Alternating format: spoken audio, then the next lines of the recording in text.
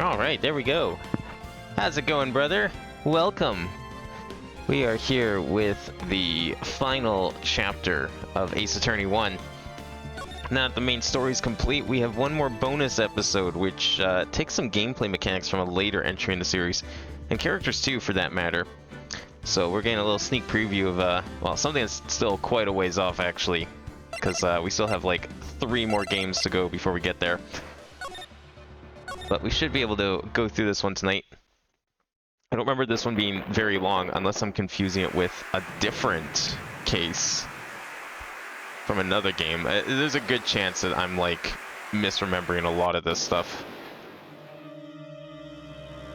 Look how, like, fancy this is. Look at that rotoscope animation and parallax scrolling on the city. Far cry from the static backgrounds and stuff from the GBA games, that's for sure. They get full advantage of the Nintendo DS.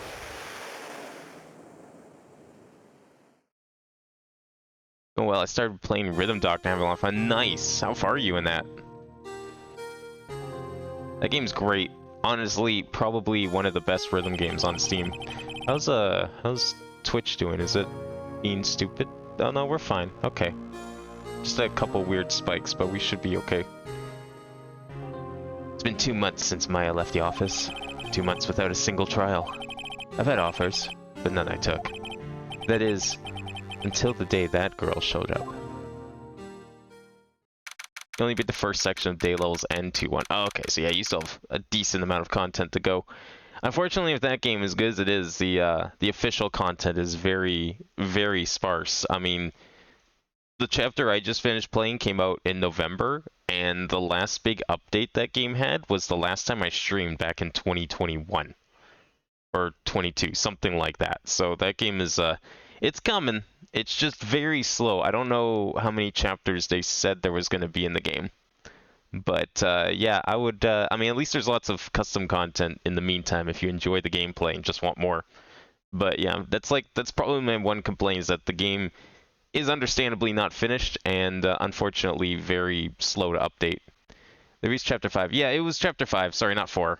That's the one that I just finished streaming. That's the baseball chapter. And that came out, I think, November last year.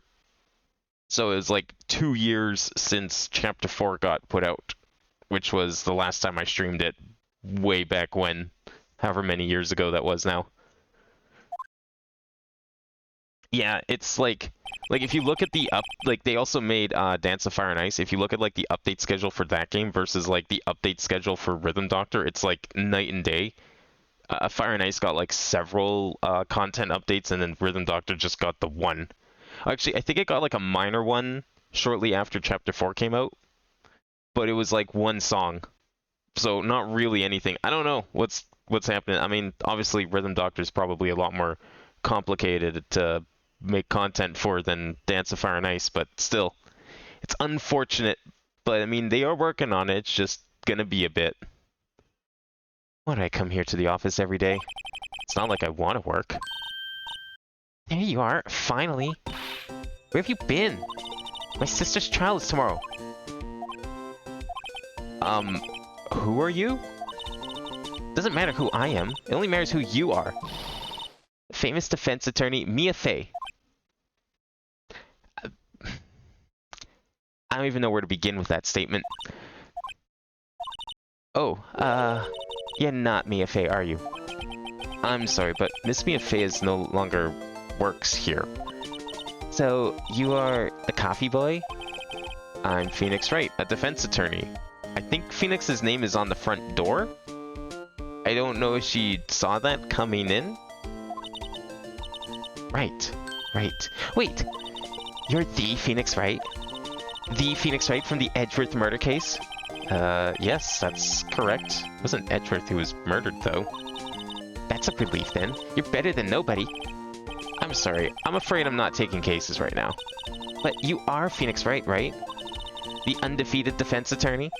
Look, I'm not accepting new cases. I'm sorry, but you'll have to try elsewhere. Please! I'm out of time. But please, you have to help. It's my sister.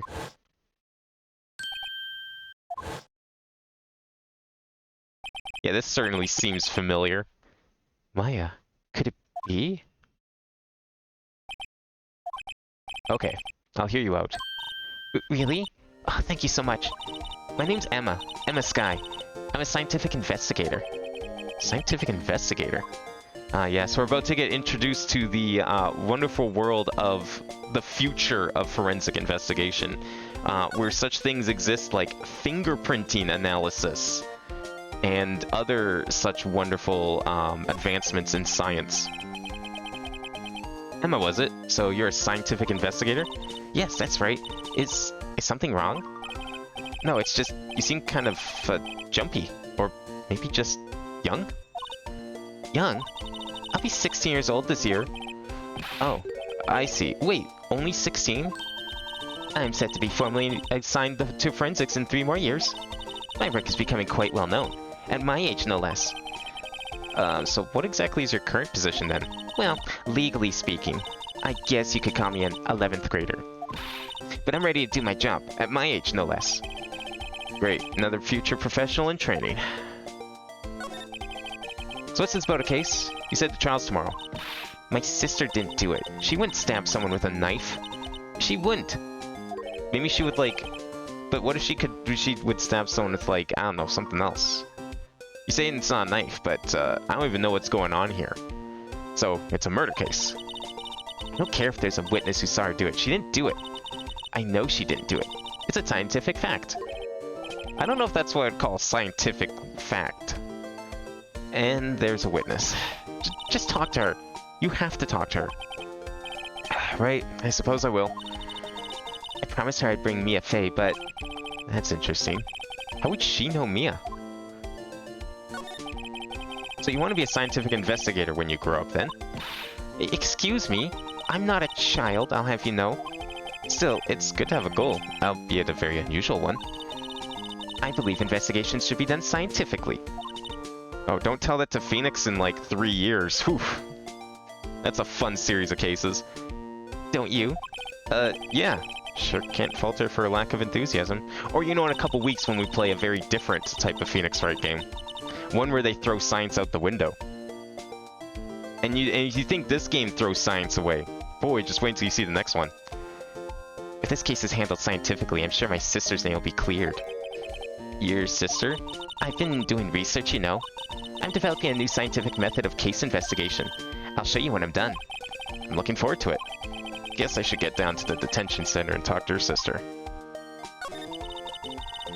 My sister asked for Mia specifically. This Mia Fey person was a few years below her in school. So they went to the same school, huh? She always told me to go to Mia if I ever needed a defense attorney. And, well, I need one. Incidentally, Mia's a woman. Now that you mention it, I guess it is more of a woman's name than a man's. Well, it's nice of you to help your sister out like this. You must be close. Well, actually, when she gets like she is now, I kinda hate her. Huh? But she's my only family. Your only family? What about your parents? They died in a car accident when I was little. Oh, I'm sorry. I'm guessing they probably lived together then. Alright, let's go talk to her then. Got nothing else to do here. What'd you miss? Not much. Just some weirdo coming in and thinking that Phoenix Wright was a woman, I guess. Not sure how she got that idea. Seems like a very weird mistake to make. Especially when said person is standing right in front of you and clearly doesn't look like a woman. Wonder what's wrong with Emma. She got quiet all of a sudden as soon as we arrived. What? I thought I told you I didn't want visitors. Sorry, ma'am. It's just your sister. No excuses. What did you not want to raise this year, understood, ma'am. What was that all about?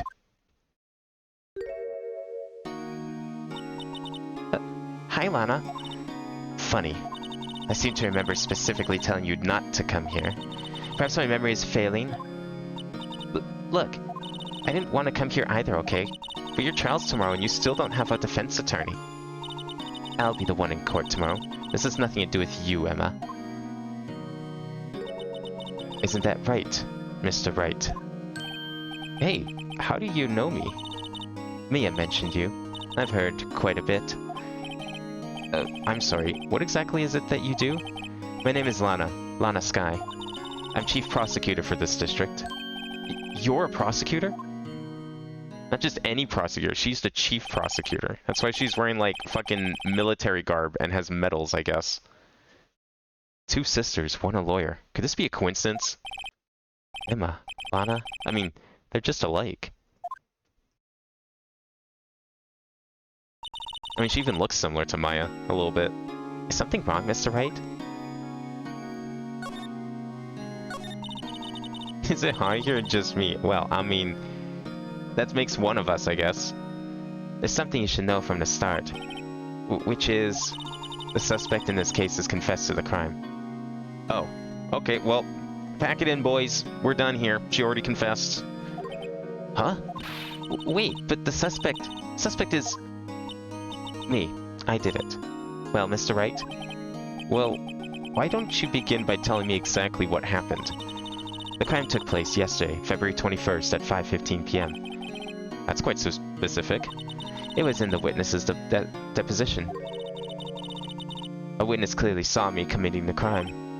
That was a bit of bad luck, wasn't it? The crime took place in the underground parking lot at the prosecutor's office. The body was found in the trunk of my subordinate's car. The prosecutor's office, huh? Your subordinate's car trunk. Classy. I was arrested on the spot, caught red-handed as it were. Well, that's just great. That certainly makes it a lot harder. So who is the victim? An investigator with the police department. I suppose the correct term is detective. A detective? Death was due to a loss of blood. He was stabbed once in the stomach. By you?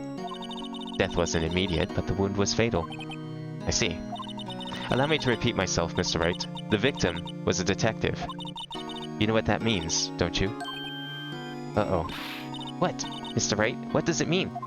Well, it means the police department will consider it a matter of pride to have me found guilty. They will use any means at their disposal to do so. Oh, so you're just giving up then. I get it. This case gets worse and worse with everything I learn. So you're the chief prosecutor? That is correct. I'm responsible for overseeing every trial handled by prosecutors in this district. I make sure the prosecutors have what they need to do the job and manage every aspect. Those are my responsibilities, in a nutshell. That's an awfully large nutshell. Still, I'm a little surprised. I would think you'd recognize the district's chief prosecutor, Mr. Wright. Huh? In fact, it seems impossible you wouldn't. Lana? What happened to your hand? Oh, this? I cut myself by accident. When I stabbed him, that is. I guess it was her first time, you know. Sometimes it takes a little practice wielding a knife. You might miss. Huh?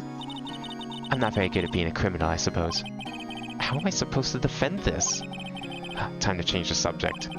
Wait, she was in the class ahead of Mia, wasn't she? You were in school with Mia, correct? A few years above her? Emma told you that too, did she?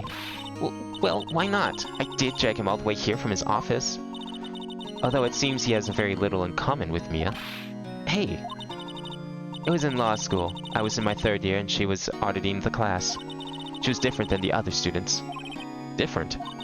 She was strong. She'd do anything to become a defense attorney. Anything. That was probably why she was attracted to me. Excuse me? I want to see what is in your water bottle. I would hope it's water that's in your water bottle. And, you know, we'll just, we'll leave it at that. And assume it's water. And just imagine the water that is in your water bottle instead of looking at a picture of it. I think that would be sufficient. Intellectually attracted, Lana was top of her class in school. I was the best there was. Oh. Far as into your last Phoenix Wright stream. Is that how long... Wait, I thought you were here for longer than that. Or did you, like... Is that when you left? Was around 4 hours in? That stream was like, I mean... I warned everyone it was gonna be long. But even I didn't realize it was gonna be like fucking 8 hours long. So, yeah. No, that's... I'm pretty sure this case will be shorter though. I'm, like, certain this case is normal length. So I'm hoping we'll be able to finish it tonight. Yeah, it was on Saturday, because I was like, I didn't get to do it on Tuesday, and I figured if I do it on Saturday, then it would be fine if I go to like 3 a.m. It'd be the best day for something like that. So you missed it. Oh, yeah. No, that's fair. I mean, I wanted to do it like really early on the Tuesday, but I wasn't able to start early, and it wasn't worth it to try and like split that case into 2 parts, honestly. It would just be, assuming we do this case in one day, it would just be so much better if we did a full case per episode, regardless of how long the cases are. I'm doing pretty good in school too, by the way. It sounds a bit different when Emma says it. Well, Mr. Wright? Excuse me? As you can plainly see, I'm admitting my guilt. I think it's safe to say there's no way you can take this case. None. But Lana... Why? Why are you doing this to me?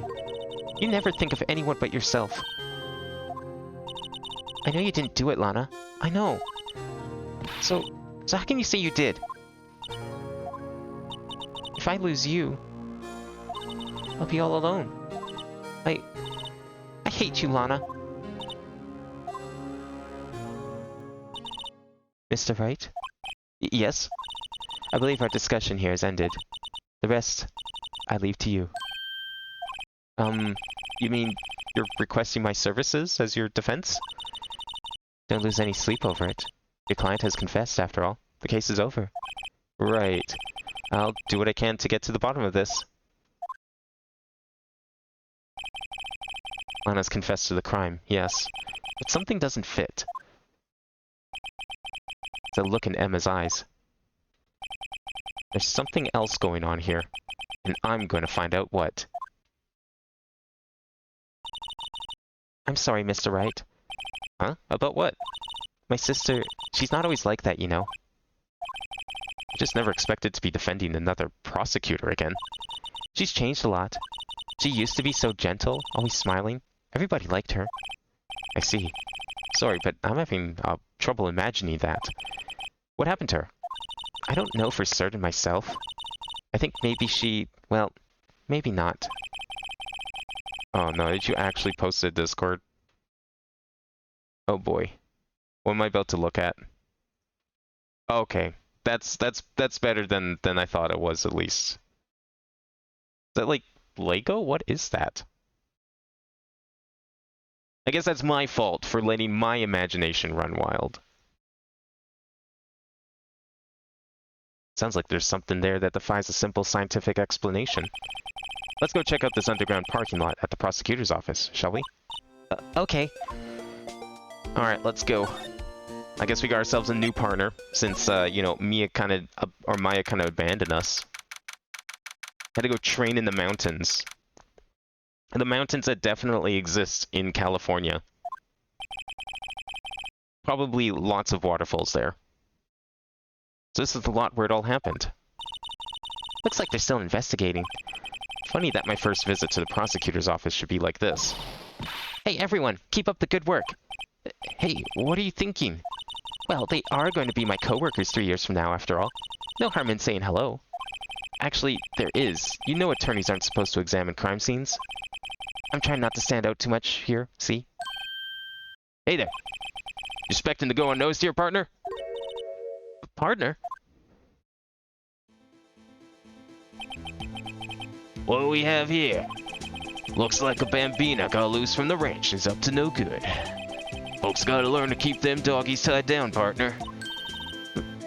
Mr. Marshall. I forgot this guy's name was Marshall. Marshall? Looks more like a sheriff to me. Looky here, Bambina. I know how you feel. But this is my gang's gold strike, see? Strike? This is our claim, our territory, with a motherload of evidence.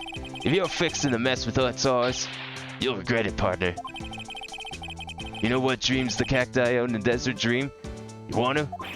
What's this guy talking about? Is he drinking on the job? You head home now. Happy trails, Bambina. Is that even allowed to be worn? Can you go show up to work at a police station in a poncho and sombrero? I feel like something about that outfit probably isn't allowed. Was that, hombre, a friend of yours? Kind of. Sort of. Yeah, he's a detective. He thinks he's a sheriff from the Wild West, it seems.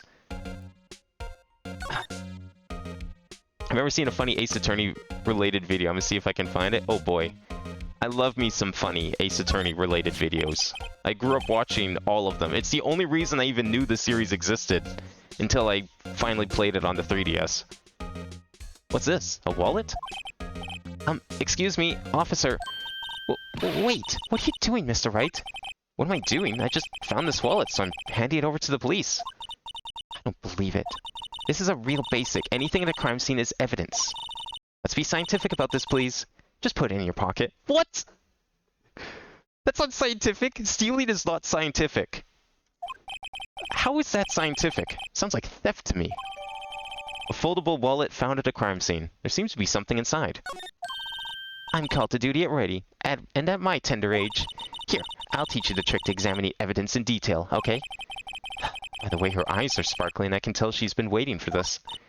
Okay now. Look at the court record.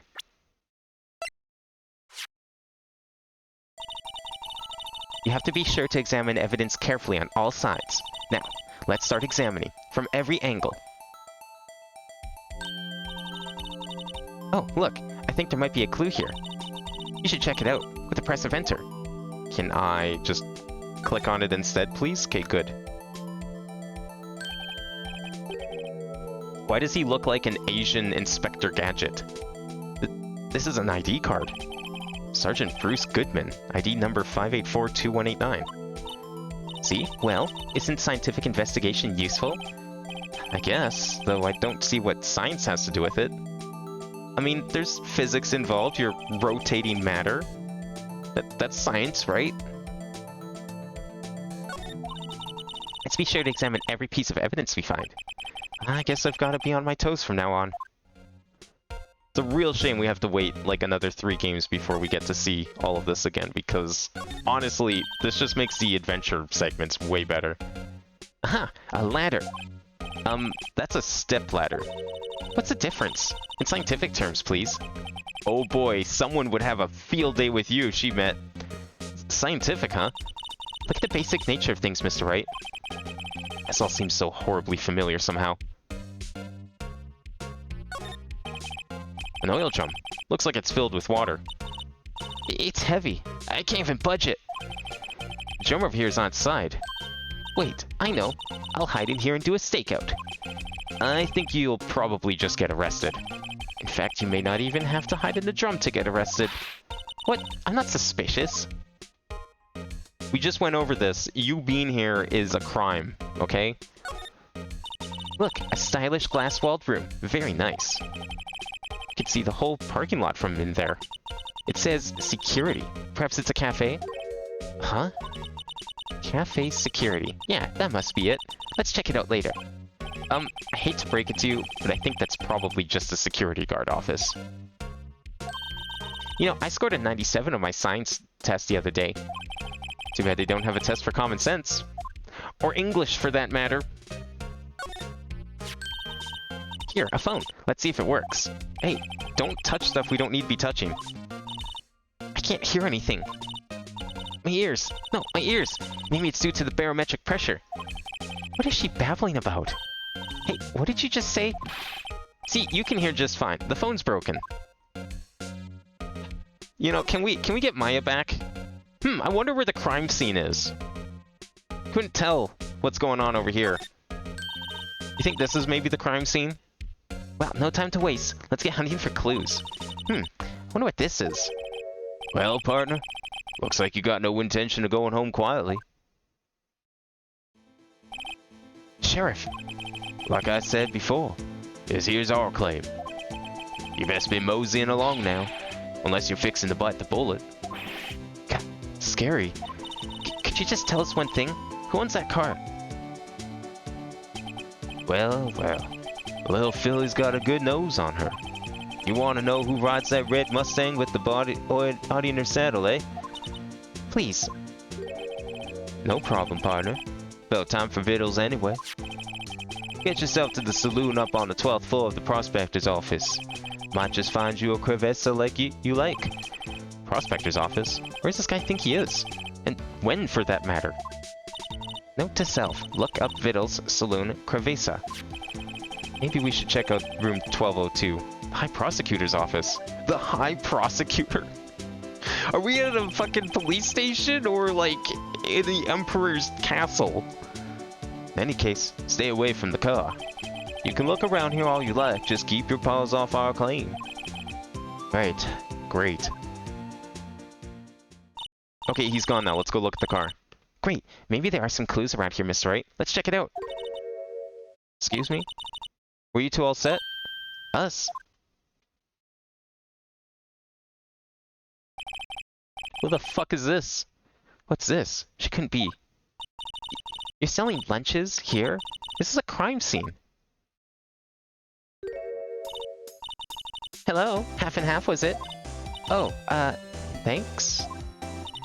And you, sir? Yes? Some crunchy goodness coming at you.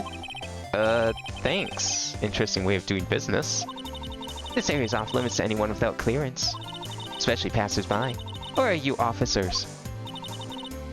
No, but you don't exactly look like the type to have clearance. Well, that's hardly a way to greet someone. Even if my days as the cough-up queen are over. Cough-up? Huh? You know, I'm feeling kind of full. Maybe I'll pass on lunch. I'm quite connected to this case, you see. The images are burned into my eyes, you might say. Yes, all the sordid secrets. Secrets? Dear me, you are a slow one, aren't you? I'm referring to the murder. The stabbing of that detective. What? Miss Scarlet. Imagine if I find a video but damn TikTok watermark. I'm gonna see if I can get it removed. Oh shit, damn, you're putting effort into it. A witness clearly saw me committing the crime. You mean you're the witness my sister was talking about? Please, cough up, Queen. Tell us what happened. Yeah, cough it up. The name is Angel Star. Don't you go forgetting it. Or before you know it, I'll have you whimpering at my heels. Holy shit, what is going on here? Yes, ma'am. Yeah, she means it. Alright, let's see what we can cough up out of her. Somehow, I knew. Yesterday was Day of Destiny. I knew something was going to happen. Just like I know that the daily special on Friday every week is salmon. Destiny? Was yesterday's special for some reason? You're a defense attorney, right? You should know then. You should know the foul misdeeds of the evil ones who haunt this den of inequity. The evil ones? Prosecutors. They have no qualms at all about blackening the name of innocence. And yesterday they paid homage to the most evil one of all. They gave an award for King of Prosecutors. What a farce. So she's saying there was some kind of prosecutors' convention yesterday. I was almost compelled to lace their lunches with something foul. Do you have a personal grievance against prosecutors or something? Or is there some kind of scientific evidence of this, evil? Young miss, mock me at your own risk. You'll soon find out why they call me the cough-up queen. Ew. The most heinous of all the evil ones, the one they awarded yesterday. It was in his car that they found the body. Proof that he devours the evilest lunches of all. Really? Really what? I'm totally confused. One thing's clear. This lunch lady has a thing against prosecutors. So what exactly was it you witnessed, Miss Star? It was a fascinating spectacle, to be sure. I now feel I know what they say when they talk about a woman's wrath. The sea Lana Sky wield that knife so... Her knife flashed in anger, bringing him to a sad end. It was truly a sight to see. You mean you saw the very moment of the crime? The sound of his silvery ties to this world being cruelly cut still rings in my ears. And the rhythmic beat of Lana Sky's knife. Wait a second. You know Lana Sky? Of course. It's quite a feat, becoming chief prosecutor. How many lunchboxes of sin did she pack to make that journey, I wonder? She always travels light. Why would this pretty lunch lady know the chief prosecutor's name? Can we ask you a bit about yourself, Miss Star? I come here every day to sell lunches. I import only the freshest and best from the Far East. For some reason, the Buck's lunches are a hit here. Why not make the lunches here rather than import them? Yeah, wouldn't that make them not very fresh? You know how long they have to spend on the ocean to get here? Did you say something? No. Only true connoisseurs can understand.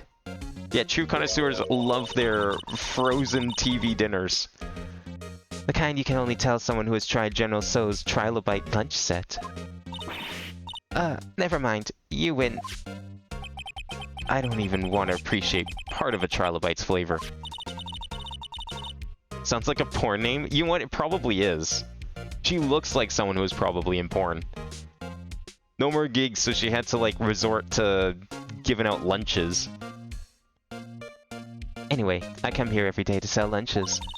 My boyfriend works in the security room here at the prosecutor's office. Your boyfriend? See the security room over there? The glass-walled booth? I sell my lunches, and since I'm here anyway, I drop in to see him. Since you're here anyway, I guess selling lunches is more important than romance. So to scientifically analyze the data available so far, you, Miss Star, are a lunch vendor with an ulterior motive for coming here. Useful analysis. Not. Look, she's still working on the whole common sense thing. I mean, obviously she failed that class. Did you have a bad experience with the prosecutor, Miss Star? I sense some hostility. Hostility? Huh.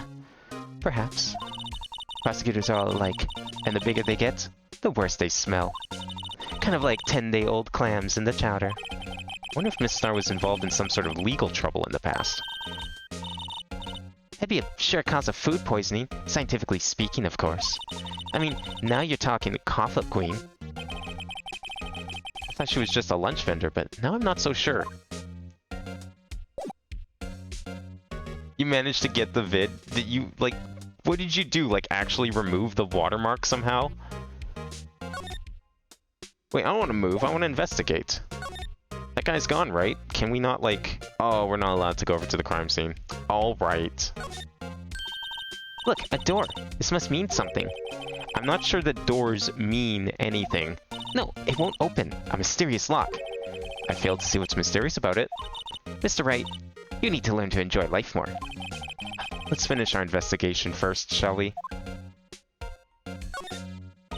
This is where the cars leave the lot. The arrow on the ground makes it look more like an entrance. What are you talking about? It's plainly an exit. Well, maybe it's both. Kind of dual purpose? Aha! The theory of relativity. That's... But... What? I've got to write this down. Hey, Mr. Wright. Maybe, you know, was Mr. Relativity German? Or was he British? Mr. Relativity? Are you sure that was his name? Are you sure this lady's getting, like, 97s in science, let alone any other class? Just want to make sure. Sadly, had to use other methods because I guess something happened, so my first usual method didn't work. I'm impressed that there's even, like, a tool to remove TikTok watermarks like that. This is the kind of room that just screams, I can do the job. Quite a change from your office, really. Thanks. Look, there's a trophy or something here. A trophy? What, that shield? It takes a real nerve to display stuff like this. Whoever's office this is, they must be a real stuck-up jerk. Phoenix Wright.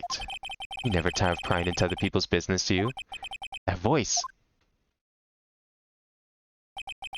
Long time no see, Edgeworth. Huh? Ah! Mr. Edgeworth! You know him from somewhere? Of course. I'm his biggest fan. My sister introduced us once, and... Right, her sister is the chief prosecutor, after all. Well, what brings you here? I'll warn you, I've been known to be a real stuck-up jerk. No, did I? No, it was just Mr. Wright here, he... Hey, don't blame me. We're just here to investigate a murder case. Murder? A body was found in this nasty bright red sports car in the parking lot. That would be my car. What of it? How about you just shut up now, Emma? What? Your car?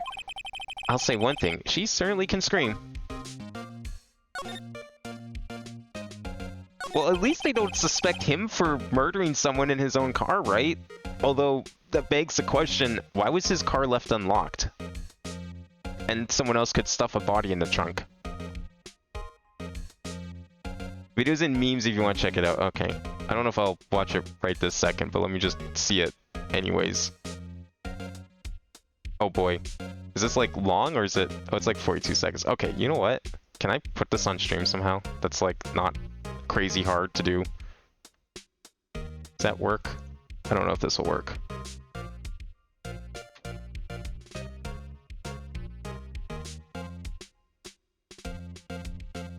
I don't think that'll work. 1 second. I will gladly share a... Oh, that just downloads it? What the fuck? I don't think I can easily put this on stream, unfortunately. I'll have to watch it later. I thought I could just, like, take the URL and then put it in Discord, but apparently that URL is not, like, an embed URL. It's just a download link. So forget that. It would take too long to, like... It's not worth the effort to set it up for a 40-second video to capture Discord. Go ahead. Say it right. You think I did it, don't you? After you went through all that trouble to help me last year, no less. No, we don't think you did it. I mean, it was my sister who stabbed him. Wait, no, she didn't do that. I mean... Wait. So you're the chief prosecutor's little sister, then? Yes, sir. I'm Emma Sky. It's nice to meet you again. Now that didn't sound forced at all. Ah, now I remember. You've really grown. I'll admit, it was a surprise for me too. To think that my own car would become the scene of a murder. More surprising still. I'm being forced to prove my superior's guilt. I can understand. Oh, wait, what did you say? Lana Sky is the chief prosecutor, the top prosecutor in the district. She can't prosecute herself, so I'll be the prosecutor at the trial tomorrow. You? Mr. Edgeworth? Yeah, I guess it would be kind of weird if the murderer prosecuted themselves. I mean, what are they gonna do? Like, just say that they did it? Doesn't really work like that. What kind of fucking game of chess is that over on the table? There's like 5 pieces, only one of them is blue. Is that supposed to be a bishop on the right? Like, those pieces make no sense. Where's the other king? Where's any king? What kind of game is he playing?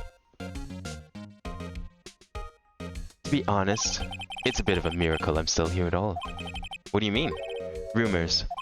You've heard the rumors about me, haven't you? Miles Edgeworth. It's hard to remember a time when there weren't rumors about this guy. Forging evidence, arranging false testimony, illegal searches, you name it. Thanks to you, my innocence was established in the trial at the end of last year. Man, Edgeworth has terrible trigger discipline. He didn't even fire that gun, and look where his hand is. However, there are some who say I'm the one responsible for the current incident. What? That's crazy. Some people need very little excuse to think ill of others. It's a fact of life. Impossible to stop. But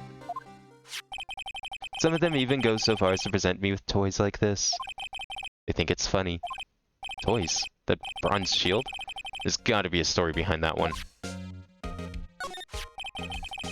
Chief Prosecutor Sky.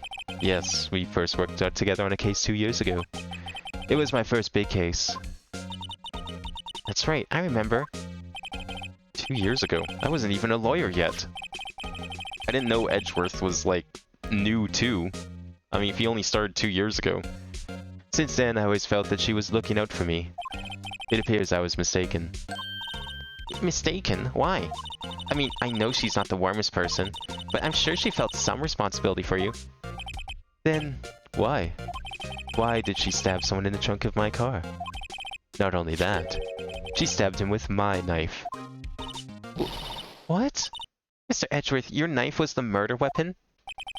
To be specific, it was the knife I keep in the toolbox in the trunk of my car. Why do you keep a knife in the toolbox? Actually, no, that kind of makes sense. We have knives in our toolboxes. Not a knife like that. That's not the kind of knife you put in a toolbox. The murder weapon, usually in Edgeworth's toolbox. Traces of victim's blood. No prints. Edgeworth? For screws and those Rudos screw around. I mean, we keep, like, X-Acto knives. So I guess that's not that different. I mean, sometimes you just need something sharp, right? But, like, that's very different. That's a different kind of knife than the kind of knife that Edgeworth keeps in his trunk. Although, I guess Edgeworth's knife, it has one advantage, and that's it won't break very easily, because X-Acto knives are pretty fragile. That looks like a proper knife. What? Are you sure you didn't do it? Come on, can't he take a joke? You have a strange sense of humor, Mr. Wright. Well, you wouldn't mind if we just, like, look around your office, would you? My, what an amazing bouquet. Just right for Mr. Edgeworth. No kidding. Hey, there's a card on it. Back from the dead, Wendy. Wendy? I've heard that name somewhere before. And beside it, a giant steel samurai. Wow, I want one. Huh? There's something written on the bottom of his foot. Between a rock and a hard place. Wendy. Wendy? Is she Mr. Edgeworth's fiancée? I like that she just jumps to the conclusion that they're probably married. Like, not even girlfriend. Just all the way going to fiancé. I don't think I've ever seen anyone go to that conclusion. I don't think so. Whoa. What a view. It must be nice to have an office on the 12th floor. I guess you would feel important. Incidentally, were you to jump out this window, the time until impact with the ground would be... Got it. Approximately 3.23 seconds. Why would you even think to calculate that? What are you implying here? That's handy to know. We're just gonna skip over the aftermath? What happens after those 3.23 seconds? Ooh, cute. What a pretty tea set. I got more for the instant tea bags myself. Amazing. The drawer below is filled with packets of tea leaves. They're all sorted by place of origin and flavor. Look at this royal blend. What an exquisitely splendid concoction. There's such a thing as taking a hobby too far. I think Phoenix Wright just hates hobbies. I mean, first he just, like, shits all over Maya's obsession with TV shows. And now he's, like, shitting on Emma's love of tea. A work desk. It's quite tidy, as one might expect. What a nice desk. Easy to use and easy on the eyes. It's polished so well I can see my own reflection. Strange. Why did I just picture Detective Gumshoe? Maybe I'll take that nameplate back as a souvenir. Oh my god, she's just as bad as Maya. Don't. He'll sue you. I hope he does. I really hope he does. Hey, a chessboard. I'm not too up on my chess, but it looks like Blue's in a bit of a tight spot.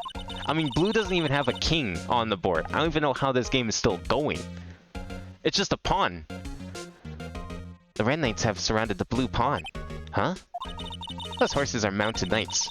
Their swords have really sharp edges. And check out that poor pawn. His head is kind of spiky. Kind of reminds me of you. Mr. Edgeworth must be an avid chess player. What's wrong, Mr. Wright? Edges, surrounding a pawn with spiky hair. Nah, it's nothing. Whoa, these are all case files? They're stacked up to the ceiling. There's even a ladder. Odd. I thought Edgeworth wasn't good with heights. He must have someone get them for him. Probably. Strange. Why did I just picture Detective Gumshoe? Again. He must study those case reports so closely. He's so cool. You wouldn't say that if you saw him sweating bullets up on that ladder. Oh, I thought we could click on the ladder for, you know, yet another riveting conversation about ladders versus step ladders. Wow, this jacket is even lacier than his usual ones. This must be his lucky child jacket. Lucky jacket, right. I've never seen him wear it. I'm sure there's a story behind why it's in a frame. Maybe I'll be naughty and take a picture. She's getting way too excited about this. Mr. Edgeworth has such a comfy sofa. Sofas like this, it's made me want to curl up and take a nap. I bet he pores over his case files here until the wee hours of the morning. Then he takes off his jacket, rolls up his sleeves, and goes to sleep using his arms as a pillow. I don't believe it. She's actually daydreaming about Edgeworth working. I bet in the morning he has sofa hair and little creases in his cheek from the seams. What the fuck is going on here? I don't remember any of these conversations. He's so cool. Sofa hair is cool? Oh, she's fucked. You know what? Maybe I don't remember these conversations because I couldn't find the points to click on. Yeah, that's my excuse.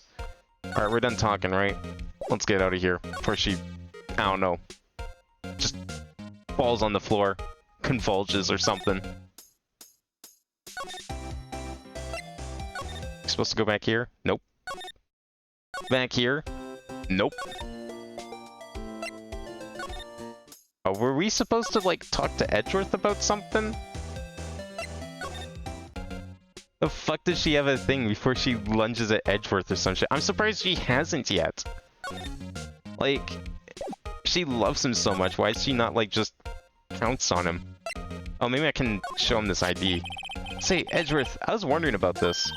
Mr. Wright? Huh? What? Are you sure you should be showing that to Mr. Edgeworth? Oh, he'll take it for sure, won't he? Wish I could be on the same side as Mr. Edgeworth. But then my sister would be found guilty. If she sighs any deeper, I'm going to start getting depressed. Alright, let's not show that to him. Was there, like, some indication we were supposed to show her something? Did you take a look at this? You? Yes? You said you wanted some hot tea, right? No, but thanks. She didn't even look at me. You must have to brew the leaves a long time to get rich flavor like this. We pre-infuse the leaves with steam before brewing. How does that even work? I knew it! So that's the secret to their aroma. Exquisite. The only thing I'm smelling here is wasted time. I don't know where we're supposed to go. We can't examine anything else here. I thought we were gonna, like, go to the security office or something, but I don't see anything.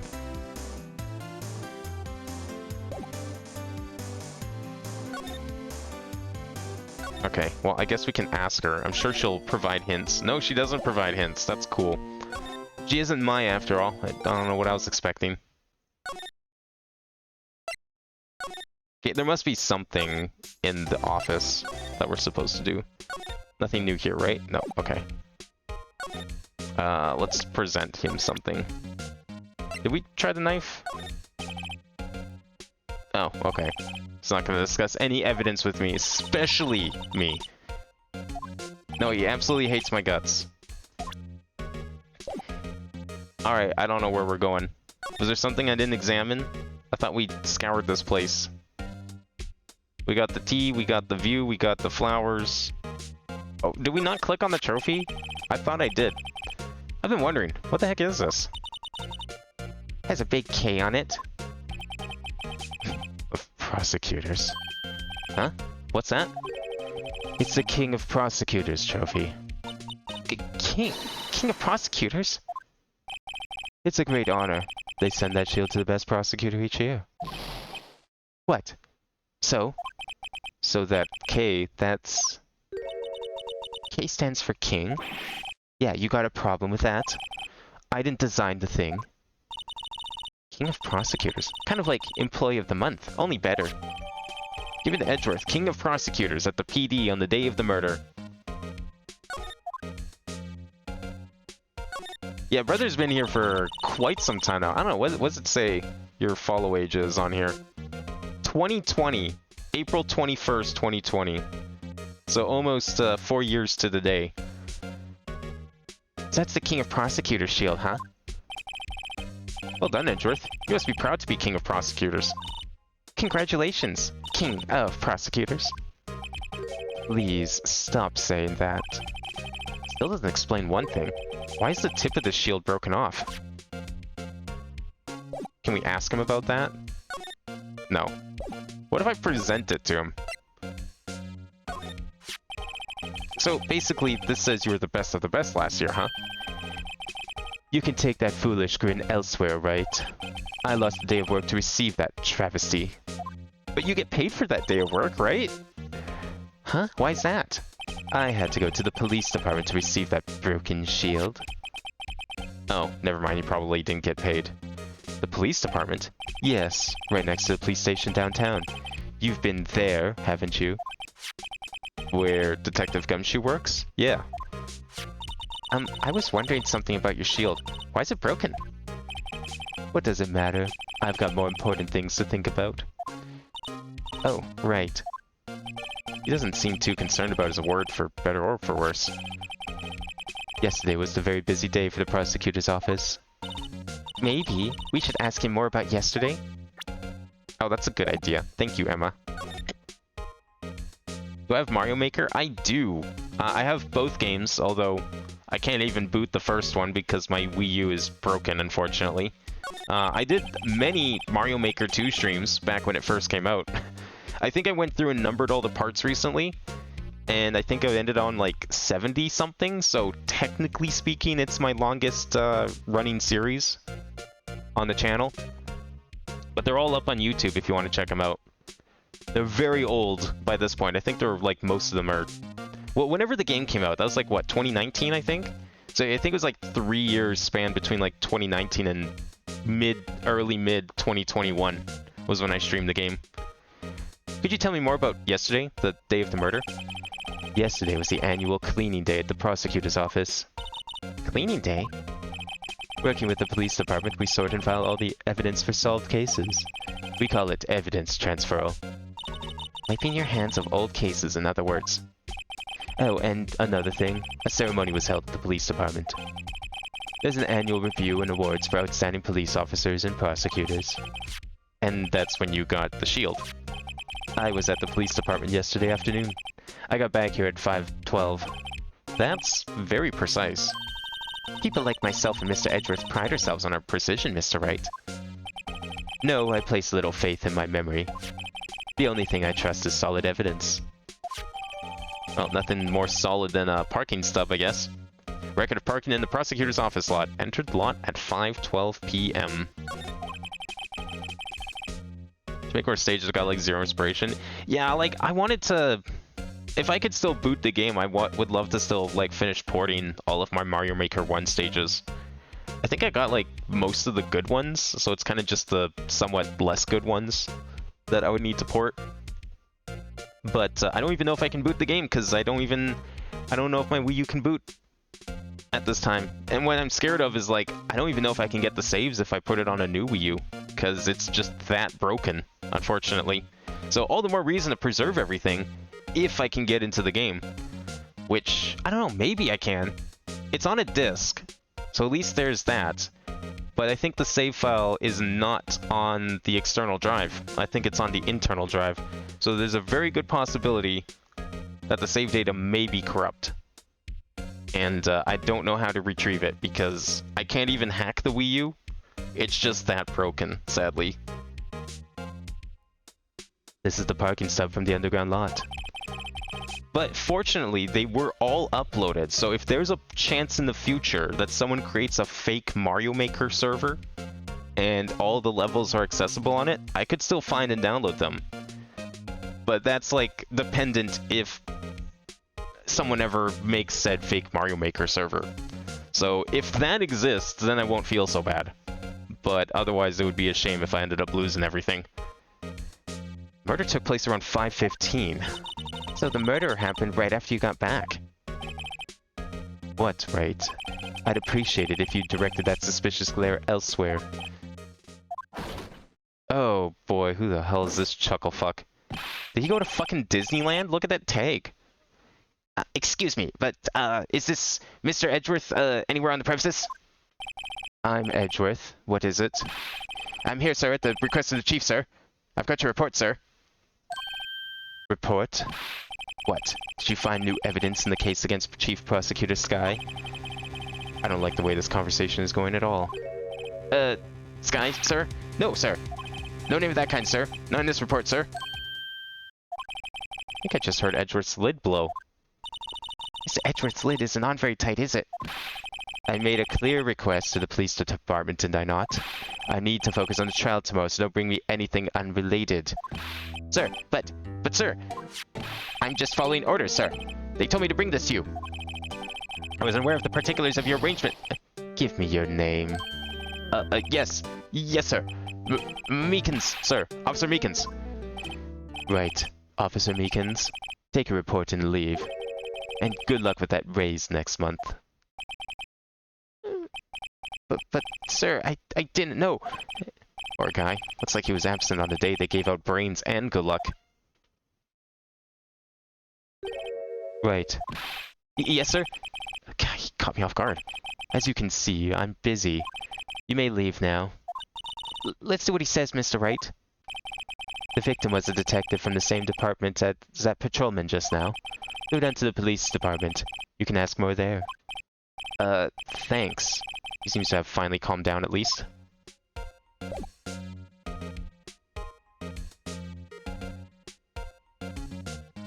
Of course, that would be his name. Yeah, I mean, I love the names in Phoenix Wright games. They're either, like, really great puns, or they just perfectly just sum up their character. I don't know how they are in Japan. I think they try and do the pun thing there, too.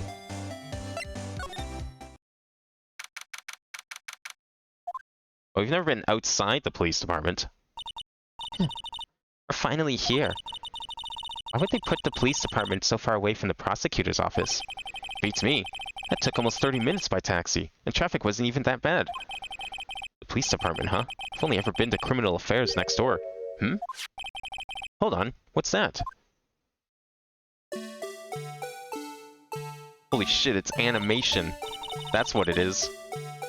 Disturbing? Why does it undulate like that? Oh, wait, I know. This is the Blue Badger. They're trying to make him the police mascot. Wow, Mr. Wright, you sure know a lot about the police. Still, he does seem familiar somehow. Forget the Blue Badger. Who's that next to him? Someone appears to be dancing with the Blue Badger. Uh-oh, he noticed me. He sure is running over here fast. Hey, pal. What are you doing here? That's my line, Detective Gumshoe. Specifically, why were you dancing over there? What? Well, at least he doesn't seem to be busy. This is our chance to get information. Hey, I'll have you know I'm a very busy man, pal.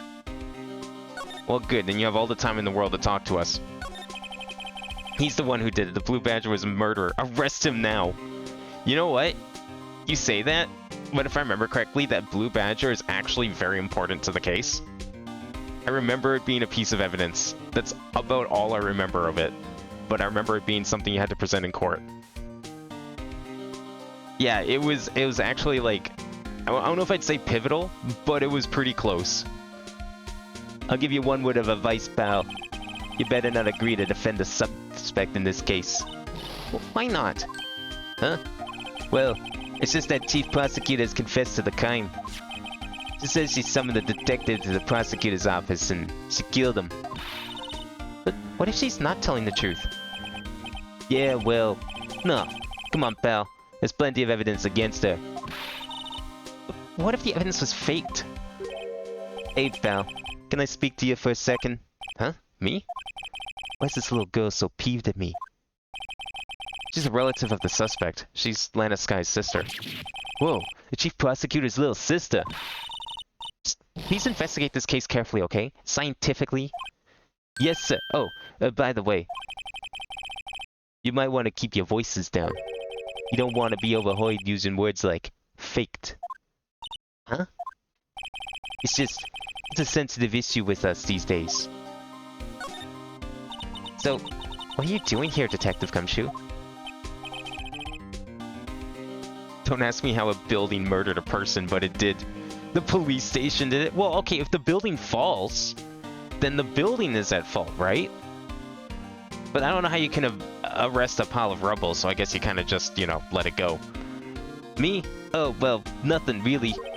They kicked me out of criminal affairs. Detective Gumshoe, what'd you do this time? What do you mean this time? And what happened? I know things are busy right now. I mean, with my sister's case and all. It's true. We've never had a chief prosecutor murder anyone before. Only the highest ranked people are being led into criminal affairs now. The lowest ranking guy in there is our chief of detectives. There's not any of us rank and file detectives in at all. None of you? I know this is an important trial, but isn't that a little odd? Yeah, wouldn't you want, like, all hands on deck? So anyway, I thought I'd spend the day getting the Badger dance down pat. Isn't there anything else you could be doing? Chief of Police himself is directing this investigation, pal. An Officer Marshall was assigned to the underground parking lot. Officer Marshall? Now that I think about it, Emma did seem to know that Marshall guy. A patrolman in charge of the crime scene. Is an order, pal. He must be really excited to get that position. Fuck, I chose to check my disk drive for my PC since it's acting up in stage 4. It's gonna take like 36 minutes. Ooh. Wait, that sounds short. What the hell?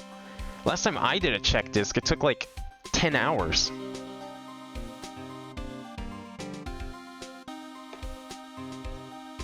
Mind you, last time I did a check disk was several years ago, so perhaps it was even longer now.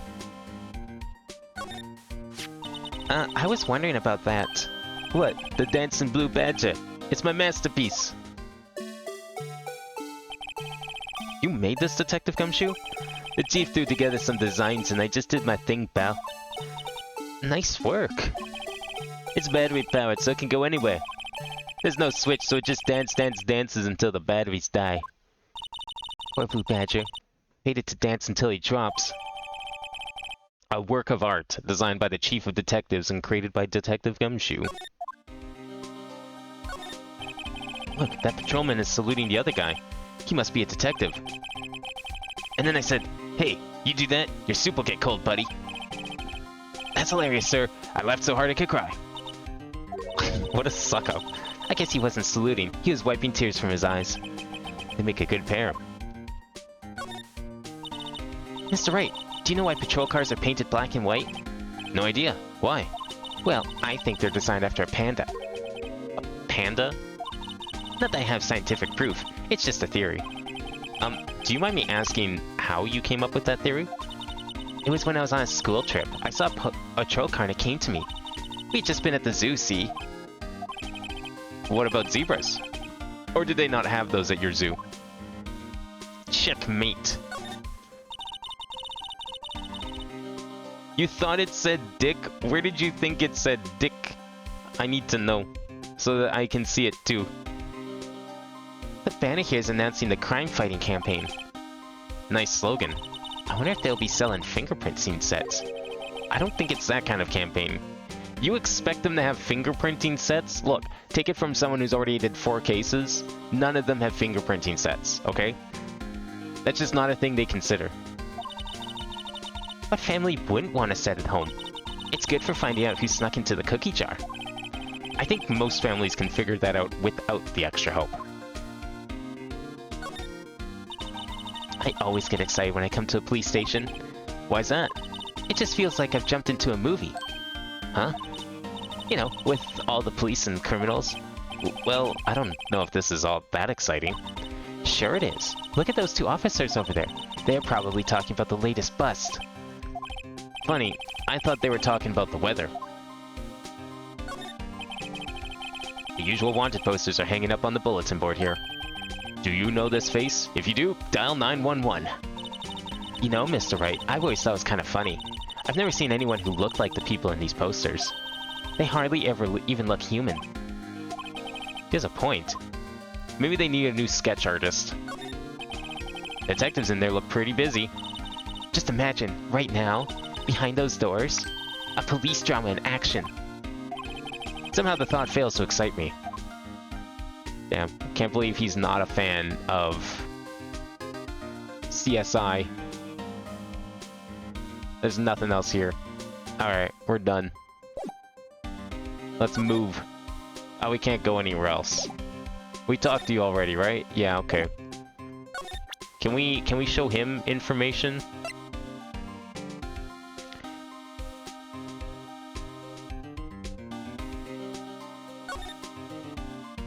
Oh wait, can we like show this to him? Or is that just gonna do the same conversation? As a detective, I have to keep my mouth shut on that one. But you just told us about it! I know better than to go blabbing on about things I don't know about. No, I wouldn't want you to do that either. Good. Alright then. Do you know this man? Detective Gumshoe, what can you tell me about this? Huh? Hey pal, this is a detective's ID card. You can't just keep that, you have to turn it into the police. It's people like you that get me into so much trouble all the time. Meaning Detective Gumshoe must drop his card a lot. Let's see. Bruce Goodman. Goodman. Sounds familiar. Nah, my mistake. But didn't you work together with him in criminal affairs? Whoa, now I remember. Bruce Goodman. He's the victim.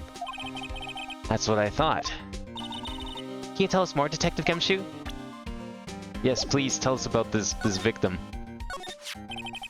So, this ID card belonged to the victim. He is a detective like myself. Detective Bruce Goodman. Don't you think it's a little strange? I mean, why would the victim's ID card be lying on the ground where we found it? Yeah, it's kind of far from the crime scene. Well, Detective Goodman should have been at the police department yesterday. There was an evidence transfer for a case he handled 2 years ago. Evidence transfer? Mr. Edgeworth mentioned that too. But Detective Goodman was killed at the prosecutor's office. Well, that's the thing. It's hard to say this, but, Ward is Chief Prosecutor Sky called him out there to the parking lot. And Lana's confessing as much. Great. Where else are we supposed to go? Can we go and check out the parking lot now? Probably not. Nah, there's nothing to check out here. Or talk. I don't think I've ever seen anyone with more than 4 questions. Oh, he's gone.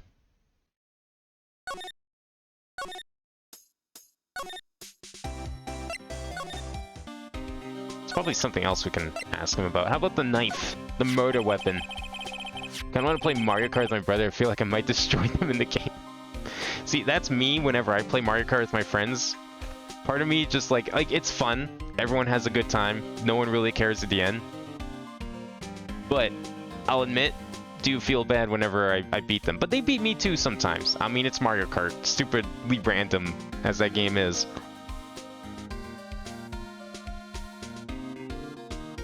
But I'm probably have played too much Mario Kart. Maybe not as much as some people, but definitely quite a bit. Found that Mr. Edgeworth's car stabbed with Mr. Edgeworth's knife, huh? What would drive Chief Prosecutor Sky to do such a thing?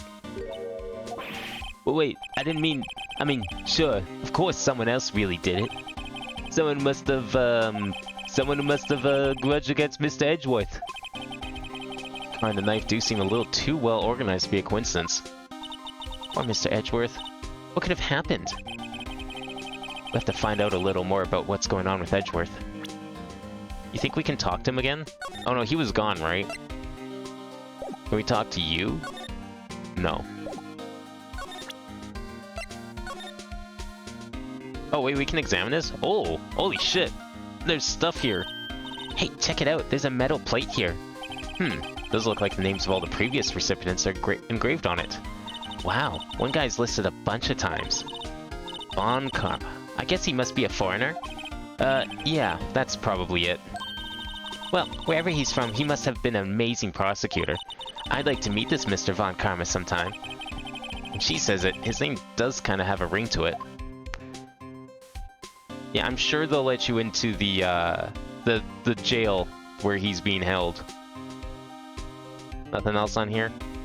Ugh, like, they didn't make these controls any better. What? Okay, what are these controls? Oh, H and M B? That's such a weird set, but sure. Also, it's not much better to use these controls. I guess it's a little better. Not much better, though. I mean, you use the stylus on the DS, but you only had, like, one set of axes to rotate around, so it's kind of awkward, just like it is now. Okay, that's just the same thing, but with when you click the knife. If I played Mario Kart 64 with my mom, I'd lose. Otherwise, I think I'd win every time. Dang. Your mom plays Mario Kart? I mean, mind you, my mom and I used to play a lot of Mario Golf. I couldn't tell you how much time we put into both Toadstool Tour and World Tour on the 3DS. Like, we went out of our way to get 2 copies of World Tour, one for each of us, just because we love playing it so much. And then, you know, the Switch game came out, and it wasn't great. And I don't think she's even touched it, at my recommendation to not touch it. Actually, no, that's not true. I think we played it once, and we both agreed it kind of sucked. Like, she even realizes that game is trash. Mario Golf is dead. Just add it to the pile of, like, dead Mario sports games. You wouldn't have anything. Can we show her the parking stub? Is that gonna do anything? No. She grew up on the N64 and SNES thanks to my grandma. Oh, wow. Damn, your grandma played video games? Holy shit. My parents grew up playing a lot of, like, really old PC stuff. Like, they had some of the first, like, home computers. And they played... I think my mom even might have had access to a Mac because she remembers playing, like, a... I don't remember what the game is called. I'd have to find the name again. But it was some, like, old point-and-click adventure game that was on Macintosh only. And then I think my dad mostly, like, hung out in the arcades back in the 80s. Where are we going? I have no idea at this point. Nah, she's gone. Is there a chance that, like, he's back? No.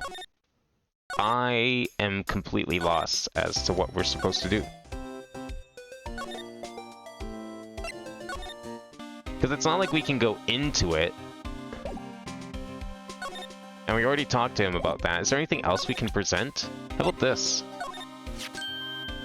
Hey, that's it! That's the King of Prosecutors Award that Mr. Edgeworth got yesterday. Were you at the award ceremony, Detective Gumshoe? Of course, pal. I got an award for my diligence myself. Ah, congratulations. I was wondering, why is the award a shield? And why is it broken? Oh, there's a reason. I'll tell you what it is later. Apparently, he's forgotten. But, I was proud of Mr. Edgeworth for winning that award. Even with all the naysayers in the prosecutor's office. Naysayers? Must be because of the rumors. Is that a new talking point? Fuck yeah. He's in a tough spot again. Again?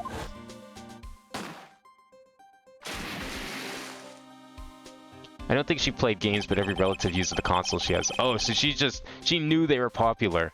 Well, that's certainly, like, better than my grandparents. I don't know if my grandparents would have been able to really use computers that well. One of them did, but not really anything. Reason why it's broken is how broken at defending the prosecutors are. No, see, you know what they do? They use it as a real shield. So it's been used as a shield so much over the years that it just started finally wearing down. Like, people have used it as a bludgeoning weapon. They've used it to deflect bullets. And those prosecutors, man, they go into all sorts of trouble. I mean, just look at Edgeworth here. Well, I'll start with that moiter of the defense attorney, Hammond. Mr. Edgeworth was found innocent. Listen, pal. There have always been rumors about Mr. Edgeworth. Forging evidence, making deals with witnesses. Nothing outright, but there were always whispered rumors. Ever since he was accused of murder, no one's whispering. They're practically shouting. But there's no evidence against him.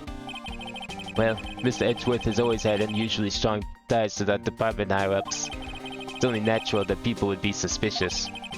No idea he was under the gun. Anyway, his latest case has started a new rumor. People say the only reason he took this case is because he's aiming for the chief prosecutor position himself. What? But I know the truth, pal. Nobody wants to be the one who has to prosecute the chief prosecutor.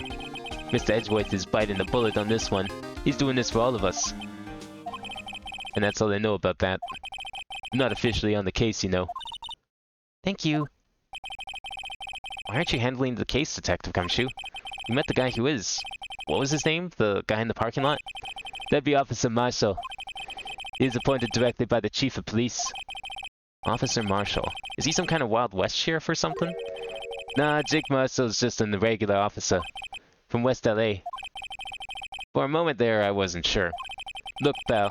Let me try to make things a little easier for you. Show them this and they'll let you examine the crime scene. Maybe.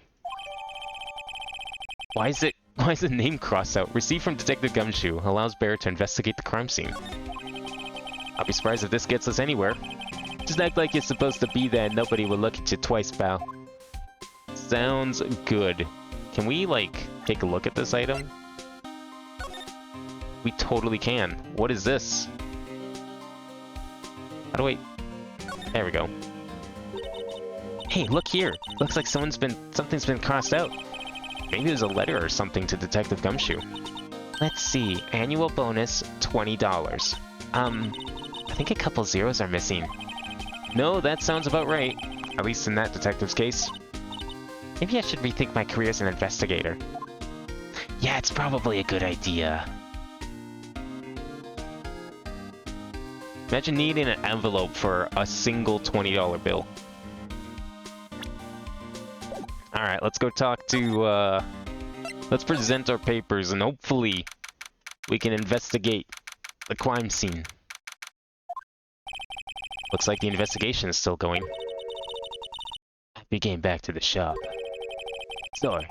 Looks like I'll be stuck in this pit till the sun sleeps. I'll see you in my dreams tonight then, baby. Oh, still here? Hello? Why the surprised looks? Didn't I mention?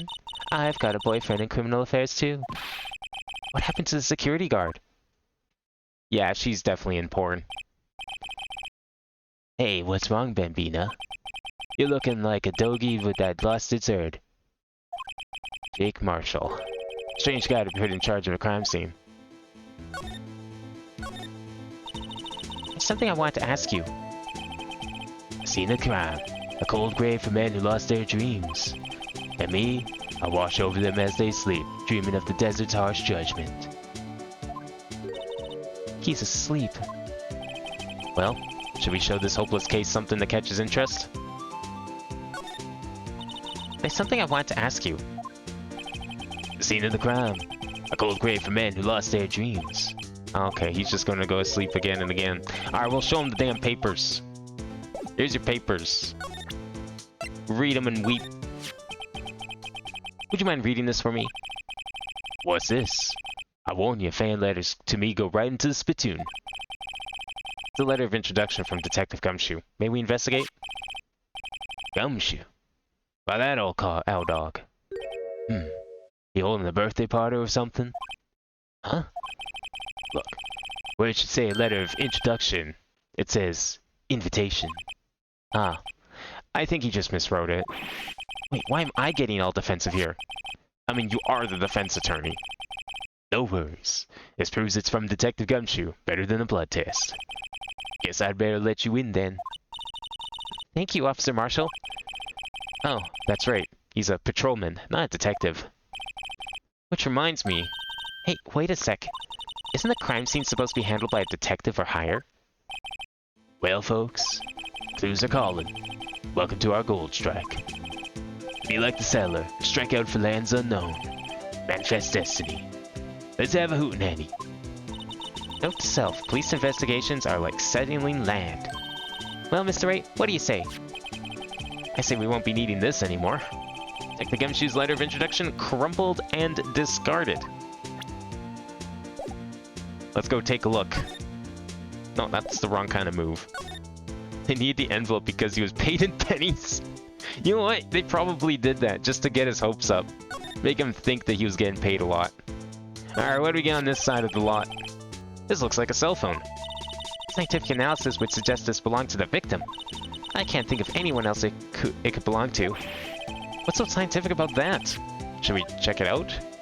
Hell yeah, it is evidence after all. Right, let's check it out.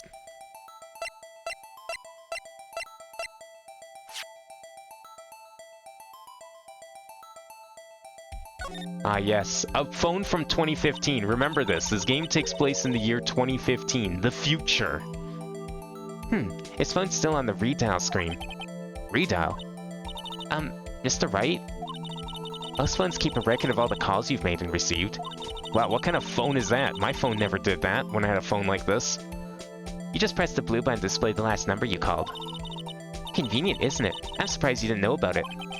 Sorry to disappoint you, but even I know about things like Redial. Huh? Oh, I'm sorry. It's just, you never know with people from your generation. Whatever, let's just check this phone out. How old does she think he is? How do we turn this damn thing on? There's nothing to interact with. Oh, I saw it. Yes, I don't know what I'm interacting. Okay, it's probably the power button on the right. Man, what a boring strap. What's wrong with it? Everyone has different tastes, you know. Here, check out mine. It's a pink princess strap. These are hard to come by, you know. I see the series is as popular as ever with the kids. Doesn't Maya have, like, a pink strap in her phone, too? It's probably not Pink Princess, because I think she had it before the show. There's nothing else to click on. Yeah, I like this in concept, but, I mean, it certainly had its DS limitations. Like, I can't move the magnifying glass, I have to rotate the phone around until I see a point that I like. And then you can kind of sort of tap on it.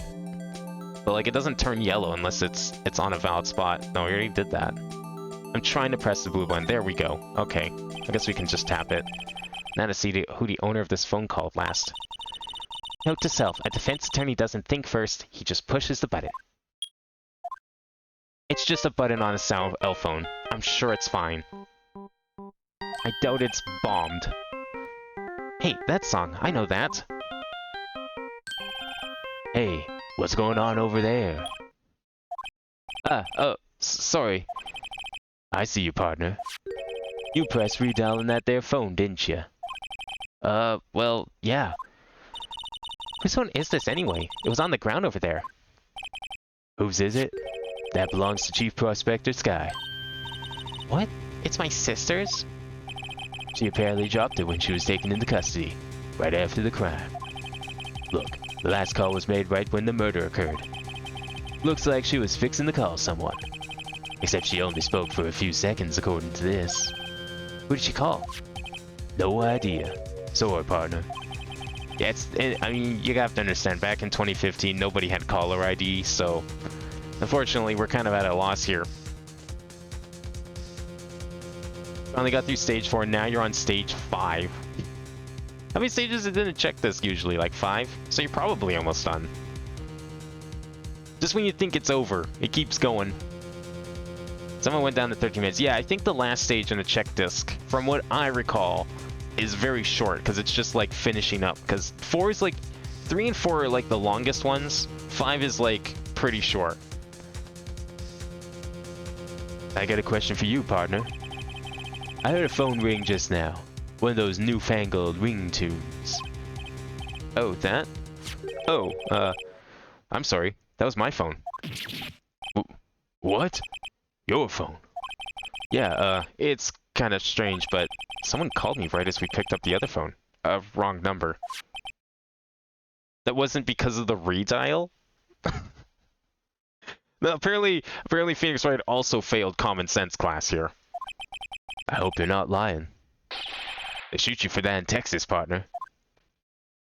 Well, it's a good thing we're not in Texas, then. Uh-oh, I've incited the wrath of the Lone Star Patrolman. Property of Land of Sky. Last call made at 5:18 on the day of the murder. This rope, is it? Yep, they laid it out in the outline of the victim's body. So, wait. The victim must have died when the killer closed the trunk on him. You've got to be the only person I know that would come to that conclusion. Hey, look, some cars you could totally do that. Have you ever seen the Cybertruck? There's a video of some guy cutting carrots when he shuts the door of that truck. You could totally kill a man if you close the trunk on them. Telling you, cars are dangerous. You shouldn't drive them. Shouldn't even open their doors. Never know what could happen. It appears to be the car where the body was found. It looks like the lock on the trunk is busted. The crime took place in the underground parking lot at the prosecutor's office. The body was found in the trunk of my subordinate's car. quite a luxury car. It just screams, I have money to burn. Yeah, prosecutors get the big bucks. I mean, I guess it's a pretty nice car.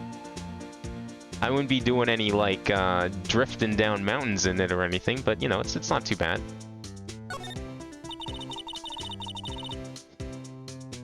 E block. This area is reserved for prosecutors. Defense attorneys are relegated to B block.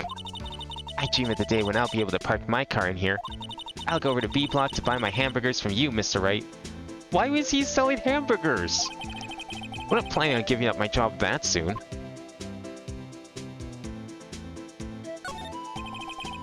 B block is through there. That's where the visitors park.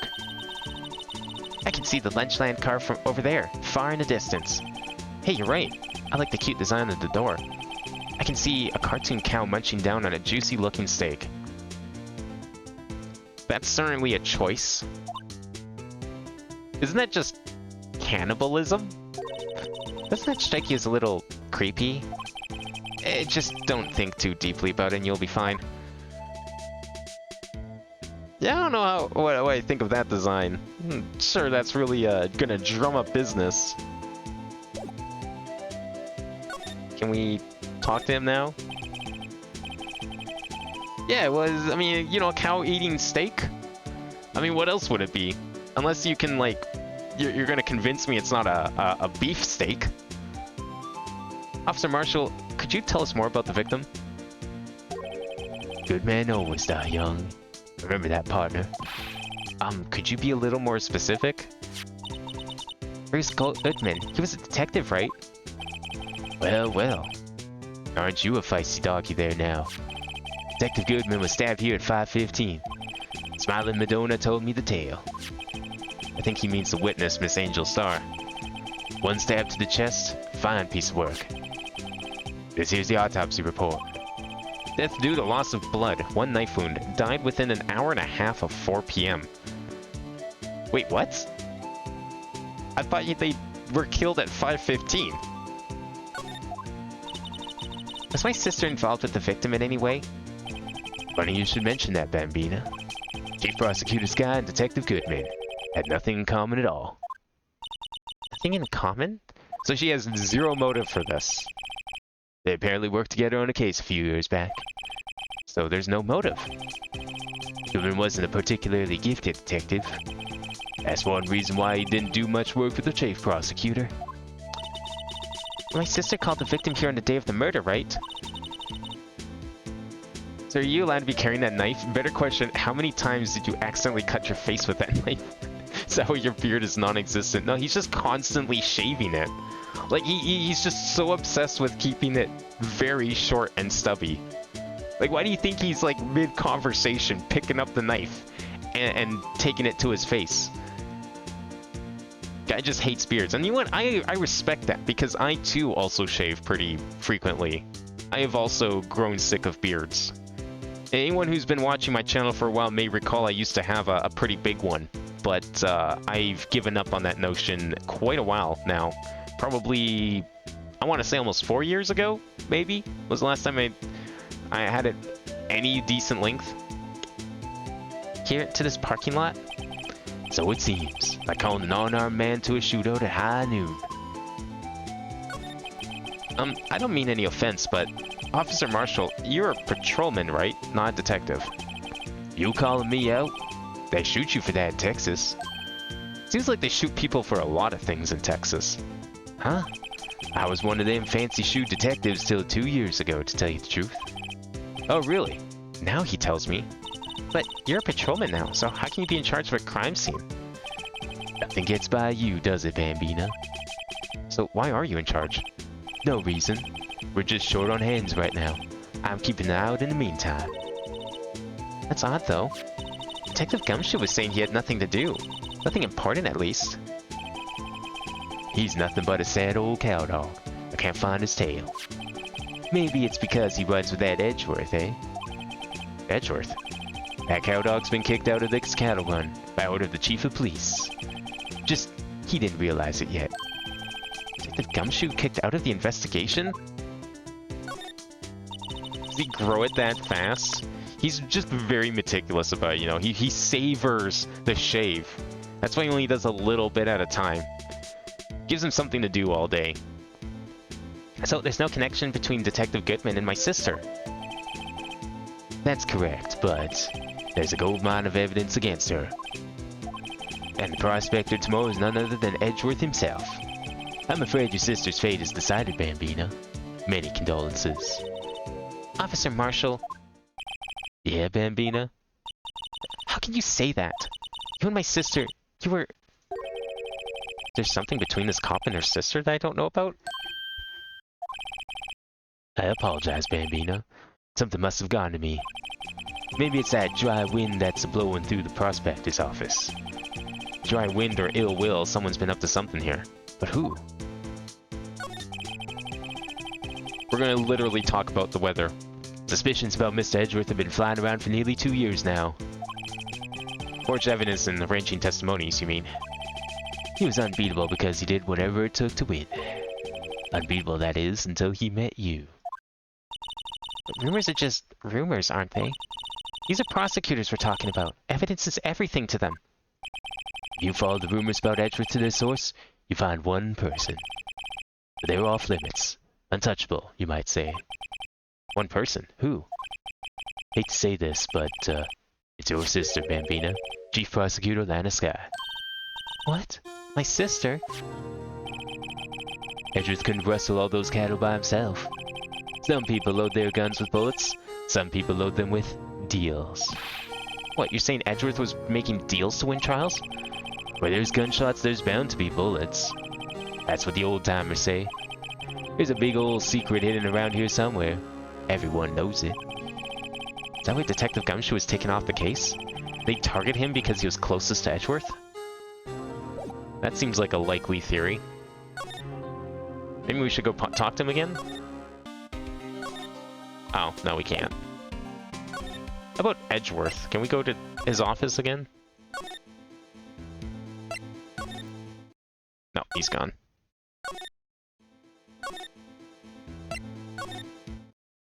She's also gone. I guess we're just not done in the parking lot then.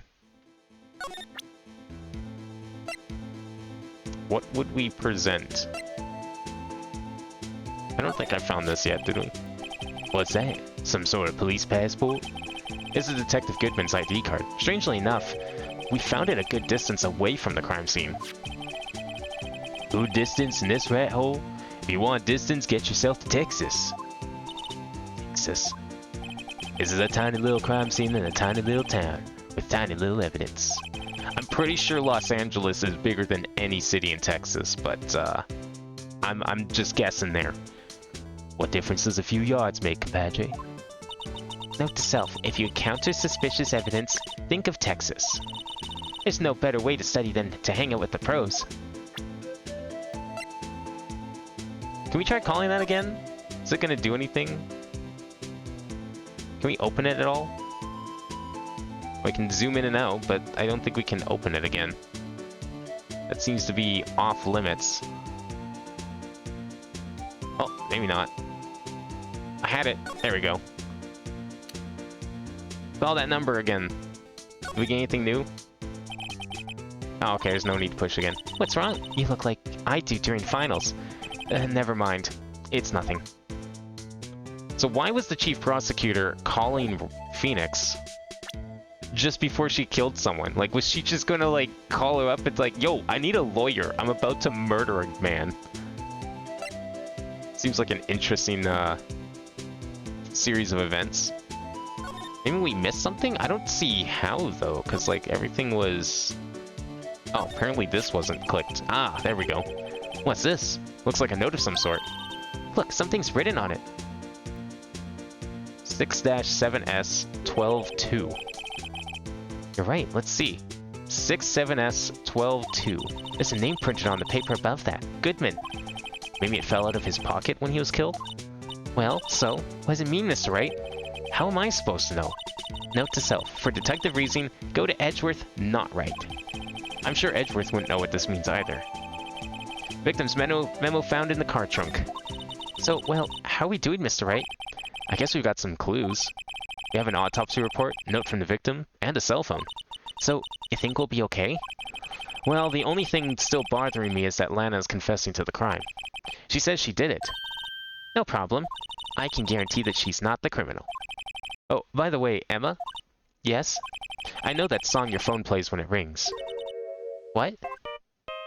Oh, she was calling, her, not him. It's the Steel Samurai theme song, isn't it? That popular TV show for kids? The phone that rang earlier wasn't mine. It was yours. At 5:18, just after the murder took place. Your sister called you, didn't she, Emma? I'm sorry. Can you tell me what you talked about? She hung up right away. I see. Robbery of Lana Sky, last call made to her sister Emma at 5:18 on the day of the murder. Detective is murdered, and the suspect is the top prosecutor in the district. I've got a bad feeling about this. Like, maybe I still don't know everything that went on here.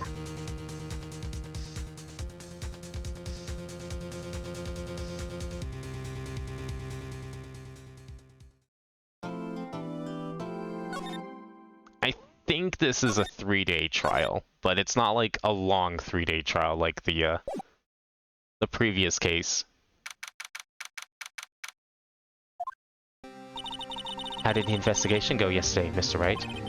Frankly, there are still a lot of gray areas. Or rather, the whole thing is one big gray area. Don't worry about me, no matter what the outcome. I'm ready to accept my fate. I believe in you, sis. Mr. Wright, let me offer you a word of advice. Yes? A defense attorney should never believe their client. The defendant is called to trial because they are suspected of wrongdoing. Never forget that. Miss Sky, you remind me a lot of Mia. But there is one decisive difference between you and her. And that is, you're not a defense attorney. I believe it's almost time for the trial. Good luck, Mr. Wright. My first trial without a Fae helping me. No one's going to bail me out this time. I'll be alone in there. So I have to discover the truth all by myself. Let's do it, Mr. Wright. I'll be with you the whole way.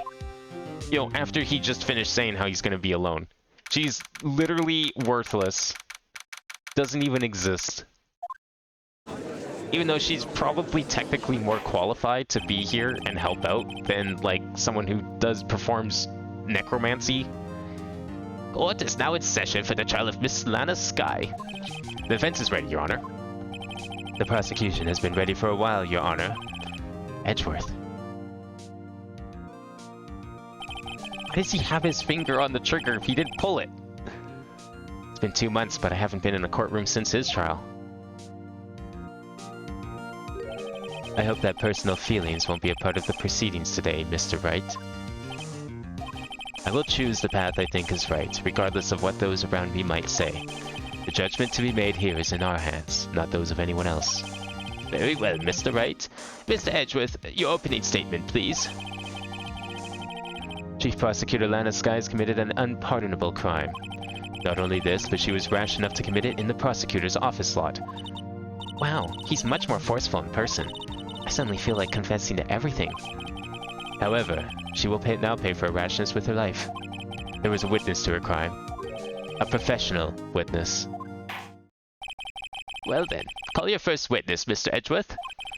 The prosecution calls its first witness, Miss Angel Starr, to the stand.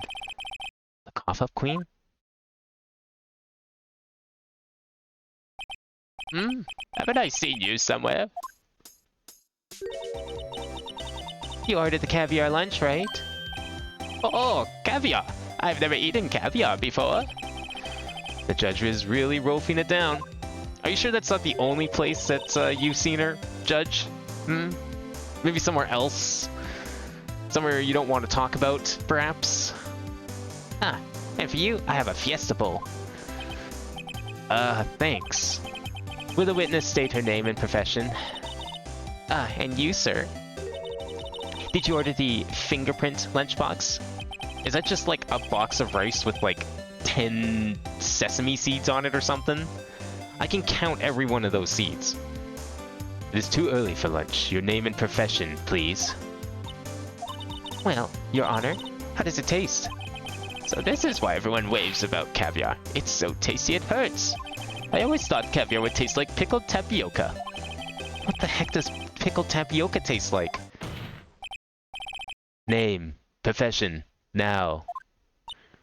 Me? The name is Angel Star. Don't go forgetting it. I find myself running Lunchland these days. Is that what you wanted me to say, Mr. Edgeworth?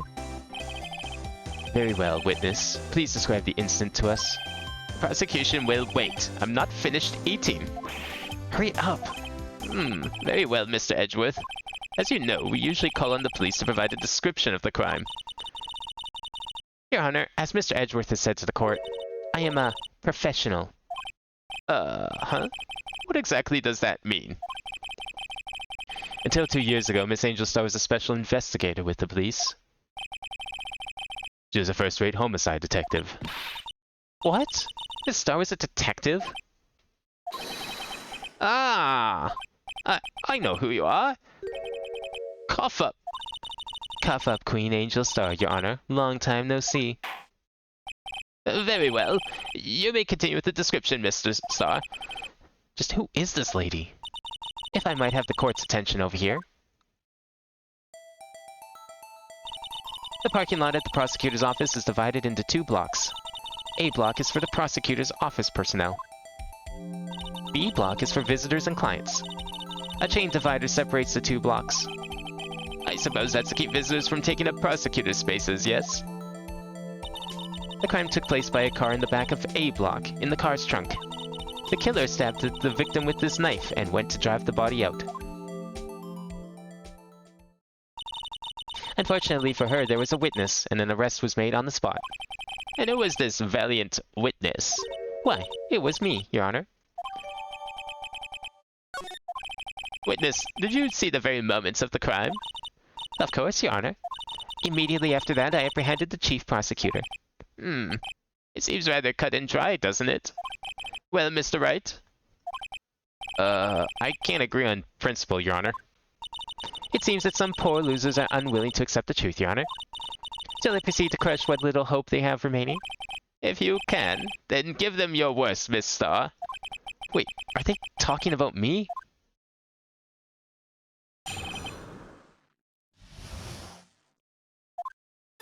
See, he says that he hasn't seen her for like 2 years. I think that's a lie. Somehow, I always knew a day like this would come. I was on my way to deliver a lunchbox to my boyfriend when I sensed something. Perhaps it was my finely honed detective's intuition at work. Through the wire fence, I saw the chief prosecutor standing next to a garish car. The chief prosecutor was holding a knife in her right hand. Then she thrust the pointy tip of the knife into Detective Goodman's chest. You know, it'd be pretty impressive if she managed to thrust the not pointy end into his chest. Bringing a lunchbox to your boyfriend. How touching. As you can see, there is no room for doubt. The key point of your testimony seems to be nothing other than the point of the knife which you saw being stabbed into Detective Goodman. So, how does it feel to be so utterly crushed? I'm still thinking about that. It's merely a flesh wound, Mr. Wright. Very well, Mr. Wright. You may cross-examine the witness. Was not expecting a Monty Python reference here. Are you telling me that she knew this murder was going to happen? It was premeditated? How did you know? I respect the prosecutor's basic abhorrence of crime, yet their methods are ugly and twisted. Twisted methods will always lead to tragedy. The lunch lady's uninformed opinion is duly noted. Given that they are used to erasing inconvenient evidence at their whim, killing off a detective that knew too much is merely an extension of that. Oh shit, my PC finally finished checking the disk. Finally! So is everything okay, or is your disk fucked? Star, do you have something personal against prosecutors? I felt that I had found my dream job when I became an investigator. And if I hadn't been laid off by those prosecutors over there, I'd still be one. Laid off? She was fired. To me, prosecutors are nothing more than worms. That said, I am a pro, as you know. My testimony is unbiased and flawless. Very well. You may continue, Miss Star. We'll put that to the test then. This boyfriend. He's the detective? Not that boyfriend. The security guard. That boyfriend? You have several? Yes, this boyfriend, that boyfriend, and the other boyfriend. Care to join? Whoa! The yet another boyfriend position is still open for applicants. I'll stick with the lunches, thanks. Note to self, the judge had to think before replying. Yeah, finally, write something useful down in there. We'll take it to the high court later and let him know about his interesting behavior in the courtroom. Security guard room is in the lot in A block. It's up on the second level, so you can see everything from there. That would be the room with the security sign. Can you really see everything if there's a giant security sign right on top of the window, so you can't see anything? Incidentally, did you bring your lunch boxes by car? Since I'm a visitor now, I parked in B block. So, she was in B block when she witnessed the crime.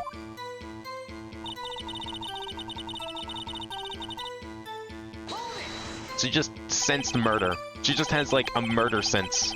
Her murder senses were tingling. I'm gonna give my PC some time. It thinks something is still wrong. Aww.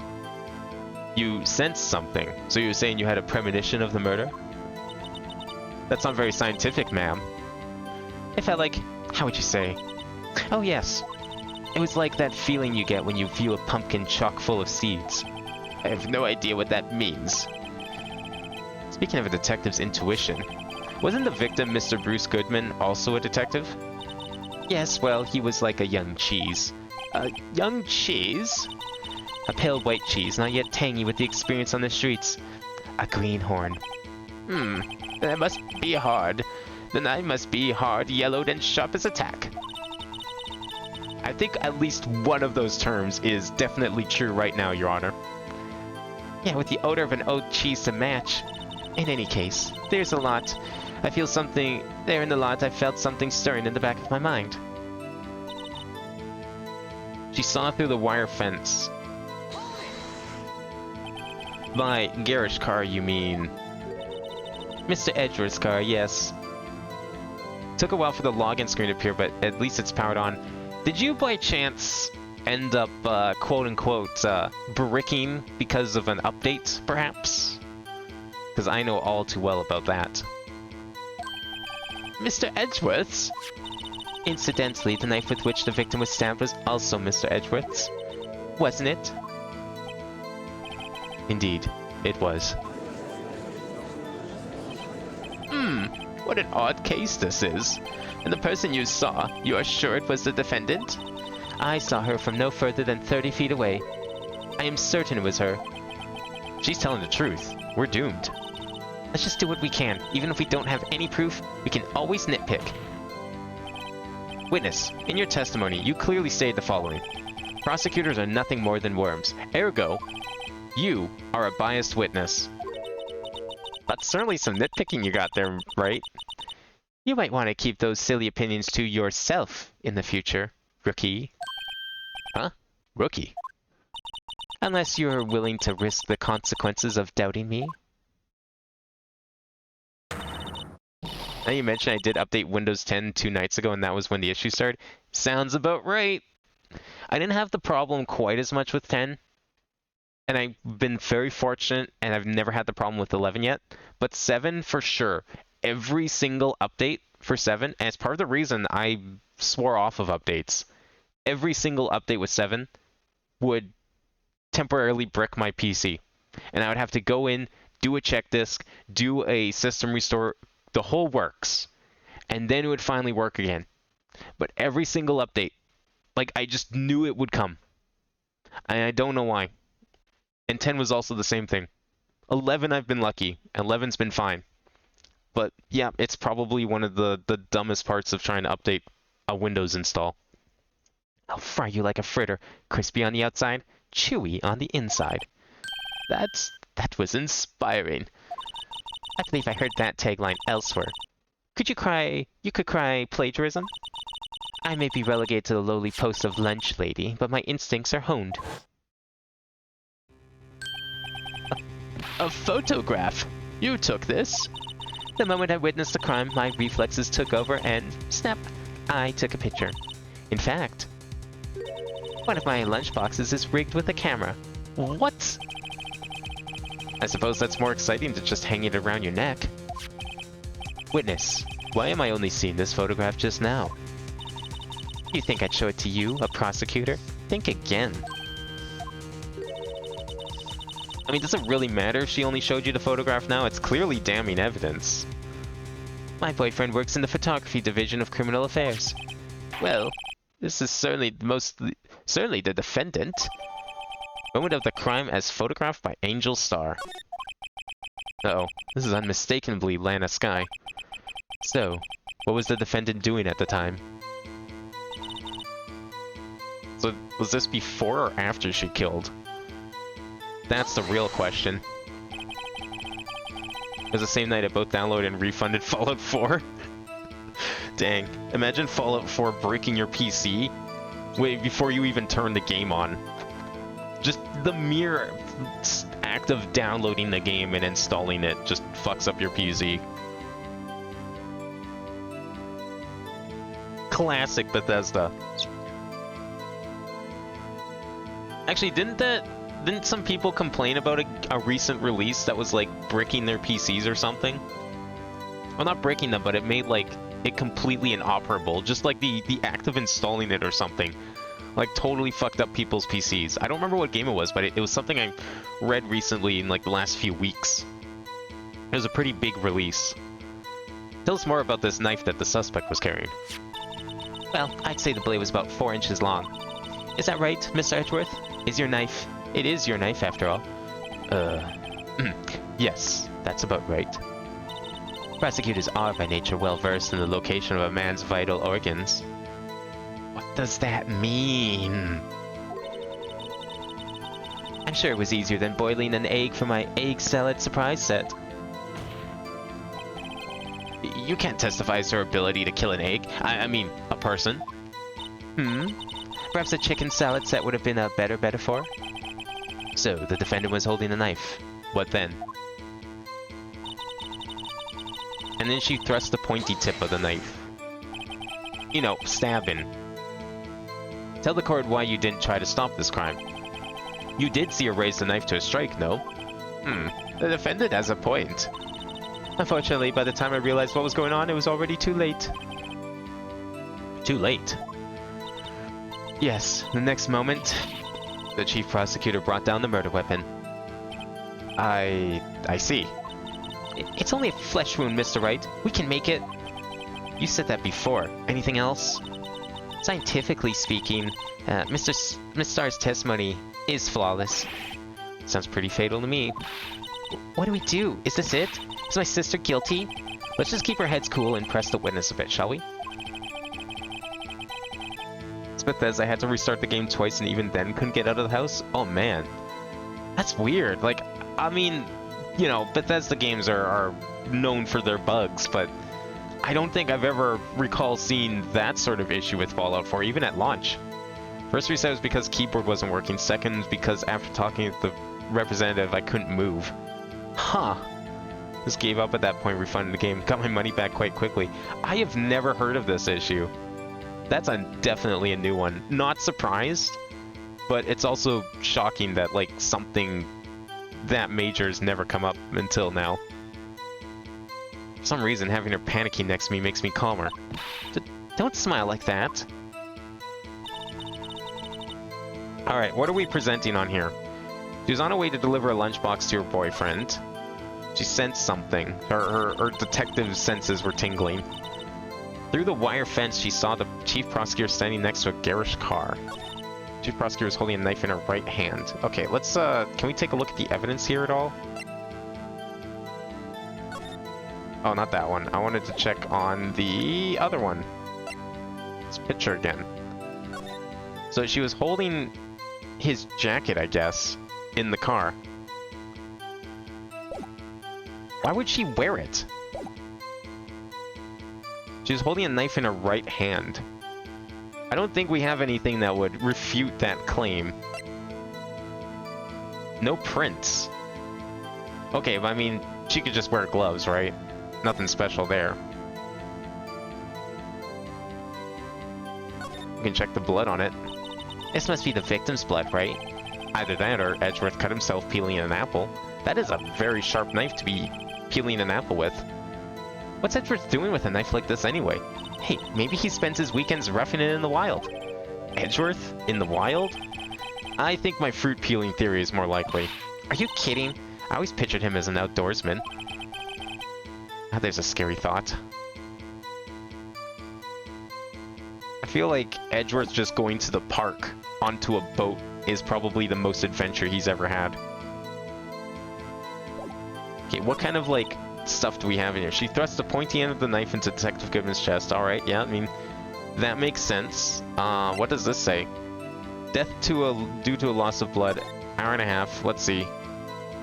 Cause of death, loss of blood from chest wound. Yep, okay, that checks out. Wound was caused by a 4.5-inch knife. A single stab wound was found. Alright, in the chest. Seems accurate. Nothing there. Through the wire fence, I saw a chief prosecutor standing next to a garish car. I mean, she would be near the fence. How is she going to get to... Wait. Funny thing, same stuck moving shit I happened with on PS4 even? What the fuck? Was on PS4 I couldn't even access the add-on section. They were gonna say Edgeworth going to the park with a knife is the most adventure he had. He went to the park with a gun. He went to the park to meet up with a murderer at midnight. To be fair, that's pretty adventurous for a lot of people, especially when you don't know the person's a murderer, but still. It took that long to bleed out. Why wasn't she taken to a hospital where they could have given her blood? Well, she didn't bleed out. It was the victim, Goodman, that bled out. She killed him. That's why she wasn't taken to a hospital. Because, I mean, you know, that's probably the last place one would go after they killed a person. It's like, yeah, stab someone, and it's like, oh shit, this person's dying. And then the murderer just takes him to a hospital and, like, acts like nothing happened? Yeah. That's, like, a sure way to get, arrested. What was I gonna do here? Oh yeah, we were gonna look at the map. How do you get to the security room from B lot? Security room is in A lot. This dotted line is a chain link fence that spans the entire distance. How does one get to the security room?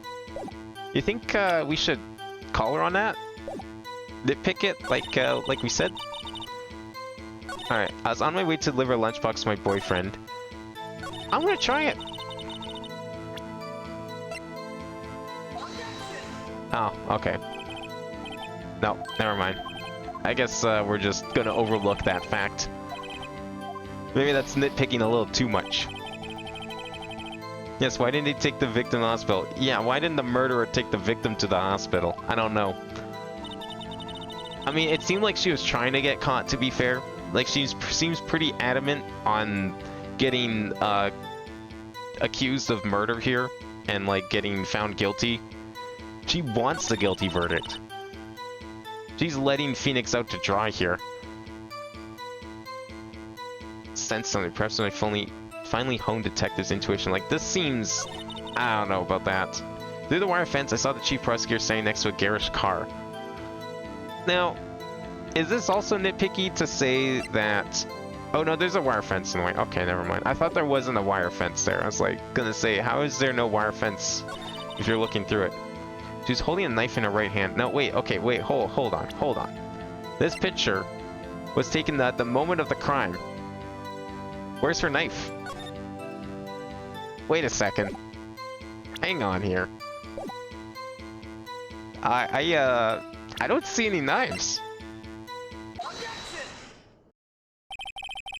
And you witnessed this. You saw Miss Sky stab the victim with a knife. As I've already said, yes. I swear it on my finest salmon swirl lunch. I'm sure that is a fine lunch. But isn't that odd? Look at this photograph. This is the photograph you took at the very moment of the crime, is it not? Then why is Miss Sky not holding a knife? Mr. Edgeworth, your thoughts? Objection. That had to be the weakest objection ever, Edgeworth. Yet it was still stronger than your ever-feeble mind, Mr. Wright. What do you mean, Mr. Edgeworth? This photograph was not taken the moment before the stabbing. This was taken the moment after the stabbing. And how can you tell that? Blood splatter. Huh? See the dark crimson stains on the chief prosecutor's coat? Well, it's a black and white photograph. Ah, yes, it's hard to tell, but this could be blood. Well, Mr. Wright, I see no problem here. No problem, except you. Mr. Wright, are you going to just sit there and take that kind of abuse? Ugh, you got a better idea? What am I going to object to? I mean, sure, fine, we'll object. EMS couldn't get there and take her to the hospital if there was a witness of the actual crime. I mean, you know, they would require someone to call EMS in the first place, though. She doesn't seem like the kind of person that would do that. Wait, that contradicts what the witness said in her testimony. Namely, that she took the picture the moment she witnessed the crime. Well, it seems I was slightly unclear. My apologies. That's it? If you run out of lunch, you order seconds. Problem solved. If you don't like it, try ordering the jumbo-sized lunch from the get-go.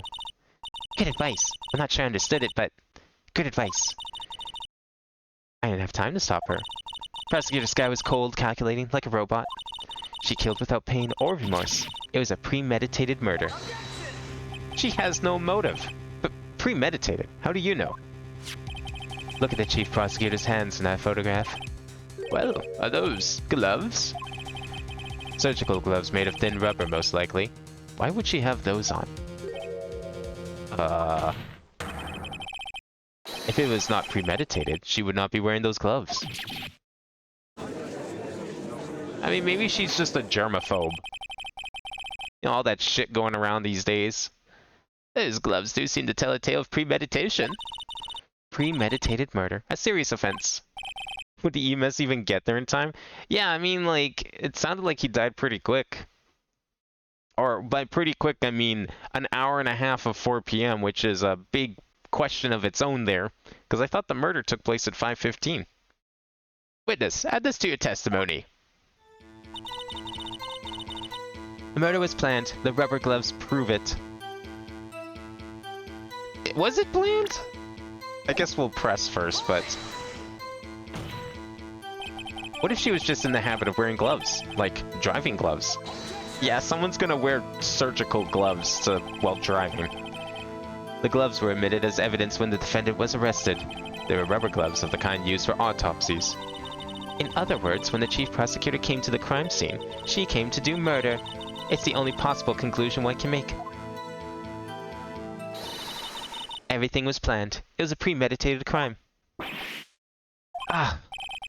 Impressive. I'm sorry they took you off the force, Miss Starr. This is bad.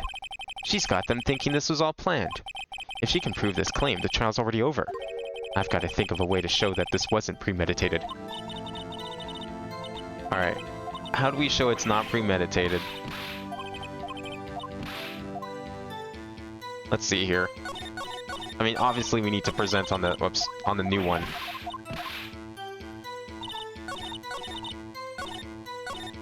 Okay. The rubber gloves apparently prove it's premeditated, but do we have something that would say otherwise?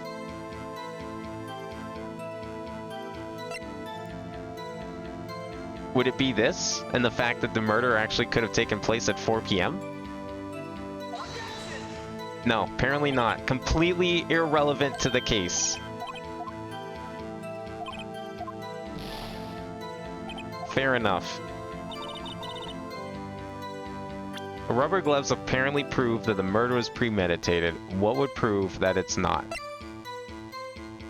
Would it be the fact that the ID card was found on the other side of the parking lot?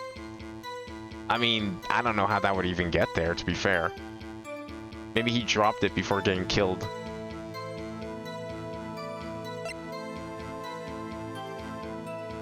Well, hang on. Would it be this? The fact that, like, the car where the murder took place wasn't even there until, like, 3 minutes before the crime? That seems possible. I know that she called him to her office. But then why did she come down here to kill him then, right? Okay, now I'm just like throwing everything at the wall here. I'll start thinking, Judge, don't worry. I mean, some of that makes sense. Okay, so that's the same, that's the same. Saw Chief Prosecutor standing next to a garish car. Murder was planned, the rubber gloves prove it. What do we have that would not prove this?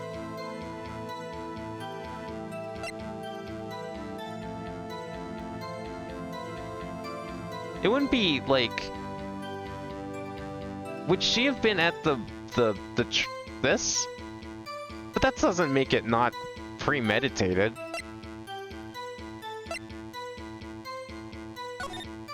Oh, it's just gonna be that check again. Nah, I'm good. Okay, so she made a call at 5:18 on the day of the murder. Well, that also doesn't mean anything. I mean, it could still be premeditated, and then you call your sister. That kind of makes sense. It'd be weird, but it still makes sense. Like, yeah, you know, I had to go out and do a few things, you know, kill a guy. I'm coming home now. Don't worry. I'm on my way. So after the crime was committed, but she's wearing gloves in it, which apparently proves that was premeditated. No prints, because she was holding the knife with gloved hands, of course. We already tried this. That's not it. What else can we even try here? Like, would it be this? We kind of checked this already, I thought.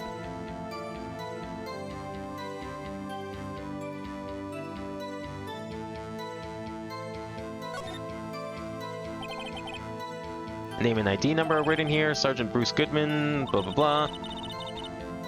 Why do they always use numbers for ID? What else would they use? Letters, silly. They're the reason we have a written language in the first place. True. Sergeant Bruce Goodman.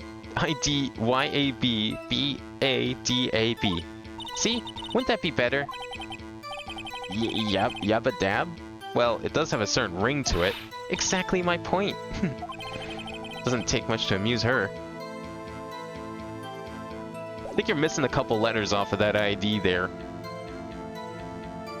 Playing a Dance Fire and Ice and calibrated game set them as consistent as lumpy oatmeal, and I'm sad now. That game is like insanely precise with its timing. It is so fussy.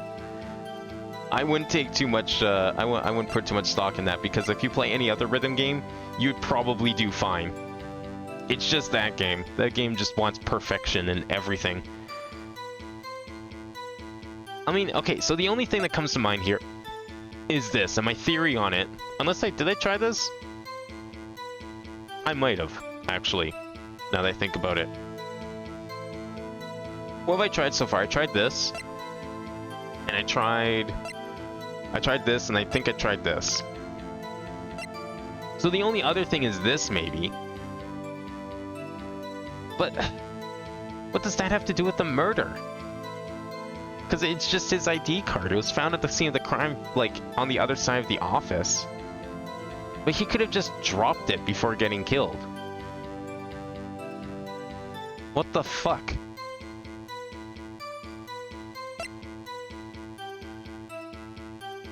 I have no clue. Anyone have any suggestions on what I should present here? Because, I mean, I need to present something. And I'm pretty sure all these are like, the same.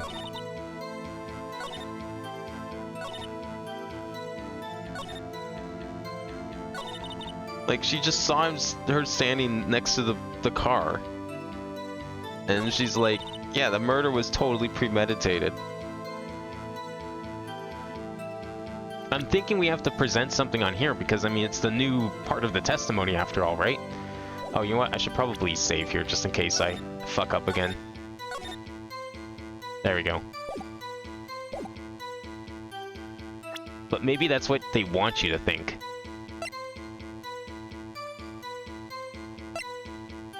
Did I try the parking stub? I don't even remember if I did. Maybe I didn't.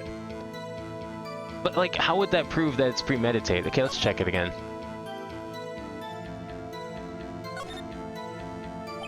Miles Edgeworth, 5:12. This is the day of the crime. The murder took place 3 minutes after Edgeworth parked his car. If only he was held up at a couple extra red lights. He wouldn't have been caught up in this whole affair. Perhaps. It just goes to show you never know what will happen when you run a yellow light. Could that really be it? Like, the fact that the car didn't come here in time? I don't think... Did I try that? Okay, what did I try? I tried the autopsy. I tried the... I don't remember. I thought it was this and this I tried already.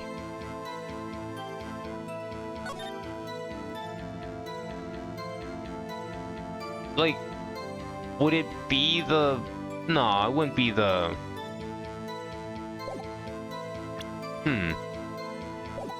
Okay, what else do we have in here? Through the wire, friends saw the chief prosecutor saying next carriage car, hence the photo. When I sensed something, perhaps it's my finely tuned detective's intuition at work. Well, that seems suspicious, but there's not really anything of value in there. And the rest of this is just fluff, by the looks of it. Murder was planned, the rubber gloves prove it. Okay, it's gotta be one of these. I'm trying this one. Okay, I definitely did try that already. Still up there now, 76% on 1x. Definitely feels as precise as many Geometry Dash levels I played. Yeah, the game is really precise. There is a mode. I think you can enable it, or maybe it's only on certain levels. But I think it's like in the options too. You can make it so that it's not as fussy over precision. Make it a little more lenient. I'm not sure if it like marks your score as like saying, oh, you passed this with lenient timing or something. It probably does.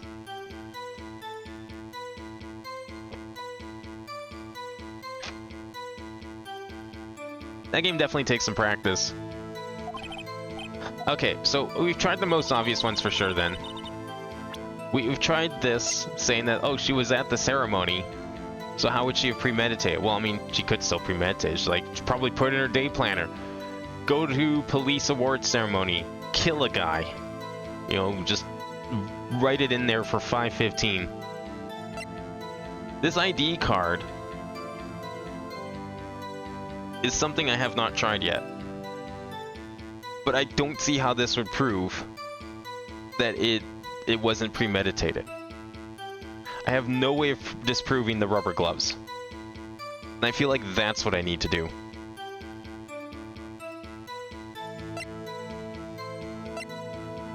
Is it the cell phone? Would it be the call?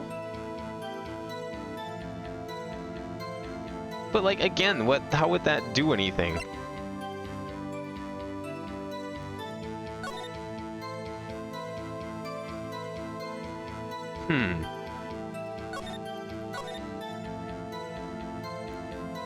I'm trying to think if there's anything here that would be, like, relevant to this scenario. Like, what would the layout of the parking lot do for her premeditation? Okay, so let's go over what we haven't tried yet. So the ID, I don't think this has any way of proving it, because he could have just dropped it and then gets killed. Like, just a coincidence that it happened. We tried this, thinking that, you know, she would be at the award ceremony. Not the case. Doesn't matter. The knife not having prints, like, that just supports the idea of, like, using gloves to hide your prints. We tried this too, thinking that maybe because the car was just there, that's why she just did it on the spot. I don't think this has anything to do with it. We tried the autopsy report because it specifically says that they died within an hour and a half of 4 p.m. But it's weird that, like, they could only narrow it down to the last 90 minutes. Even though, yes, 5:15 p.m. does fall into that time range. I have no idea what this note means, and I don't think there's any relevance here because we don't know what the note means. Cell phone. Okay, so the cell phone, she called her sister at 5:18, so that's 3 minutes after the murder. Yeah, I mean, sure, I guess you kill someone and then just call your sister casually. Like, that still doesn't really make it non-premeditated.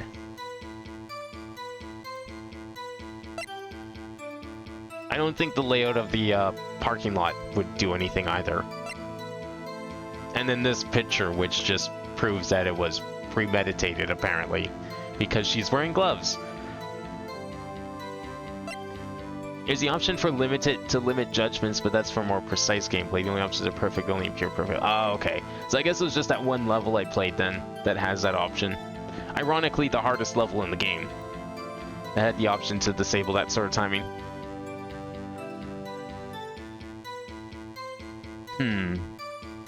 I don't know why. I want to try the ID. Like, unless there's something else here that kind of...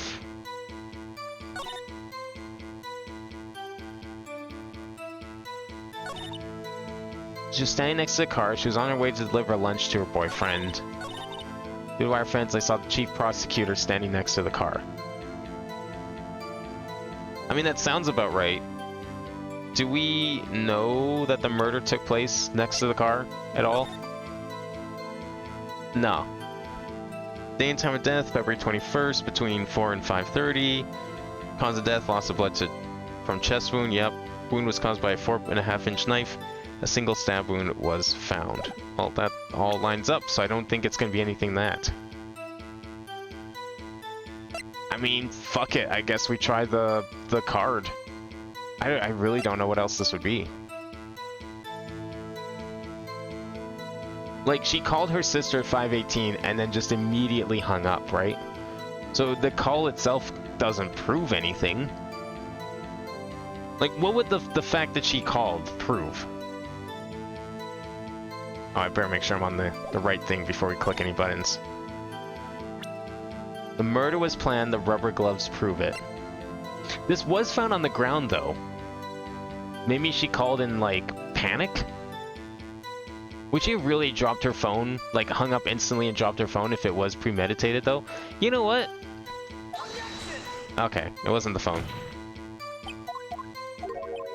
That's okay.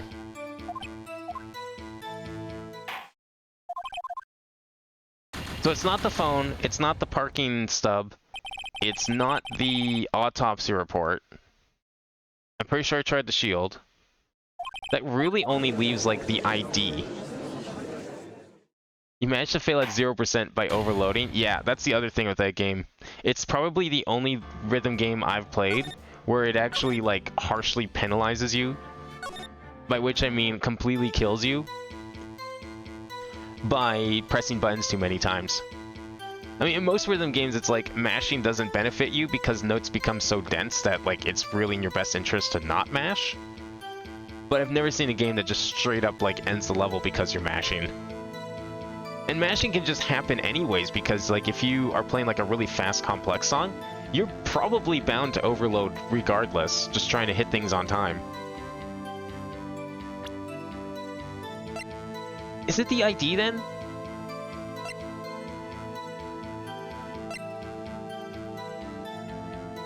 I feel like maybe it's the ID.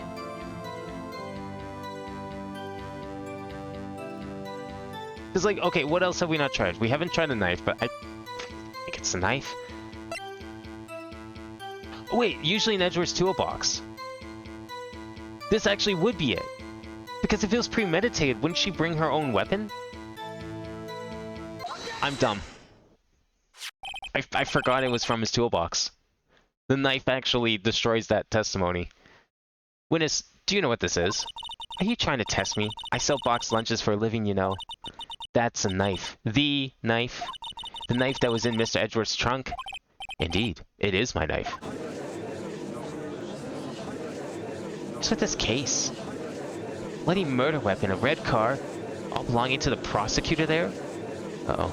The defendant is the chief prosecutor for the district, right? I mean, are prosecutors bad people? The defense has a request. We ask that the witness provide an accurate testimony. What's that, rookie? In your testimony, you stated that Lana Skye planned this murder, and that's why she was wearing those special gloves. Seems like a natural conclusion to me. The gloves do indicate planning. However, why would she not also prepare the most important thing? The murder weapon. Oh. This knife just happened to be in the trunk of that car. Ladies and gentlemen, if you're going to plan a murder, you don't forget the weapon. You managed to complete World 1? Nice. Now do it again on speed mode. That's what you gotta do. If you want to unlock the hardest songs in the game, you gotta do everything on speed mode too. It's kind of insane. I wouldn't even know where to begin on speed mode on some of those maps. Order! Order! Great, now the tide is turning in our favor. Great show, Mr. Wright. My sister's as good as free. Right. I believe the next lunch you'll be eating is humble pie. What? I hope you weren't deluding yourself into thinking that the tide has turned. Not over such a trifling detail. But this shoots a hole in the whole premeditated theory. The prosecution couldn't care less. Could care less if it was premeditated or not. Wait, you could care less? Are you telling me that you care a lot right now, but you don't want to? The only one who seems to care is that lunch lady over there. The defendant, Lana Skye, murdered a detective with a knife. That is the only thing that prosecution needs to prove. Nothing else. Very good, Mr. Prosecutor. I suppose you think you're clever now. Well, why are you getting mad at him? But you know as well as I do that she planned on killing him. It was planned. If it wasn't, why would she have been wearing... I believe I'd like to hear your testimony again. Witness, please tell us only what you saw, not what you thought. How dare you? My powers of deduction are not to be underestimated. Really now? Maybe this is why she got fired. Too much theorizing and not enough proof. Lana Skye intended to murder Detective Goodman. That's why she called the victim all the way to the prosecutor's office. I'm sure the chief prosecutor had a grudge against the victim. Nothing else could drive that human machine to plunge a knife in again and again. Speed mode. Yeah, speed mode's when you finish a world you get like you can play as speed mode. I think you have to activate it from the world map. But yeah, just everything is faster now, and you get a special stamp for completing it. And if you do all 10 worlds on speed mode, you get the extra world, that purple world. But you can also just like type in a cheat code if you want, which I don't remember off the top of my head right now. The victim was summoned from the police department to the prosecutor's office. It does sound a lot like premeditation, doesn't it? So, if I ordered a pizza, does that mean I'm planning to kill the delivery boy? In any case, the defense may now cross-examine the witness. Emma kinda does have a good point. Are we really saying that it was premeditated just because she called him? I'll keep that in mind next time I order pizza. Make sure to kill delivery boy when ordering pizza. I mean, it's premeditated after all. I just talked to the guy and asked for a pepperoni large. Obviously it means I'm gonna kill him. Alright, she intended to murder. You've said that, but you haven't told us how you know. That's what I'm about to tell you, rookie. I believe what she just said was a mere prelude to the story she's about to tell. Try not to interrupt her again. Rookie, never interrupt a storyteller. It's like pulling a bun out of the oven half-baked. Something's half-baked here, alright, and it's you. Try not to confuse the defense witness. They're not very quick on their feet. Now, why did you believe the suspect had intentions to murder the victim? Her actions speak for themselves. So that's why she called her, or called him. You have no proof that Miss Skye called him there. You have no proof that she didn't. Oh my god, what do you mean? You're the one claiming it, it's on you to prove it. Mr. Edgeworth, thoughts? There is no record of a call made on the defendant, Miss Lana Skye's phone. She might have written him a letter. Oh my god, yeah, we're gonna write letters to each other like, hey, come down to the office today. That's gonna totally get there on time. Come on, you could have tried public phone first at least. Ah yes, payphones in the year 2015. In any case, the victim came to the prosecutor's office, where he was murdered. I'm sure he had a reason to be there. Witness, why do you think it was the suspect who summoned the victim that day? He had a grudge. Oh, we're just, like, postulating now, are we? What kind of grudge? Well, I wouldn't know that. Of course you don't. That's because she didn't have a grudge. Rookie. I have a lunchbox here. Now, what's inside? How am I supposed to know? See? We agreed there is a lunchbox here, but we don't know what's inside. A person's life is like a lunchbox with pretzels. Don't you agree? I get it. That's why my lunch was so salty. This judge isn't very good with metaphors. The suspect had a grudge against Detective Goodman. Will you tell us your basis for thinking this? It's simple. Nothing else could drive that human machine to plunge the knife in again and again. Wait, hold on there. What do you mean again and again? A human machine? That's a contradiction. Oh my god, okay, Phoenix, you're being a little too nitpicky here, okay? Hold back on the nitpicks. Please. Can't you find fault with something of substance, Mr. Wright? Note to self, Mr. Edgeworth's eyes smell like citrus fruit. What? Oh. How are you even smelling them from all the way over here, in the first place? You said again and again. How many times did she stab him, exactly? We often say chop it to 1,000 pieces, but we don't actually mean 1,000 pieces. Okay, this is a courtroom, not a D&D table, not the kitchen where you chop things. Yeah, precision is important here, okay? What difference does it make if the deed is done? How come she's getting mad at me? Let's just say she stabbed him several times and leave it at that. Even at that, this is a murder case, people. Mr. Wright, you should speak up if you have an objection, you know. Miss Stars turned out to be as short-tempered as she looked when we met her. Challenging her abilities as a detective really set her off. The short wick burns out the fastest. It's a scientific fact. I wonder, would it depend on the size of the candle? I mean, add more wax and even a really short wick will burn longer. Obviously, more scientific testing is required. Alright, well, we know where we're presenting here. I'm very confident about this one. Autopsy report says a single wound. She's claiming multiple. Let's go for it. You say she stabbed him again and again, but you couldn't have witnessed that. Are you testing me? Then I'll test you. Watch her say, like, the next thing she's gonna say is like, oh, well, she stabbed him multiple times in the exact same wound over and over, so of course it wouldn't look like there was new wounds. With my moss surprise. Are we eating moss now? The fuck? I'm afraid the moss is growing under our feet as we wait, Miss Star. What do you mean? I shouldn't have to explain this, but take a look. The autopsy report states that death was due to a loss of blood from one stab wound. Ah, aha, you're right. Good show, Mr. Edgeworth. What a hunk. He's my hero, really. What about my objection? No one noticed? Well, witness. You got the crime scene set, right? Oh, thanks. I always believed that no one could ever mistake ketchup for blood. But now, I realize that such mistakes are possible. So, you're saying you mistook something for blood? When she lifted her knife, I thought I saw blood at her breast. Splattered blood from the victim. That's why I thought she must have stabbed him at least twice. You know, she's really good at making up convenient excuses here. And tell us what you saw that you thought was blood. Testify.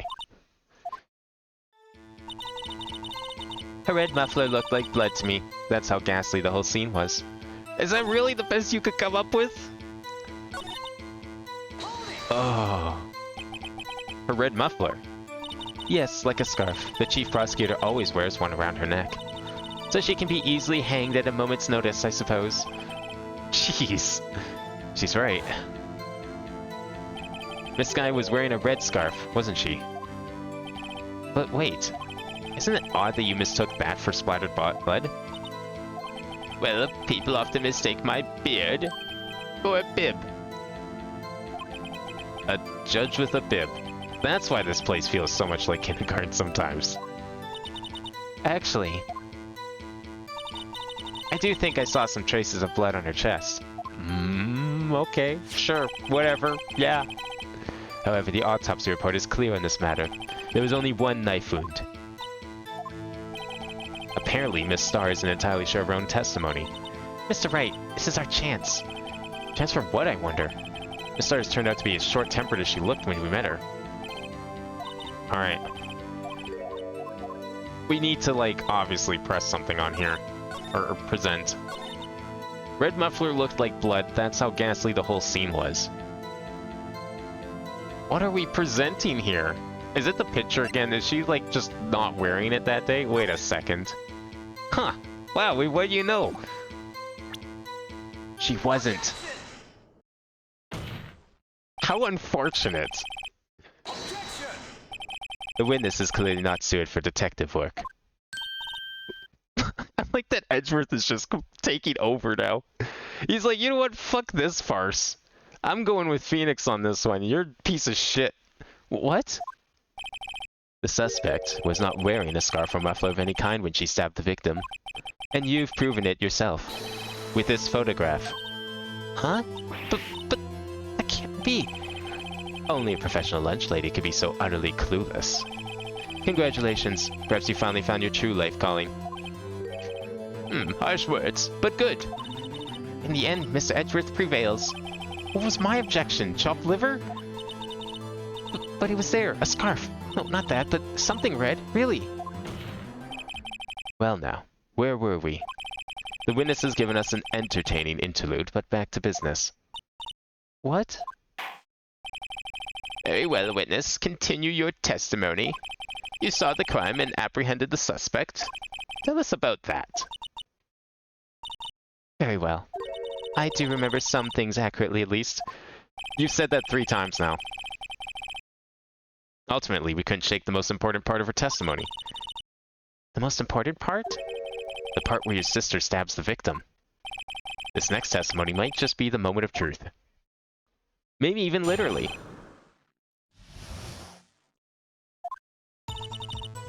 After the murder, the suspect attempted to run behind a partition off to her side. I quickly caught her, explained her rights to her, and arrested her on the spot. Ah, yes. When I arrested her, she mentioned the muffler. That's what had me confuse my earlier testimony. The chief prosecutor made to escape, but against Angel Star, resistance is futile. You are quite determined about this scarf, aren't you? I strike like a snake and bite like a cobra. That's me, Angel Star. That wasn't a very good metaphor. First of all, a cobra is a kind of snake. Don't bother me with details unless you want to get bitten. No thanks. Note to self, Mr. Wright is weak against poisonous snake bites. The chief prosecutor tried to resist, but her efforts were in vain. She knocked my hands aside, kicked over an oil drum. An oil drum? Hard to imagine. Oh, she's beautiful, but deadly. A predator, this one. A leopard woman. Rawr. Very well, Mr. Wright. Your cross-examination, if you will. So there's one aspect here that I feel like is the crux of this whole thing. But I wonder if they're gonna go there. Also, I'm just gonna save. Because I've already fucked up several times.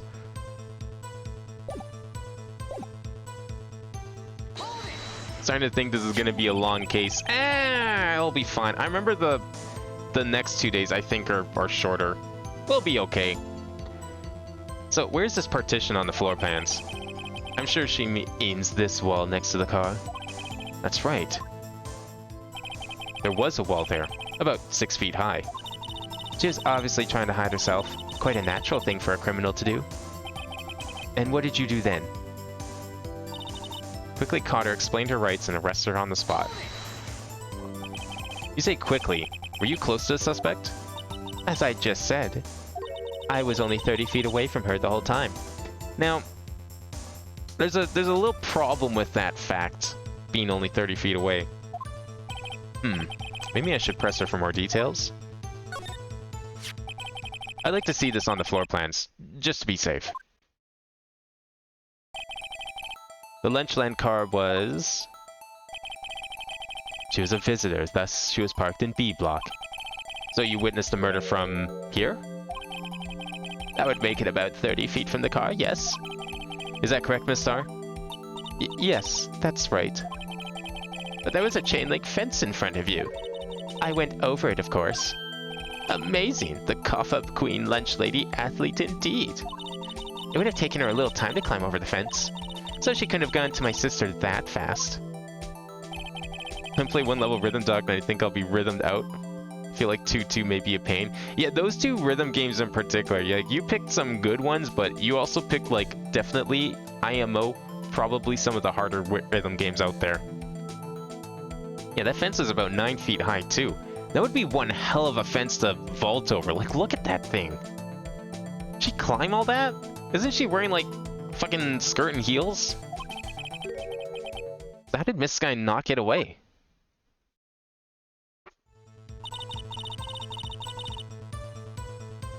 And then she just mentioned the muffler, you know, just so we can tie it back into her previous lie. She mentioned the muffler. What exactly did she say? If I remembered exactly, I would have told you in my testimony. Yeah, sure, of course. Cheeky. Anyway, all I heard her say was the word muffler. Just that one word? So, what you heard wasn't the suspect talking to you, but to someone else? Yes, the chief prosecutor was talking on her phone. Her phone? She can't mean... By phone, do you mean this cell phone discovered at the crime scene? Yes, ultimately. Ultimately? My memory is like a salmon heading upstream, you see. I thought you said you remembered this stuff clearly. No, the court doesn't see, Miss Starr. The chief prosecutor first attempted to use the phone hanging on the wall. On the wall? That's right. Near the car, there was an emergency phone on the wall. Apparently it was out of order. And so she used her cell phone. Indeed, the emergency phone was out of order that day. Good witnessing, witness. Good witnessing? Whatever happened to good testifying? You should of course add this to your testimony. The things I do to please this rookie defense attorney. The word muffler was overheard during a call made to Emma at 5:18. So wait, she said the word muffler and then immediately hung up? Well, probably because, like, Lana or, Star here fucking assaulted her, is my guess.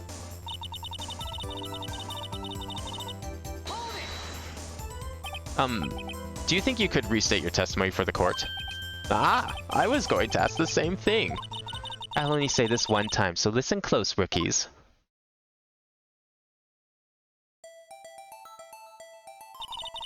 The chief prosecutor stabbed the victim and ran behind the partition. Then she picked up the emergency phone on the wall, but it was out of order. So she pulled out her own cell phone out of her pocket. She fucking vaulted over that fence. And during the time, you climbed over the chain link fence. Then, when I boldly grabbed her arm, the chief prosecutor hung up her phone. And you saw her doing this? What is it, Mr. Wright? Alright, chief prosecutor made to escape, but against Angel Star, resistance is futile. She made to escape. Can you be more specific? She pressed aside my hand and ran. It was a terrible sight to see, like a dollop of lard on a pâté of foie gras. Huh? She even kicked over an oil drum at me. An oil drum? There was an oil drum lying on its side at the scene of the crime. But it's strange. What's that? If she wanted to escape, why didn't she run the other way? The other... Ah! The parking lot entrance! That's right! It doesn't make any sense that she would run from behind the partition to the oil drums. Yeah, she went to the phone, and then went back to the oil drums? I don't know about that one. I wonder if she's referring to the muffler of the car. I'm thinking she might be. And if she was trying to call Emma about it, I'm wondering if that's information that we might be needing in a bit here. Excellent, more mysteries. I wish we could solve a few before finding more, though. So Miss Guy tried to run. I'm sorry my sister's so suspicious, Mr. Wright. Not as sorry as I am. But she didn't do it. You have to believe me. Okay. So what are we going for here? She quickly caught her. I mean, I guess we're just accepting the idea that she climbed that fence in like 3 seconds. All that, those years of detectiving really made her great at climbing fences. She mentioned the muffler. That she tried the phone on the wall, but had to use her cell instead. Chief Prosecutor made to escape. Okay.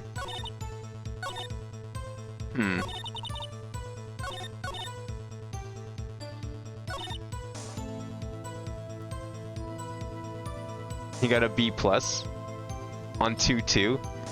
Oh, is this in Rhythm Doctor? Yeah, Rhythm Doctor, or I don't know. I think you just have to like. It really must. It's depending on the level. Each level has like different. I learned last stream of it. Each level has its own set of timing and like requirements for different ranks. So I'm not really sure like what exactly that's all based on, but every level is its own thing.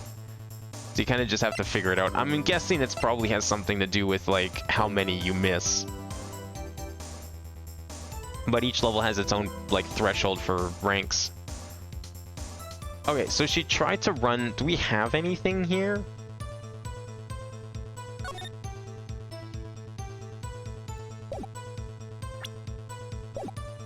One second here. Let me save. Now that we've progressed all of this, then we can figure this out. Okay, so what do we have here? So, suspect attempted to run behind the partition off to her side. She went for the telephone on the wall.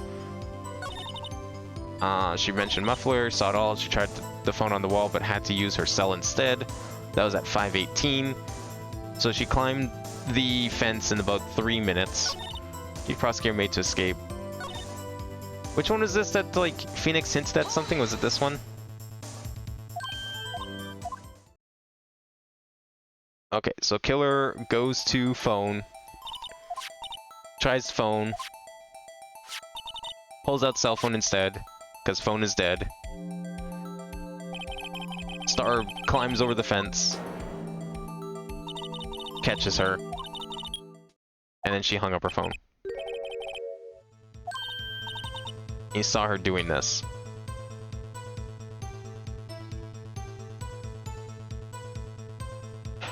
Wait, how did she see her use the phone? Hold up. She tried the phone on the wall but had to use her cell instead. Wait a second. Wait a second. Miss Star, I have to conclude that you have a personal grudge against Miss Lana Sky. Failed so much there, but it didn't quite seem to affect me much on my score. I wonder if like the early levels are just really forgiving, or maybe the official content is just really forgiving. Is possibly it. The witness is a former detective. Her testimony is unmarred by personal bias. Well, who would have thought that you would be my knight in shining armor, prosecutor? You who, together with the chief prosecutor, kicked me out 2 years ago. Well, Miss Star, this is a fatal contradiction with your testimony. How do you explain this? I don't know what you're talking about. Mess with me, and I'll make you cough it all up. Let's look over the floor plans. You said you witnessed the crime from this point. However, if that's true, you couldn't possibly have seen Miss Sky making that phone call. I believe you see what I'm getting at. That emergency phone was on the back side of this partition. If indeed you were in B block, you couldn't have seen it. What? Order! Order! What is the meaning of this? It's simple, Your Honor. She's not coughing up lunch. She's coughing up lies. That's quite a claim, Mr. Wright. Perhaps you will allow me a question. Tell us exactly what lie this witness has told the court. Here's where the counterattack begins. Can't afford to get this wrong. The witness lied about... the order of events, perhaps. Because maybe she did see all these things. But it's clear that, like, some things would have had to happen in different order. If you just change the order around, I think all of these things could be true on some level. Right? I doubt she lied about what she saw, necessarily. Although she kind of did, though. Like, half the stuff that we presented on her contradicted visual evidence. Like, she said that she had a scarf that she didn't have on. She was holding a knife that she didn't hold. She's claiming that she saw her run for a phone that she didn't have. It could be either of those. I'm not sure where this game wants me to go. Or she lied about where she saw it. Like, all of these I feel like could be true. Because, like, what she saw would line up with the fact that we just contradicted her testimonies. Where she saw it could mean that she was actually in A block, which would mean that she could be standing, like, from an angle that would let her see the car and the phone. Especially when she said she was there to visit her boyfriend who's up in the security. So she would have had to have been in A block anyways, because how else do you get to security? And then the order events, I mean, maybe, but we don't know for sure on that one. I'm going to actually go for where she saw it. Because that would go back to her original claim of visiting her boyfriend in security. Miss Guy tried to use the emergency phone, but it was out of order. What is significant about this fact? Nothing. Therefore, it would be pointless for Miss Starr to lie about it. Pointless to lie. I see. But say the witness did actually see Miss Guy using the emergency phone. It would mean Miss Starr witnessed the crime from a different location. A different location. Now that's a pointless lie if I ever heard one. Before you call my lie pointless, at least let me tell it. Let me ask a question to our clever wordsmith, Mr. Wright. Just where was the witness when she saw the crime? All the testimony we've had until now points in one direction. The place from where Miss Starr witnessed this crime was here. Whereabouts can we, like, put this? Like, here-ish, maybe? Because then she could see the car and the phone. I think. I mean, it's highly likely that's where she was. You think? It's highly likely. Your cavalier attitude stands in stark contrast to your feeble argument, Mr. Wright.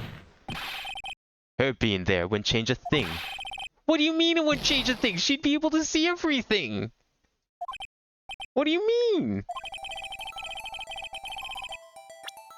Fuck you!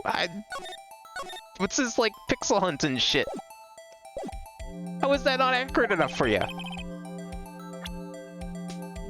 Was it the security room when she was visiting her boyfriend? Oh, that would let her see everything! This is the only place where it could have been. Okay, never mind. You know what? I'm fine. I'll give the game that one. That makes sense.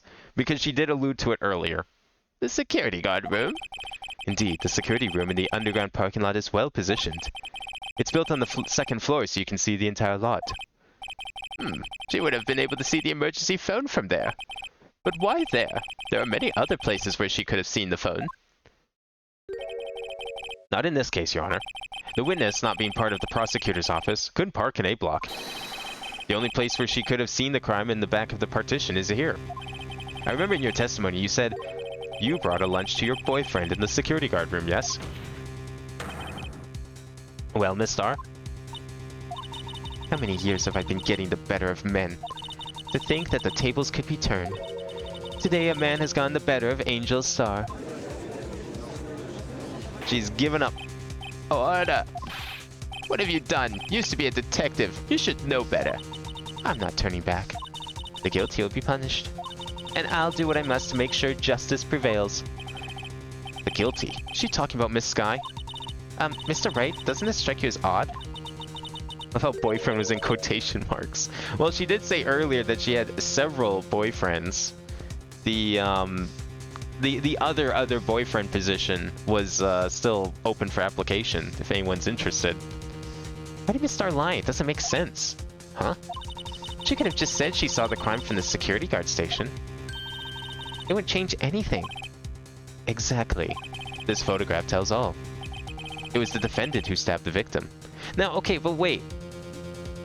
Hang on. If she lied about where she was standing, how did this photo get taken? This photo is clearly from behind the chain link fence in B block. Like, she's in B block, the camera is pointed towards A block, where this is. So how could she have taken that photo and then also have been in the security guard room?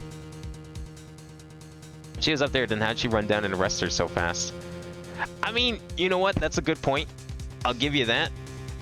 But I could kind of see it. I mean, if we're willing to believe that she vaulted over a 9-foot fence originally, according to her original statement, then you know what? I'll totally take her running down the stairs. If anything, I would say running down the stairs from the security guard room back to the parking lot, way more believable than her vaulting a 9-foot fence, which everyone else would seem to find taking at face value. The truth still stands. It still stands. I disagree, Mr. Edgeworth. What? If a witness is found to be lying, they're guilty of perjury. She knows this. She wouldn't risk that without a good reason. Wait, are we saying that every single witness has been, every single case here has been arrested for perjury? Is that a thing in this game? They didn't get away scot-free at all? Tell us what her reason was, Mr. Wright. Huh? Me? Who else? Mr. Wright, let's review what we know. Miss Starr witnessed the crime from the security guard station. But she lied and says she saw it from B block. It must make a vital difference. But what? What would change? Well, the angle of view to the crime, the distance to the crime, lighting, why, what? Okay. Distance to the crime, nah, it's about the same, it looks like. I would say it's the same. The angle would be different, which would make that photograph impossible. That's the only thing I can think of.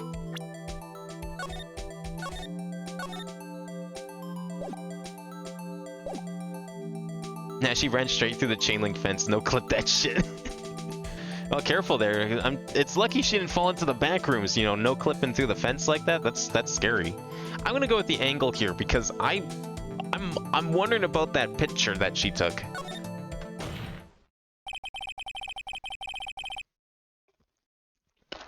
Why the angle at which she saw the crime occur would change. The angle? What do you mean? Well, the security guard station is on the second floor, and, she would have sort of a more 3D view of the crime. And this is important. Why? Talk about the picture and how it's in B block. I thought for sure that was it. I would love to reconsider, but apparently there's no reason to prolong this trial. It's a good thing I saved.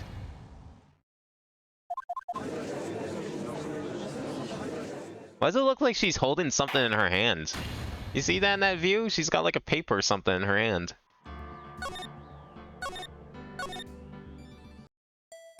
Okay, so it's not the angle of view. I would have thought that's it for sure, because if you look at that picture she claimed to have taken from B block, like, at the moment of the crime? Nah. Would the lighting be different? Okay, I guess it would be the distance, wouldn't it then? Like, I don't know, it seems like it's the same distance, no? Let's check this again. Like, okay, I guess it's a little different, because if she was in B block and she was standing in this parking stall that's next to the fence in the top left, I guess that's a little closer than the security room. Look, I don't know imperial measurements. You can't show me how long 30 feet is. I won't understand it. Fine, I guess we'll go for distance. I figured that the picture is like a more obvious contradiction here, but yeah, sure, let's go with distance to crime. The lighting seems irrelevant. It's about 2 washing machines? Damn, those sound like big washing machines. I may not know how big 30 feet is, but I can imagine it's bigger than 2 washing machines, at least the ones we have. It changes the distance between her and the scene of the crime. My condolences, Mr. Wright, but one look at the floor plans and it's quite clear. The distance between the scene of the crime and the guard station is 30 feet. See, okay, that's what I just said. I knew it was the same. I had to deliberately get it wrong. I don't see how that would change what she could see. What she saw is not in question here. What matters is the time it would take her to reach the scene of the crime. Miss Starr, you witnessed the crime from the security guard station. Now, how long did it take you to go from there to the scene of the crime where you arrested Miss Sky? Well, witness? You. Yes? Ordered the squid wheels, right? Quality of my lunches has gone from low to inevitable. I was bringing a PB&J lunch with fresh boysenberry jam to my boyfriend. Boysenberry for the boyfriend. The first boyfriend. He wasn't in the station, so I waited. I witnessed the crime from the glass-walled station.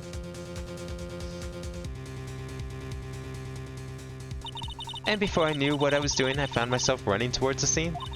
But the door was locked. I couldn't open it. So she ran all the way back to B. And then she vaulted the fence. Okay. So wait, she saw the crime up in the security guard, but she still managed to get all the way to B block into that parking stall and snap that photo. That is fast. That is very fast.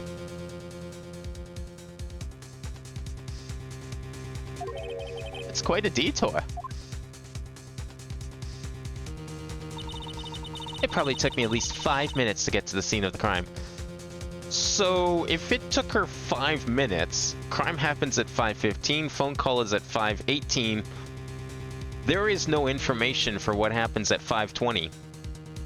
In other words, she would have completely missed the crime. 5 minutes? Have a great stream. Alright, well, thanks for coming by, brother. Hopefully, I mean, obviously the VOD will be on YouTube, so you can check out the rest of the case then if you want to see this gripping conclusion. This changes things considerably. It was that woman over there in the defendant's chair who stabbed him. I know it. I have photographic evidence. I swear it. I swear it on my finest plastic spork. You have a point. And this spork is a wonderful invention. Would you like another caviar lunch? Absolutely. Uh-oh. Mr. Wright, you have to do something. Have any evidence to stop this? I mean, kinda have to, right? It's open and shut if I don't. 5 minutes between witnessing of the murder and the arrest. Think about it. You could make pasta in that amount of time. If you like it al dente. I've got lunchboxes that tie pasta into knots, rookie. A 5-minute blank. Isn't that strange? Strange. If you were a criminal, what would you do with 5 minutes, Your Honor? Well, I guess I'd flee the scene. Hey, don't get the wrong idea. I didn't kill anyone. But you have the instincts of a killer. You would run. But this time was different. Miss Sky dawdled at the scene of the crime. She even had her picture taken. No true criminal would act this way. It's inconceivable.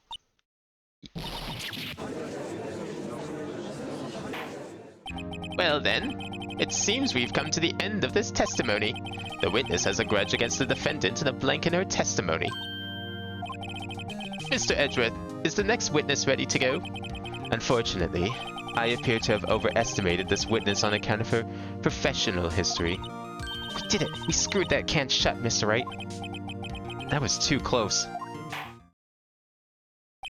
I'm afraid that the cough-up queen has been dethroned. And with that, court is adjourned. Oh? Mr. Edgeworth, you ordered the squid wheels, right? That's the one she tried to foist off on me.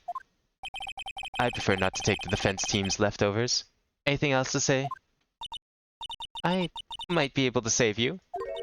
I have decisive evidence. Why didn't you show this earlier? Literally in any, like, the 4 other testimonies. What was that? Is this another one of her trick lunchboxes? My apologies, but we have no further questions to ask of you, Miss Starr. Ah. Is this your jumbo lunchbox?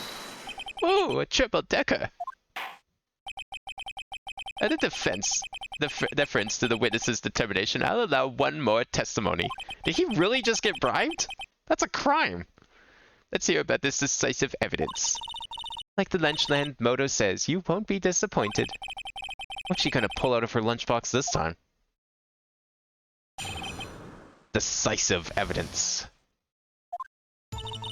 I should have mentioned those 5 minutes when I wasn't looking at the crime scene. And now, to the matter of the victim's shoe. Did I not bring this up? 2 types of blood were found on the shoe. One was of course the victim's, and the other blood type matched that of the defendant, Miss Lana Skye. The shoe proves it. It's flawless, decisive evidence. Oh, maybe that's the blood that she saw. She mentioned she saw blood on her somewhere. What? There was blood found in that shoe. Try Lunchland for all your lunch and decisive evidence needs. Witness, what's the meaning of this? Why is this the first time I've heard of this evidence? Simple. As I've already said, I don't trust you with evidence, Mr. Edgeworth. That's why I took the liberty of investigating this myself. And you had blood tests performed? Didn't I mention? I have 3 boyfriends in forensics. So that's 3 boyfriends in forensics. She had at least 1 in criminal affairs, 1 in the security guard. What are we up to now? 5? The judge, that's 6. In any case, Your Honor, I can't accept this as evidence. What? You must know the 2 rules of evidence law. Rule number 1, no evidence shall be shown without the approval of the police department. In other words, this shoe is illegal evidence, at least for the time being. Is that right, Mr. Wright? Seems so. Edgeworth sure is celebrating. Why wasn't this law brought up in any of the other trials, where evidence is shown halfway through? Didn't we just admit evidence to the case? That photograph that she took earlier? What about that evidence? Is that evidence legal? 1 for the 7th day. Oh, you're right! I didn't even think of that. That's a good point. She has 1 for every day of the week. She's got her whole week planned out. You know, give everyone equal time with the relationship. Not so fast, Mr. Edgeworth. Don't forget, I used to be a detective. As I mentioned previously, this shoe has already been tested by a member of the forensics department. As you can see, it was approved by the police department as of today. Even the general public can produce official evidence, Mr. Edgeworth. Is that right, Mr. Wright? Seems so. Edgeworth is looking pretty sullen. You can at least study some evidence law. Really? The prosecution's complaints notwithstanding, it appears that this evidence satisfied the first rule of evidence law. However, it seems you have yet another count against you, witness. Anything to ensure that the guilty are properly judged? White enamel shoe bears traces of blood from Goodman and Lana Skye. Very well, Mr. Wright. You may cross-examine the witness.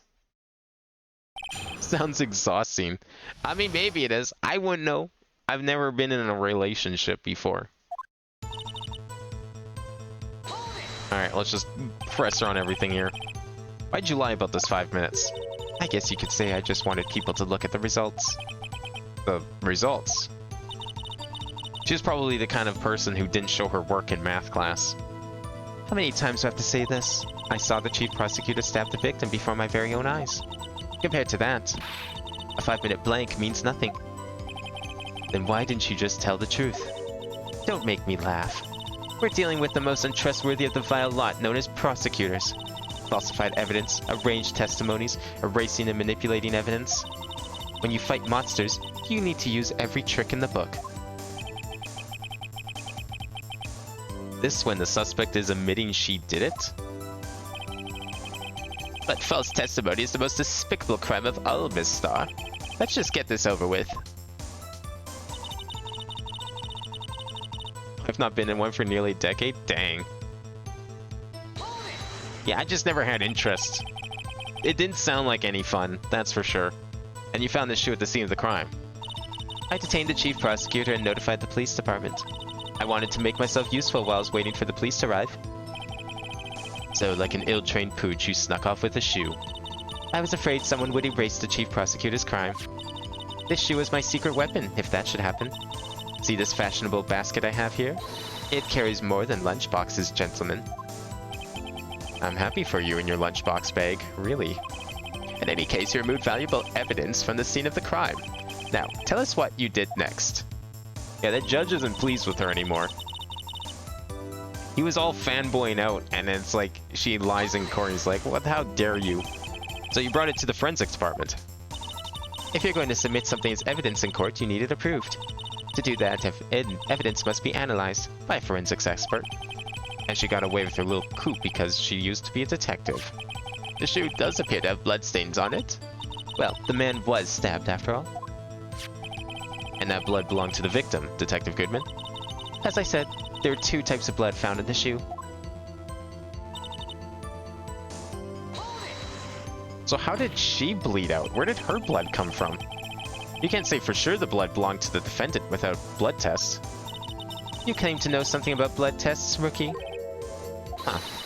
Well, speak up. Well, blood comes in 4 types, A, B, O, and AB.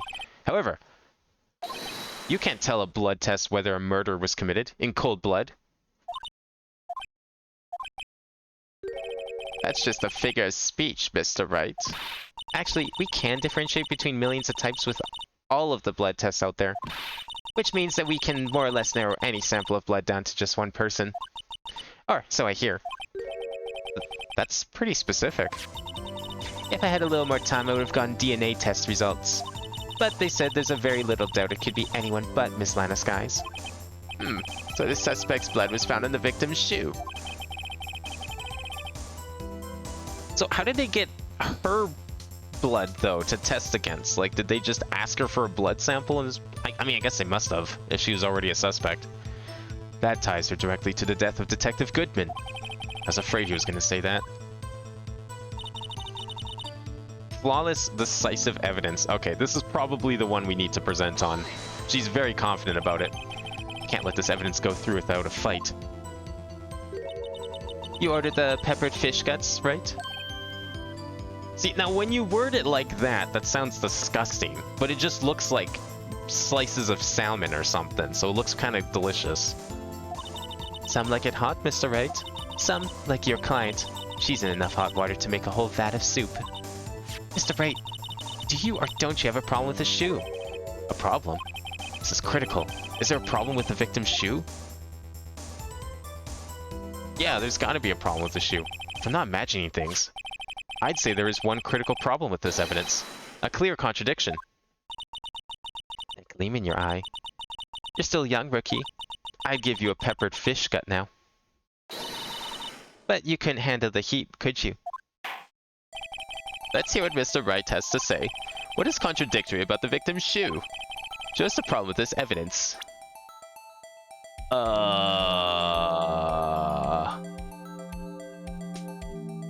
Wait. Is it the blood on the bottom? Like, when did she step in blood? Would that be it? Huh. Okay, so there's blood on the side. One could say that maybe that blood is from the victim getting stabbed. But when we went to the crime scene, there was no blood on the ground, so where would this blood have come from? I wonder if you noticed. There's blood on the bottom of the shoe. Don't mess with me, rookie. Or it'll be your blood on the bottom of my shoe. Is that a threat, Miss Star? Indeed, there is quite a bit of blood on the bottom of the shoe. It makes sense. The victim was stabbed with a knife. What could possibly be contradictory about this blood on the bottom of the shoe? Was expecting to have to do this because I don't know which one shows this. Loss of blood from chest wound. Okay, I mean, yeah. Oh, wait, would it be the picture of the crime scene? Because, like, there's no blood down here. All the blood's on his jacket. There's no blood down here. I'm gonna say it's the picture. The problem lies in the footprint. The footprint? Note that the bottom of the victim's shoe is covered in blood. Then, isn't it strange? She's not wearing white shoes. Yeah, I mean, you're right. It is a monochrome photograph, but you're right. The shoes don't look very white, do they? Like, even in a black and white photo. They look pretty dark. That's a good contradiction there. I didn't even notice that. I'm going to assume that's just an oversight more than anything. But yeah, no, that's she's not wearing black shoes or not wearing white shoes. Then isn't it strange? Why weren't any bloody footprints found by the scene of the crime? Aha! As you can see, there were no traces of any such footprints at the scene of the crime. That contradicts your claim about this shoe. This picture only shows part of the floor, so there could have been bloody footprints. Then where are they, Mr. Edgeworth? Because we checked the scene and found nothing of the sort. Order! Order! Well, witness? What? Huh? Quick going, Mr. Wright, but it's true that the lack of footprints is a contradiction. But then we have to ask why there wasn't a footprint. Oh, that's true. There has to be a reason why there wasn't a footprint. Think, Mr. Wright. Think. Hey, I don't know why it's not there. I'm just good at finding contradictions. What?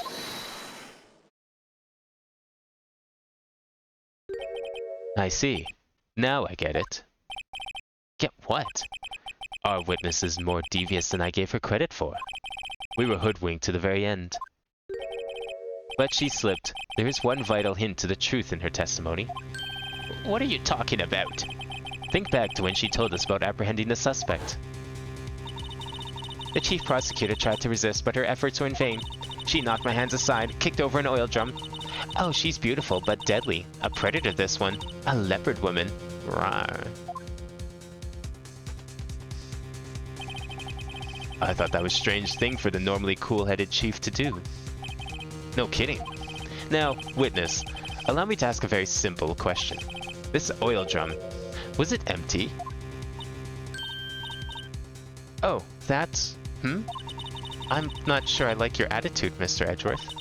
Though apparently you're not the slowest conveyor belt in the lunchbox factory. Witness, well, was the oil drum empty?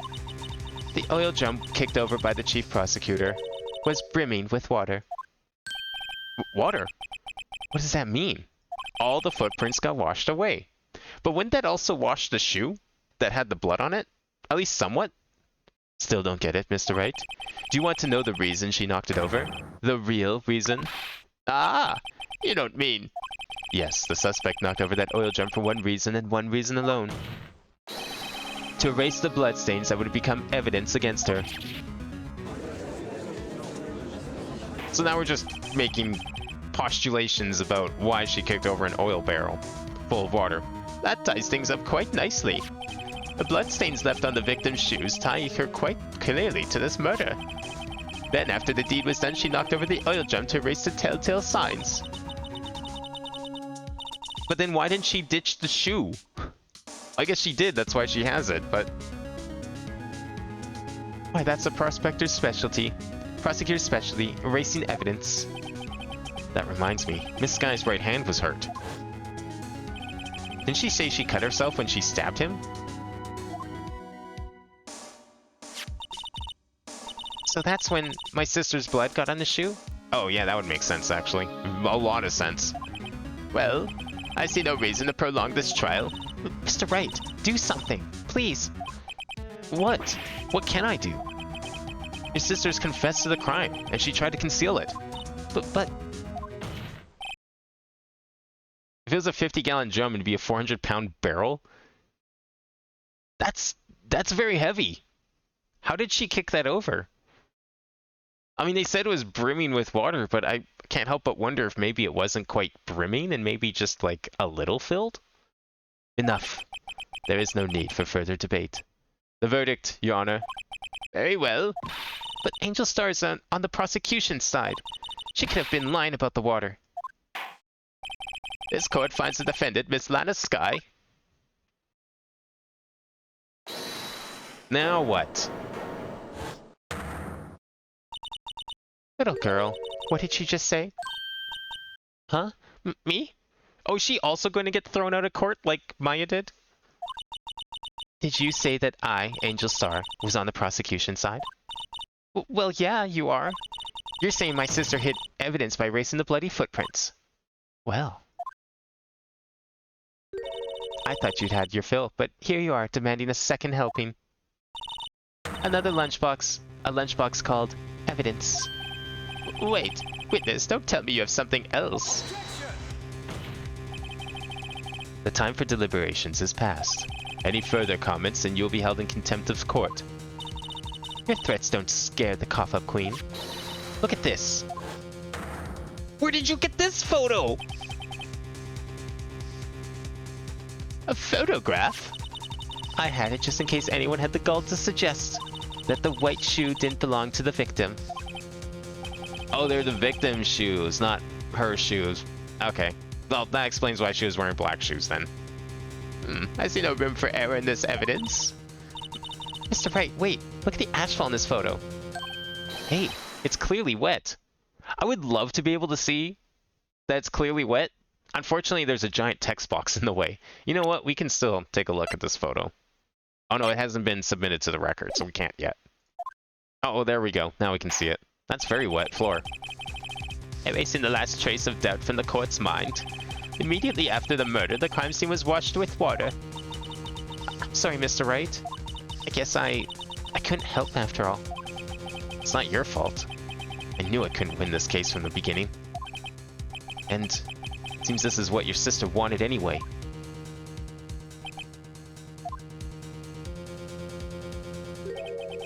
I'm sorry, Mia. Right, wet or not, don't be so quick to throw in the towel. Get yourself up off the asphalt. Take another good look. Don't give up. Not until the better end. This is the last piece of evidence.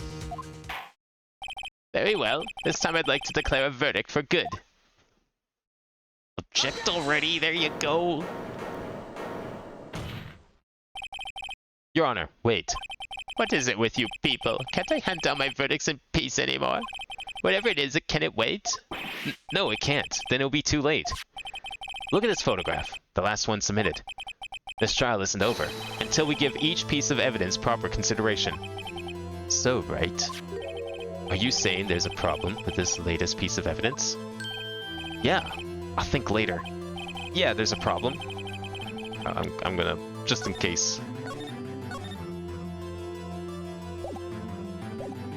Right or wrong, I've got to go ahead with this. I suppose since we've come this far, we should give every claim a fair shake. Very well, Mr. Wright. Show the court the problem in this photograph.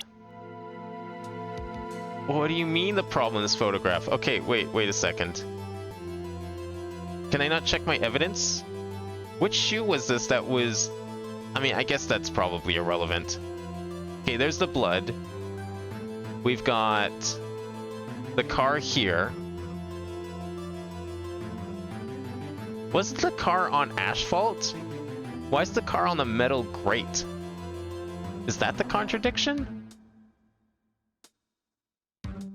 Look at the muffler. Yeah, you can see the thing in the muffler. I don't think that's the problem here, though. I'm sure they'll be relevant later. But I don't know. Would that be the problem here?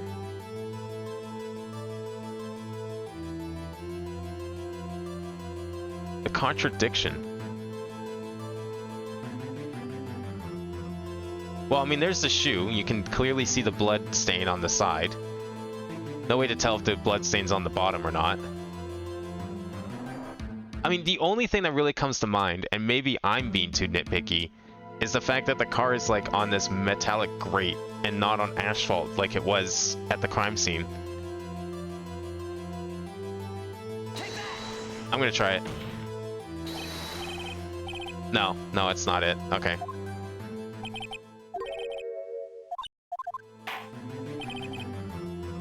Oh, we get to retry this. Okay, alright. Show the court the problem in this photograph. Is it the shoe? Like, it's his right foot. Is that not a...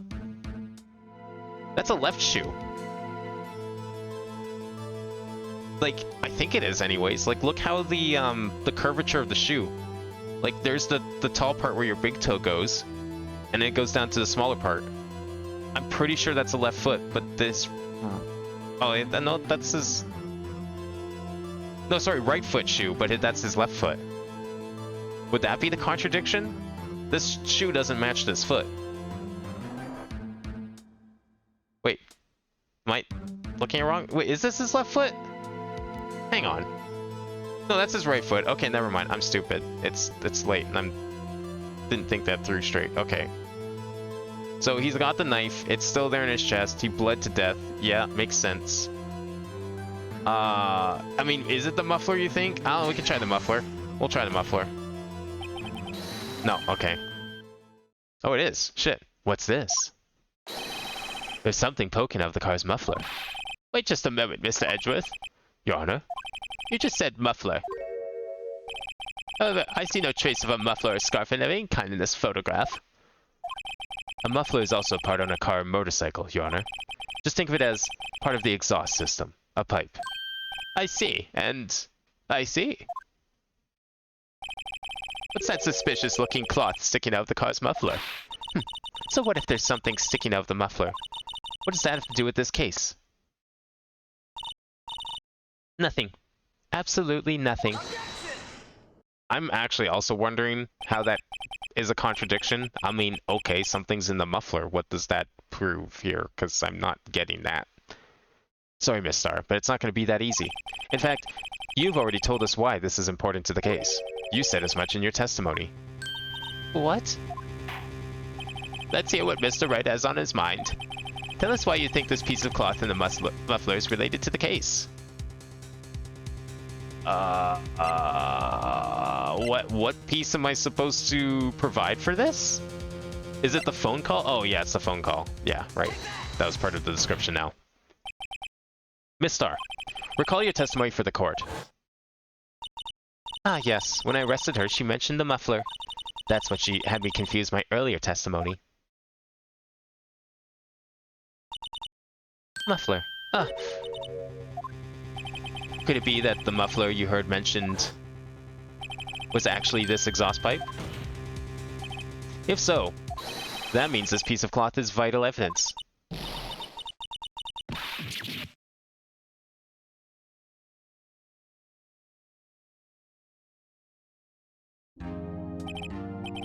Well, it seems we will have to suspend the proceedings. Suspend? I find myself wondering about that piece of cloth. If we leave any question unanswered here, we do a disservice to the law. Have the car at the crime scene inspected at once and bring me that cloth.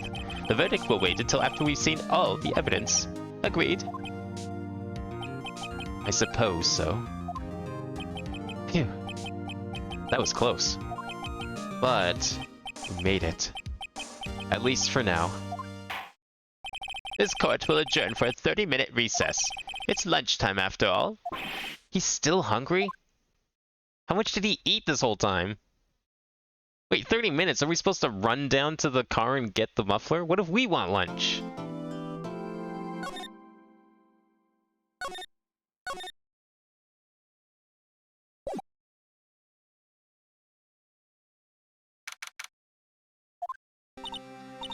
Mr. Wright? Huh? What? Are trials always like this with you? Like, you're swimming from the bottom of up from the bottom of the lake about to reach the surface, but no matter how hard you paddle, you never seem to get there? Pretty much.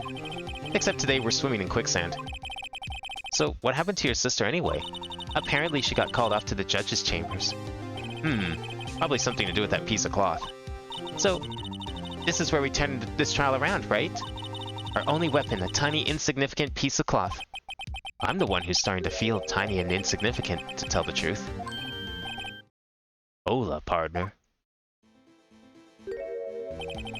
They say you show a red cloth to a bull, it'll fire up its temper. That's what they told me when I was a youngin', at least. Officer Marshall. Thought I'd come back to take a look, see how the trial's going. Looks like I'm late. They've got the home ranch locked down tighter than the fort in enemy territory. That hard to slip out, huh? What is going on over there anyway? All the police I've seen these last 2 days have been really on edge. Don't you get enough on your plate without worrying about other people, compadre? You could be worrying about the chief prosecutor's taste in mufflers, for example. Officer Marshall? The whole muffler thing didn't have anything to do with scarves. She wasn't even wearing a scarf. You don't say. Now that just beat all. I've seen the red breeze blow at her slender neck many a time. I saw it that day too. She was wearing a red muffler. What? At the awards ceremony that afternoon. Edgeworth's seen it too, I reckon. What does that mean? In the photograph taken at the crime scene, she wasn't wearing a scarf. So, Miss Starr wasn't mistaken. Well, it's about time. Remember, partner, sometimes you gotta grab the bull by the horns. And sometimes, you just gotta let that bull go where it will. Time will tell. Ugh, I have a bad feeling about this. What if the muffler is full of muffler? A red muffler, specifically. So, what are we swimming in now, Mr. Wright? If it's steak sauce, I can hook you up with some fine ribs. Ooh-wee. I think it's cement, and it's about to dry.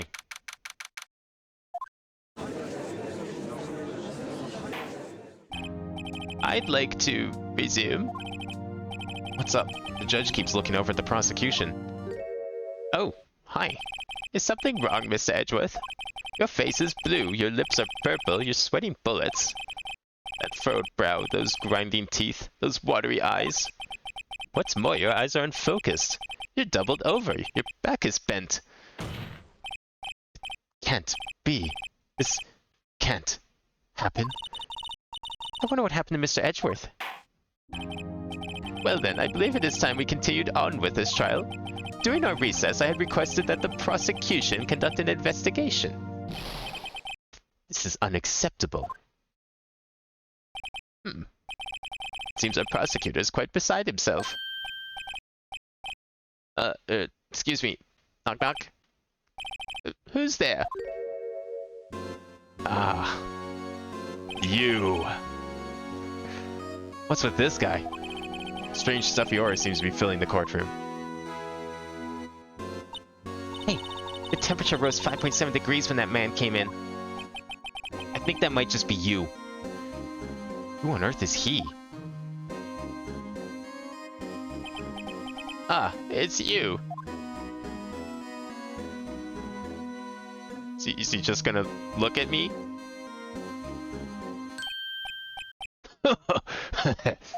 Sorry I'm late, Sugji. The roads were packed. It's just me. Long time no see, eh, Yuji? How you been? Swim much these days? Ah, hello. Hello. No, I've been so busy. Busy, Yuji. My boy, you have to make time to relax. Yes, indeed. Aji seems to be his nickname for the judge.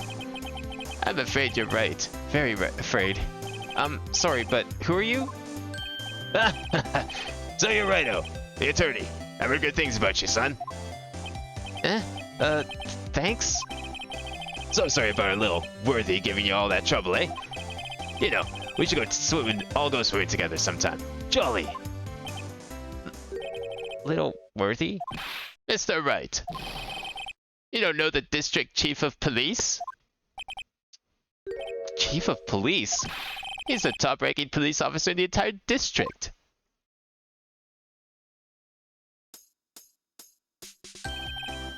Name's Gant. Damon Gant. Pleased to meet you, everyone. Why is he here? So, to what do we owe this honor today? He's now boyfriend number 7. Well, I mean, they do say to know people in high places. I guess, why not be friends with the chief of police? Special friends. Been over 2 years since you last came to this courtroom, hasn't it? Well, it's worthy here. Look at that poor fellow. I just thought I'd help out by bringing this. Hey, that's my sister's muffler. So Miss Starr wasn't just seeing things. When the crime occurred, Miss Sky really was wearing that muffler. But to think it was stuffed in that exhaust pipe. On Little Worthy's car, no less.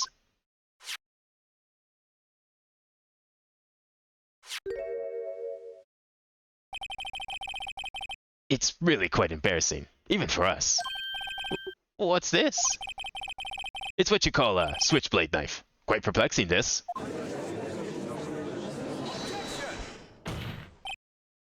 Chief, what kind of outfit are you running? Mr. Edgeworth, how could they miss such a vital piece of evidence? If your investigators are this lax, how do you expect us to do our job? Now wait a minute, Worthy. I've no desire to hear your excuses. I'm telling you to wait. Or didn't you hear me? Have a look at this document where it says person in charge of investigation. There's no mistaking that signature, is there? Miles Edgeworth. That's not fair. On the day of the crime, I had... Your head in the clouds because you got that reward. I know how you feel. But you're the person in charge. I'll expect a written apology. What? Are you serious? Don't be too upset. We'll find a way to clean up this mess that you made. This is the first time I've seen Mr. Edgeworth at a loss for words. This kind of major blunder is unlike you, Mr. Edgeworth. The court accepts this new evidence. But I'd like to ask the defense a favor first. Yes? Just to be sure. I'd like to take a look at the blade of this knife. The blade, Your Honor? Well, I don't see why not. Could you open it for me, I wonder? Yes, well, I think all you have to do is push that switch and... If I cut my finger, Mr. Wright, I won't be able to pound my gavel anymore. Yeah, but if I cut my finger, I wouldn't be able to point it at people anymore. Come on, just hurry up and open it. Fine, I'll open it. Why we gotta scroll through like 10 pieces of evidence? Oh my god. I can open it myself, you know.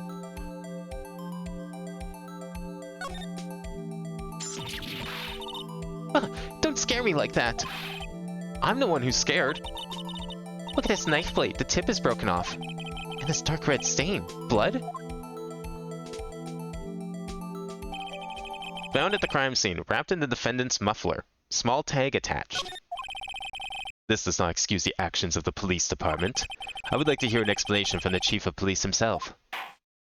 I'm terribly sorry, but could I ask you to testify for us? About the split between the prosecutors and the police, and this knife?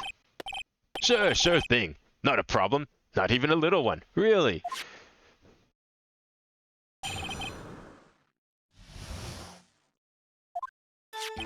This knife is special, but I can't say how here. Unless there's an evidence to prove a connection between this knife and Goodman. That was a bad day for the department. We weren't in any shape to do an investigation. A detective was killed at the police department. See? What a mess. The time of the crime, 5:15. Scary coincidence, eh? It's not officially linked to this here case, so I can't talk much about it.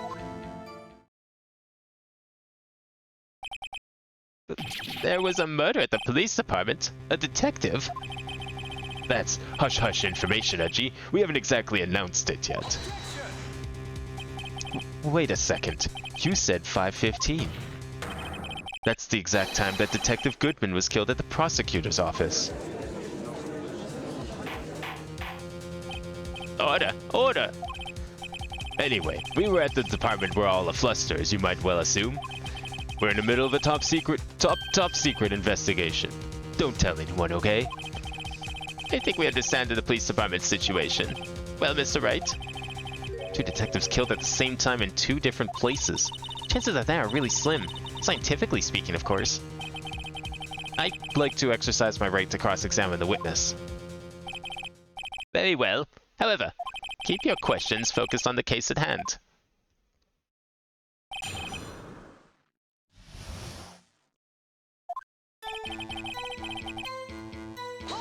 So are you sure you can't say anything more about this? Excuse me, special? Hard to come by this particular knife anywhere else. Might that special thing be this little tag? Oh, sorry, Righto, but I can't say that now. Not that. We've established that the knife in Goodman's chest was this knife. Now, why was there another knife at the scene of the crime? That's quite a mystery. And like a mystery, it's wrapped in something. A muffler. Unless there's evidence to prove a connection between this knife and Goodman. I might have a couple ideas. This knife was found on the scene of our crime. I think that makes it connected to the case, don't you?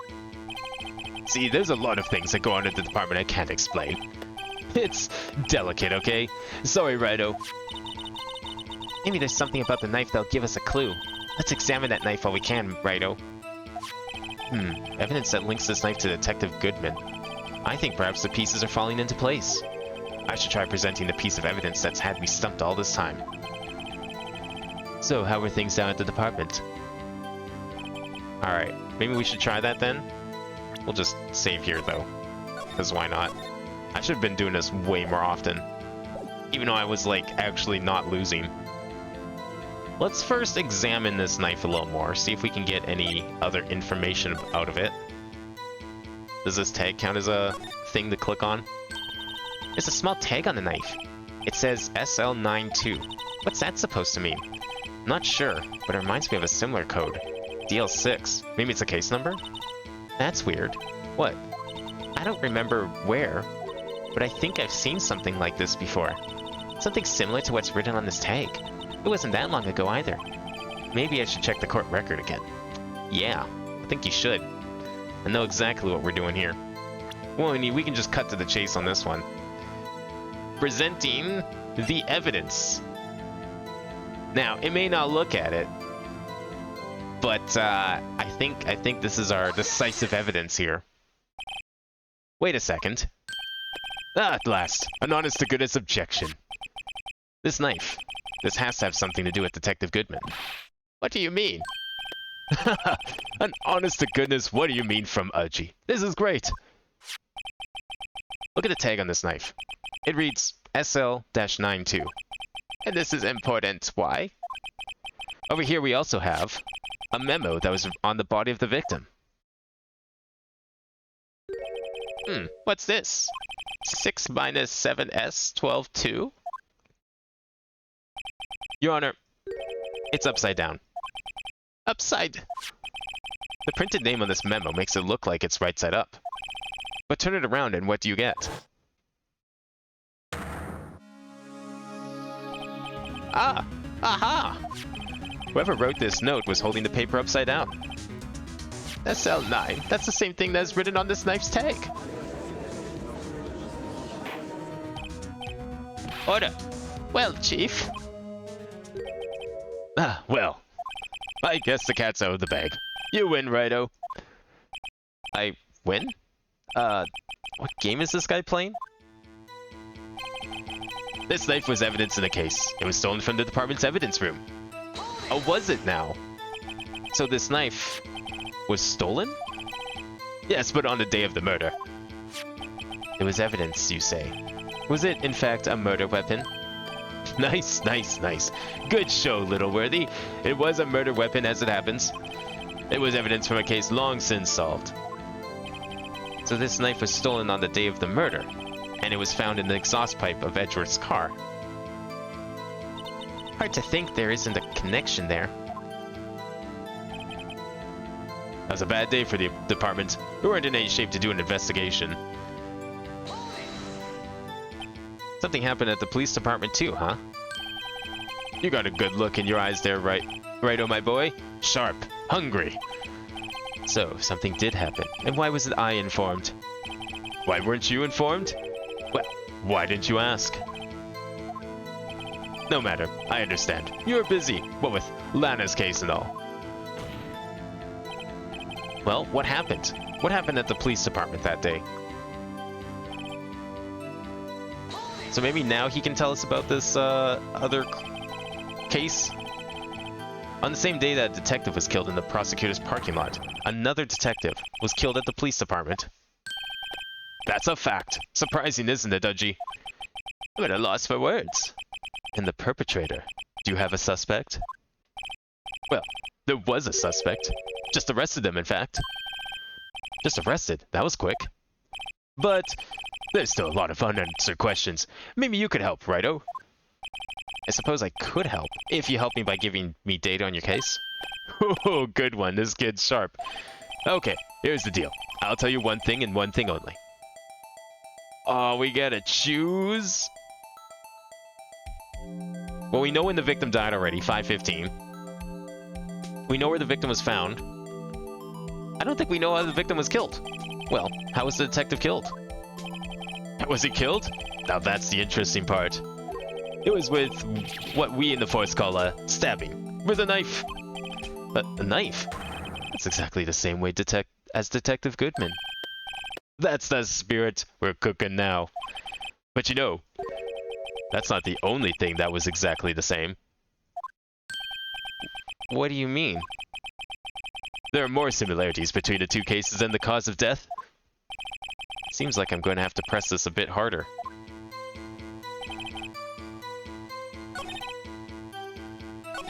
Time of the crime, 5:15. Scary coincidence, eh?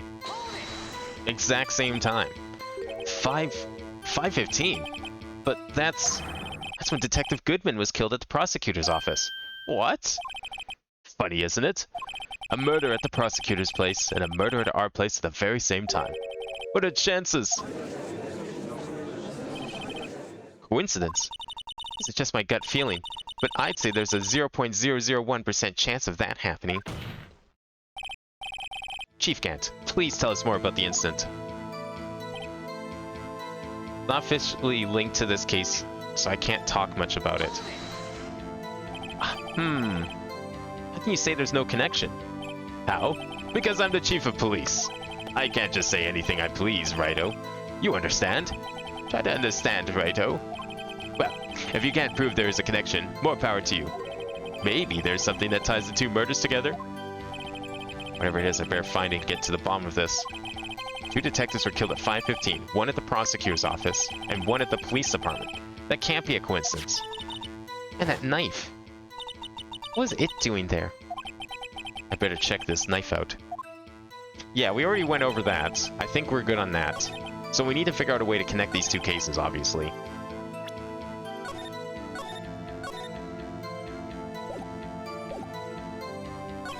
I wonder if I can get him to cough up more information if I press this again.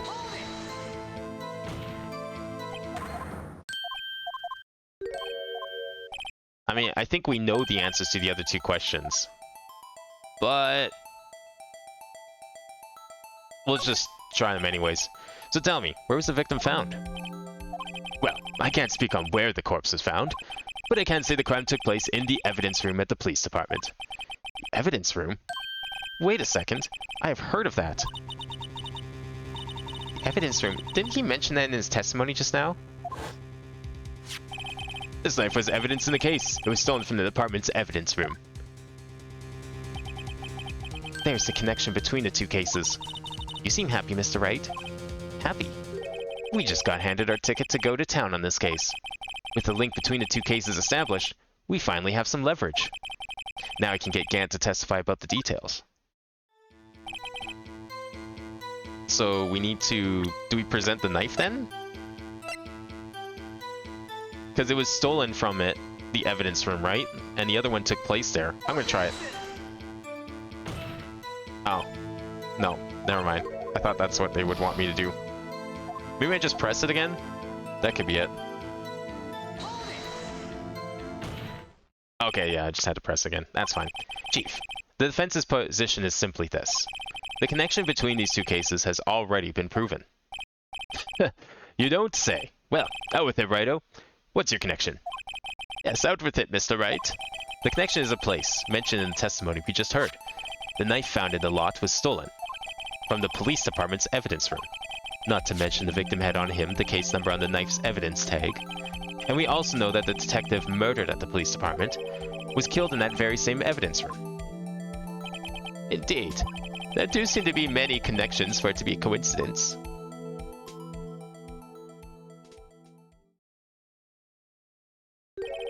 You two make a good pair. It took my men 2 days to find out what you deduced right here. Chief, I request that you release your information on the victim at the police department. See, that's the tricky part. It hasn't been announced yet and all. Can we get the information unofficially?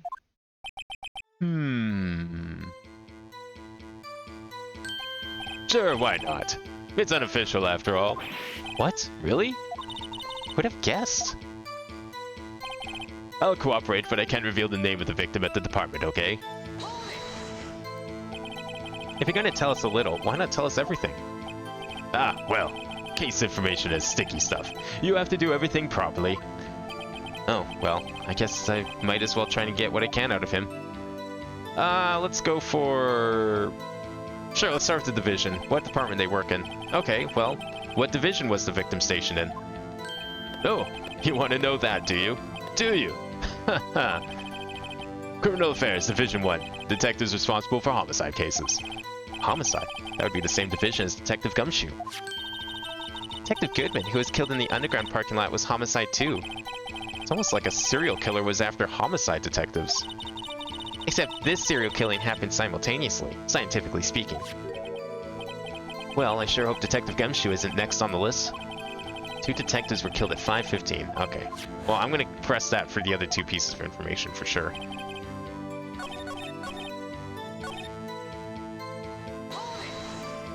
Let's see what else he can give us. Okay, ID number. Just out of curiosity, you know? Okay, how about you tell me the victim's ID number? Hmm? Sure, why not? It's not like you'll be able to tell who it is from that. Of course not. You won't tell me their name after all. We keep a tight lid on ID numbers, so don't go getting your hopes up. The number is... 584-2189. Hey, you know, that number actually looks very familiar. Huh. That's interesting. Well, that's quite long. And we have to remember these. It drives me nuts. 8, 2... I can't do it. You didn't even get the first number right. Well, Mr. Wright, does this tell you anything? The ID number of the victim at the police department. 584-2189. It does tell me something. Actually, it does, Your Honor. It does. I think. Meaning? It has to be what I think it is. But what does this mean? Well, let's hear what the defense has to say.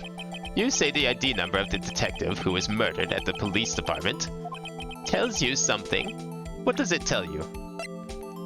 It tells me that someone was in 2 places at once and got murdered twice somehow. Witness. I see that Golden Experience is involved with this case. What is it, Mr. Wright? You're grinning like a schoolgirl on prom night. No, I got confused. And this is news? Huh? Just come out with both guns blazing, like you always do. Police department, the prosecutor's office. 2 places, 2 detectives murdered at one time. Actually, I happen to have a police ID number here. Oh, is it yours? No, Your Honor, I'm a defense attorney, remember? This is the ID number of our victim, Detective Goodman. Shame on you, right though? Personal IDs are top secret. Detective Goodman's ID number is 584-2189.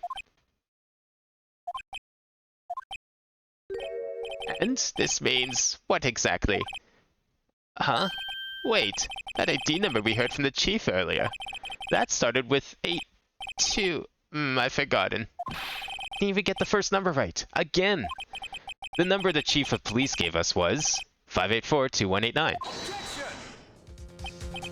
Wait a second, right? What does this mean? That's what I want to know. The 2 ID numbers are identical. In other words, the detective killed in the police department's evidence room was Bruce Goodman. What does our witness think about that? Sharp as a tack, Righto. Sharp as a tack. But wait, Detective Goodman is our victim. Hey, we can share victims, okay? You know, there's enough victim to go around for with everyone. It was killed at 5:15 in the underground parking lot. Yet, a Detective Bruce Goodman was also killed at the police department. In the evidence room, at the exact same time. That's impossible. So what you're saying is, the same person was killed at the same time, and in a completely different location. Order! Order! Order! Chief, what does this mean? No, what I want to know is, why didn't I hear about this? Maybe you just need to pay more attention here, okay? Once or twice, I get, but it's like you're not even doing your job, Edgeworth. Yes, it's top secret, fine, but I'm the prosecutor in charge of the case. Now just wait a second, Worthy. No need to get all flustered. Your Honor, the police department has made a grave error in this case. Wait. I said, wait. Or didn't you hear me? The oversight, the grave error. Mr. Edgeworth, they're yours. What? Oh, how dare.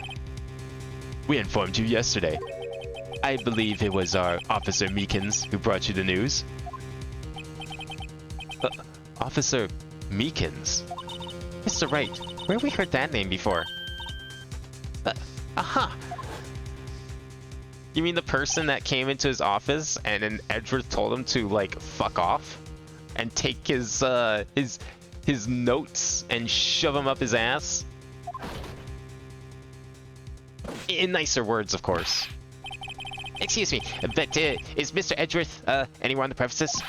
I'm here, sir, at the request of the chief, sir. I've got your report, sir. You don't mean him? According to Meekins, you didn't accept the report. Hard to believe. But your officer, he told me. He said that report had nothing to do with the Lana Sky incident. Detective Bruce Goodman murdered in the police department evidence room. Mr. Edgeworth, the victim's name is written right on the top of the report. Yeah. Why didn't your officer tell me? Honestly, I'm not sure if that officer is capable of making the connection. He did seem challenged. In any case, this is a serious error, a gross negligence of duty on your part, Worthy. But sir, you could have submitted that report this morning to the court as evidence. Then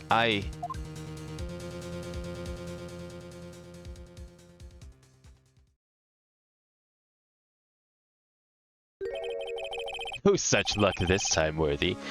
Or should I say, unworthy? What? Now, what was the second rule of evidence law, Well, Mr. Wright? Huh? Oh, well, it's, Rule 2. Unregistered evidence presented must be relevant to the case on trial. And how is this rule relevant?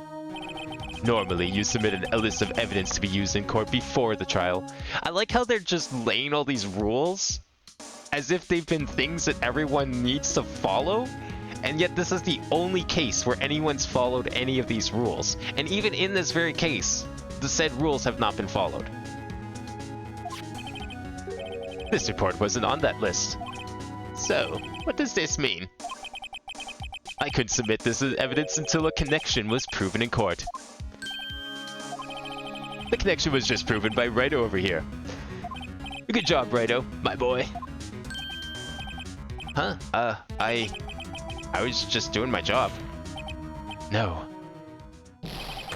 No.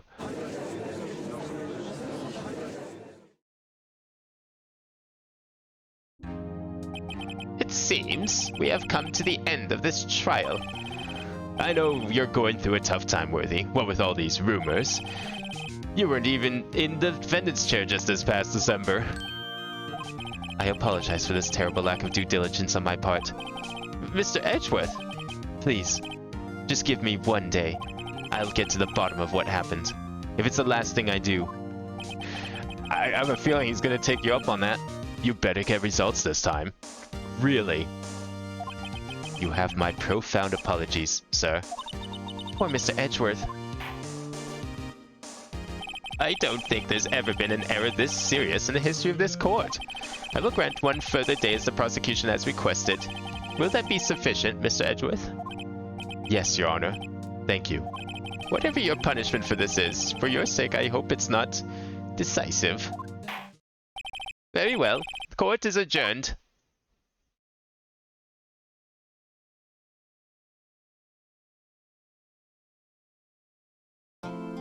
Maybe this is only a 2-day case then. Just 2 somewhat long days.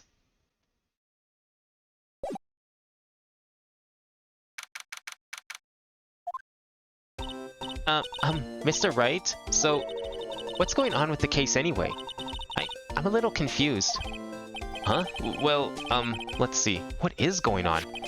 The victim, Detective Bruce Goodman, was stabbed to death after 5 p.m. on the 21st. He died in the prosecutor's parking lot, and the police department's evidence room. What's this, and the evidence room part? The prosecutor's office and the police department are 30 minutes apart by car. Well, that's what we're going to find out. Or try to, at least. Alright, let's do it. Glad she's in good spirits, but I'm not sure she's going to be much help with this. Don't be so sure, Mr. Wright. Huh? Look, we're in this together, right? I'll prove that these thick-rimmed glasses of mine aren't just for show. Let's go. Science awaits us. You know, I really don't think we should worry about the police department murder. There wasn't even a body found there. Who cares? Wait. There wasn't a body found? How the hell do they know someone was murdered? Let alone the same guy that was murdered here. What the hell are they doing? Yeah, it was only our victim who was killed in their evidence room. No biggie. What? That doesn't even make sense. Besides, my sister would never do such a thing. I know it.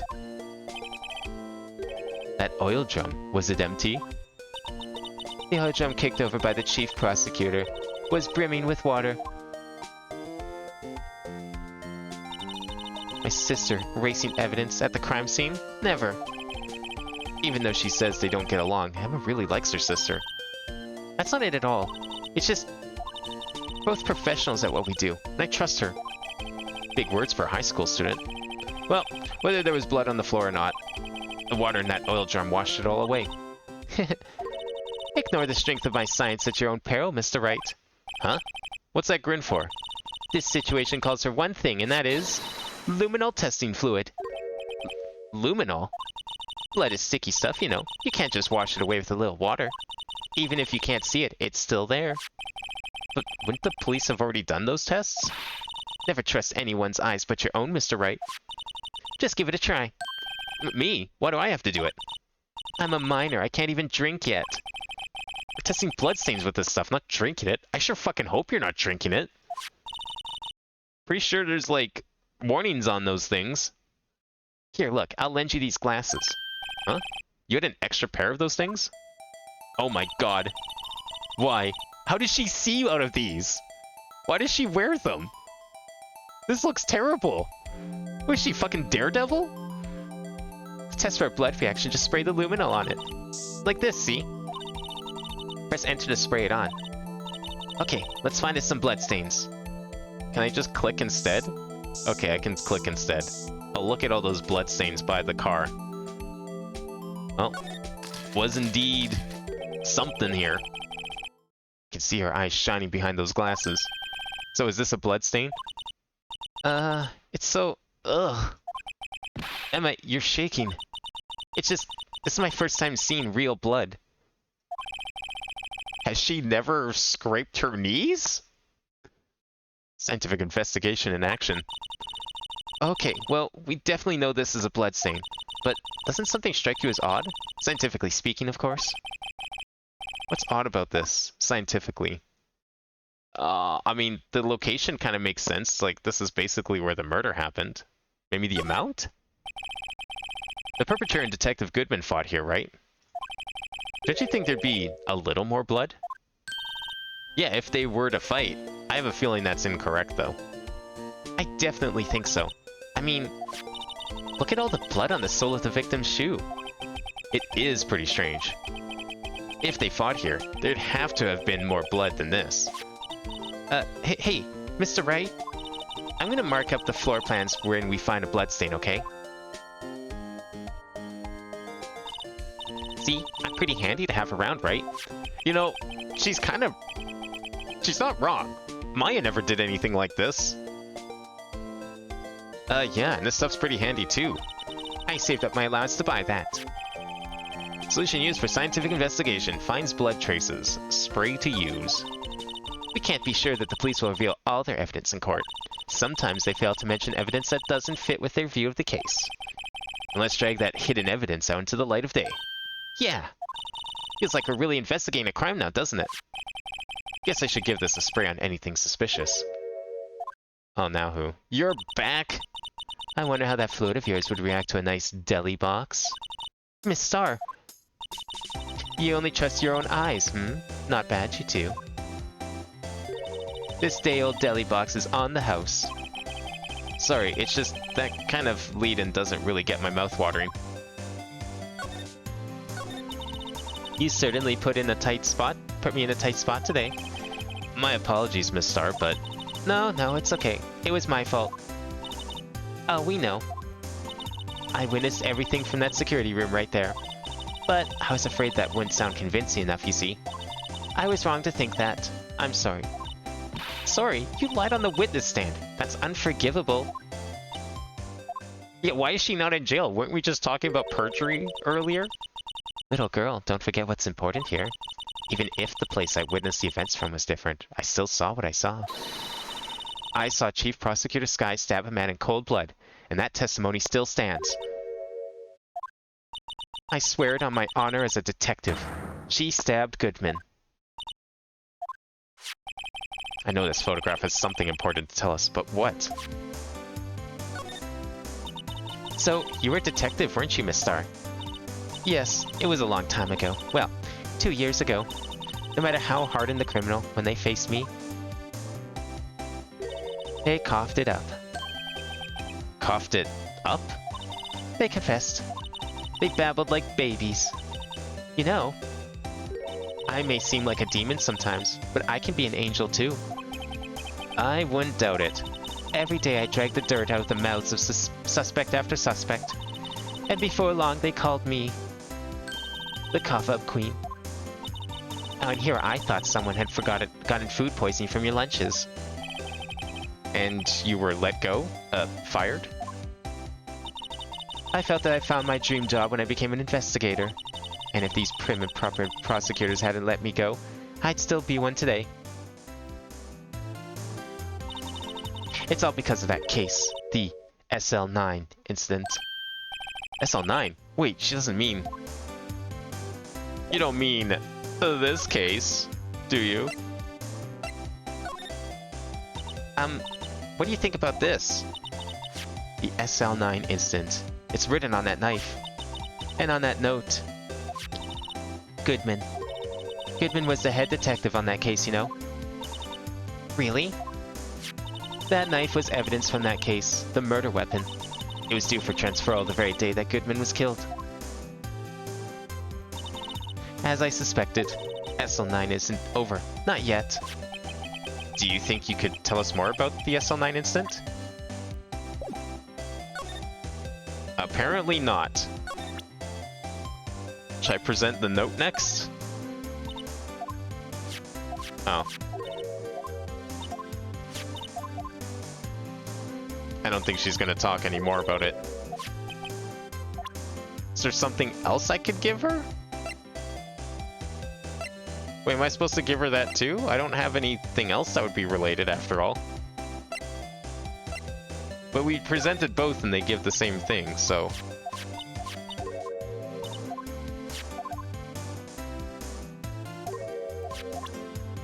What else do I have that could count to the case? His ID? I had one of those up till 2 years ago. Back when you were the cough-up queen, right? We found this ID card here in the parking lot. Well, there's no mistaking that. It's definitely Goodman's. But it's the same ID as the man who was killed at the police department. That's impossible. I wish I could be so sure. I don't know what else she is expecting me to present for this, to give more information. Maybe that's what we need to find. How do we use the spray? Ah, spray.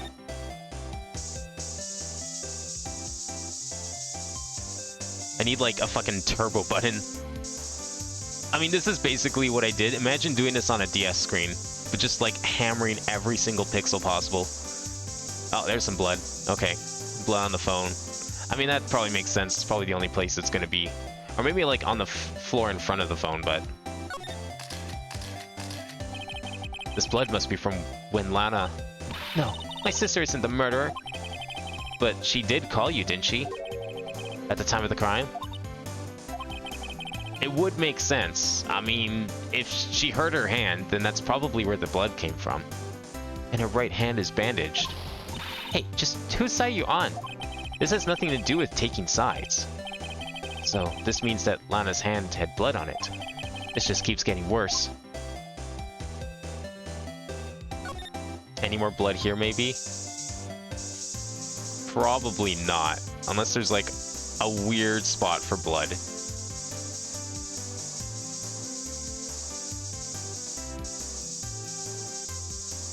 Nah, it's probably nothing. Sorry, why is me clicking... Okay, you can't see my mouse cursor, but my mouse cursor is clicking above, like, where it says spray, above that vent, like, right by the barrier. But look where it's spraying. That's cool. Maybe because I'm clicking in invalid positions, but that's strange. Alright, there's nothing else here. I think we're done spraying. And you won't talk anymore about this SL9 thing. That's just the autopsy. That's just that. Okay, well, can we go somewhere else then? About, detention center? She here? Looks like Miss Sky's in for questioning. I hope the detectives aren't yelling at her. How did you kill him in 2 places at the same time? Can you imagine? How's she supposed to answer that? Wait a second. Didn't Mr. Gant say they'd arrested a suspect in the police department murder? Let's come back later. Curious to see who this other suspect is. Maybe it's her doppelganger. That would explain everything. Oh, we can actually go inside now. Wow, everyone looks deadly serious here.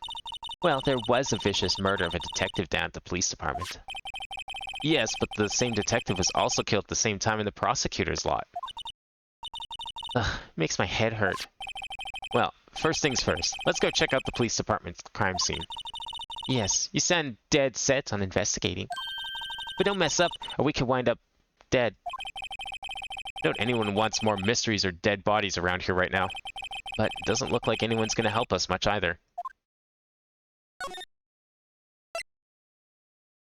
Oh, I guess we can't go see the crime scene.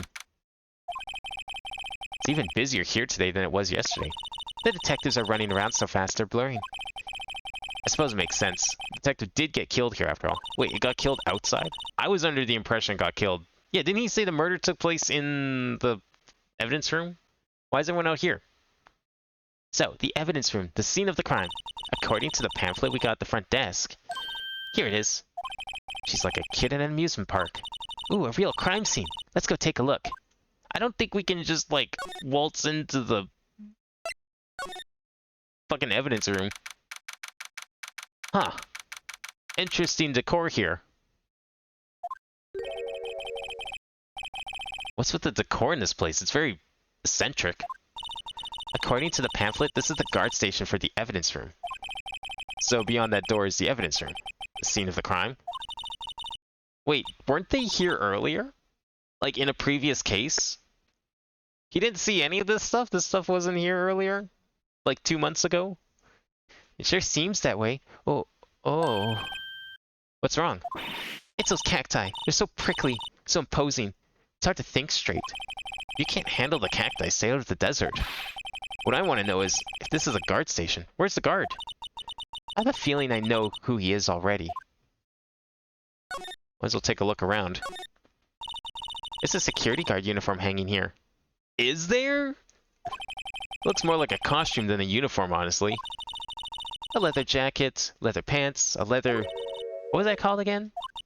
A punchy? A paunchy? Pinchy? Oh, I know. A poochie. Wait, maybe that wasn't it. It's a poncho, but I think I'll keep that information to myself for the time being. That's a lot of alcohol to be keeping here. Are we sure that's legal? I feel like you should be having alcohol at a police station like this. Looks like there's a video feed from the evidence room here. There's a light blinking below the monitor. It says recording. I bet we could use this computer to check on who went in and out of there. Well, can we do that? Maybe it's best that we don't touch it. This swinging door makes the place look some kind of saloon. Oh my god, I can't read. But look, it's nailed shut. You can't get in that way. Of course not. If you went in through here, the cactus would fall over. Ouch. I'd say it's a bit more of a yeah myself. But then how does the security guard get here? I like that there's just a sign out front that says Texas. Why is there a lasso here? Is that like a trap? Is someone gonna like step inside and he's gonna yank the rope? Look, on the floor, a lasso. Looks like I set up to trap something. A trap here? Wait, I know. Maybe someone was trying to catch a wild bull in here. But the lasso missed. You sure have an active imagination. Alright, let's go inside. The evidence room is beyond that door. Let's just walk in.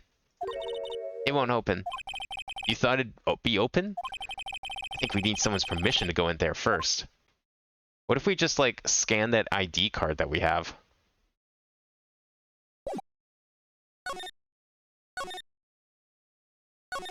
Is there anyone inside, maybe? Nope.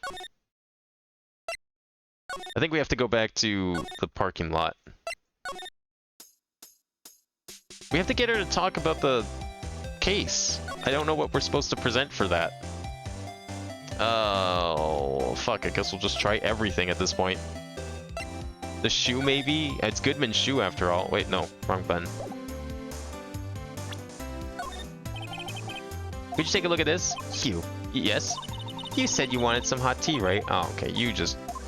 Nope, you don't care about that shoe anymore. You're so crazy about that shoe earlier, and now you're just like, nah. Do I show her my badge? That looks like a petrified piece of provolone. Huh? It's not. It's my attorney's badge. I'd think a petrified piece of provolone would fetch more in the open market. Look, my badge isn't up for sale. Not yet, at least. I don't think there's anything else here that makes sense. Like, we tried the knife. The knife worked. So did this note. But they gave the same thing. But then it prompted me for more evidence. And I'm like, what evidence do you want here? What else is related to that case? Nothing. I probably have to get something from somewhere.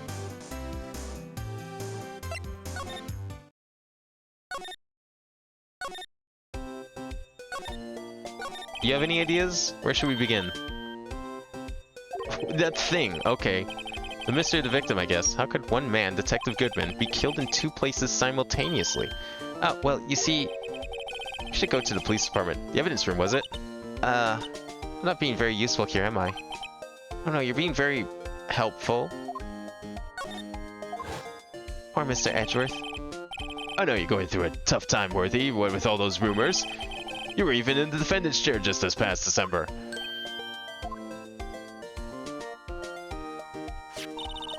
There was that business with him not reading that officer's report. Ah, about the killing at the police department, right. Oh, could I go to the High Prosecutor's office again? Maybe I need to talk to Edgeworth. Chief of Police was right about that. But I can't help but think someone at the police department doesn't like Edgeworth. That's probably where we can go. Where was that? It was through here, right? Yeah, we didn't go here yet. Oops. Well, this place is as classy today as it was yesterday.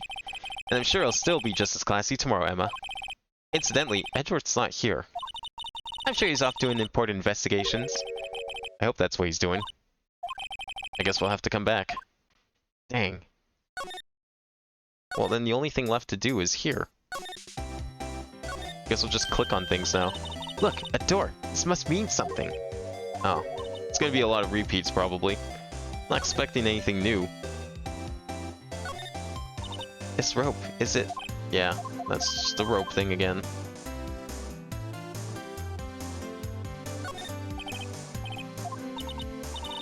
So, Miss Star climbed over this fence? It seems so, yeah. The fence is 9 feet high at least. Well, no time like the present. I think I'll give it a little try. She is... yeah. We're gonna have another murder victim on our hands here. If she keeps that up. It's okay. Don't cry. Maybe there's a Lunchland Olympics team? Yeah, I don't know how anyone would want to even bother trying to climb that fence.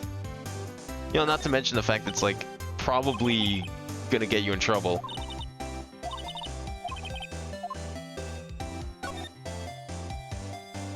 I've got to be missing something.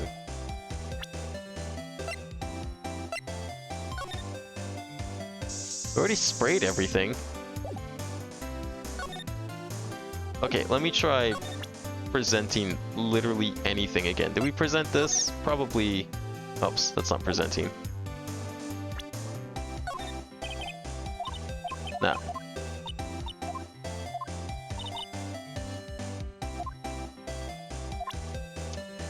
Okay, so we tried this. We tried the other piece. If I do both in a row, what happens? Did I try that? I can't remember. I mean, she brings up both, so I'm pretty sure it's not going to help. Tell us more about the SL9 instant. I feel like I'm missing an item here that I need to give her. Most likely. Yeah, there's a good chance, because, like, back at the office, she was saying that we need to get into the evidence room. And you want something, so I'm thinking we gotta go to the evidence room.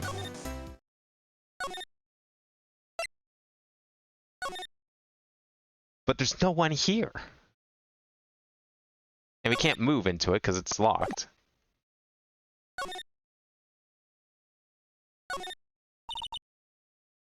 Yipes. Those sure are prickly. They must be the real deal. I would think just one big one would be sufficient. These cacti are a lot like my sister, actually. How so? Encased in a cold, rigid shell, with spines pointing in every direction. Just like her. I'm not so sure I see the resemblance. It's more an attitude thing than a physical similarity.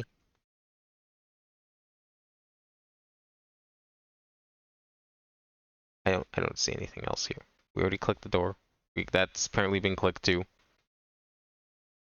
Okay, I'm gonna actually have to look this one up because I don't know what, like, super specific thing I'm supposed to do.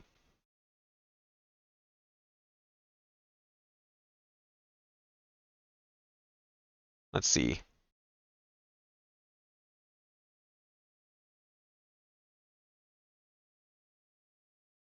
Where is this one? Oh, here it is. I think this is the guide I used last time.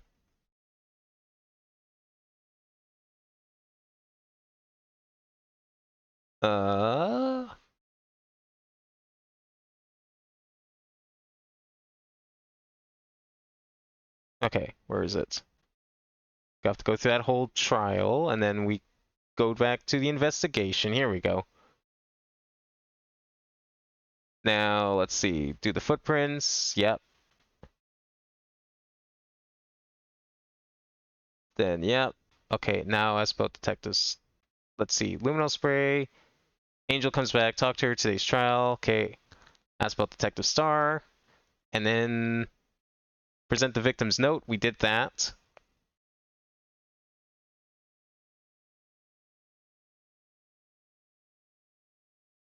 Oh, okay, I see. It's like 3 different items.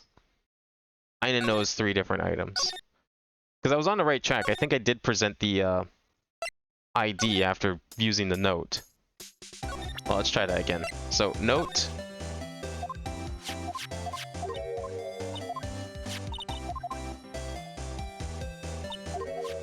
And then, oops, fuck.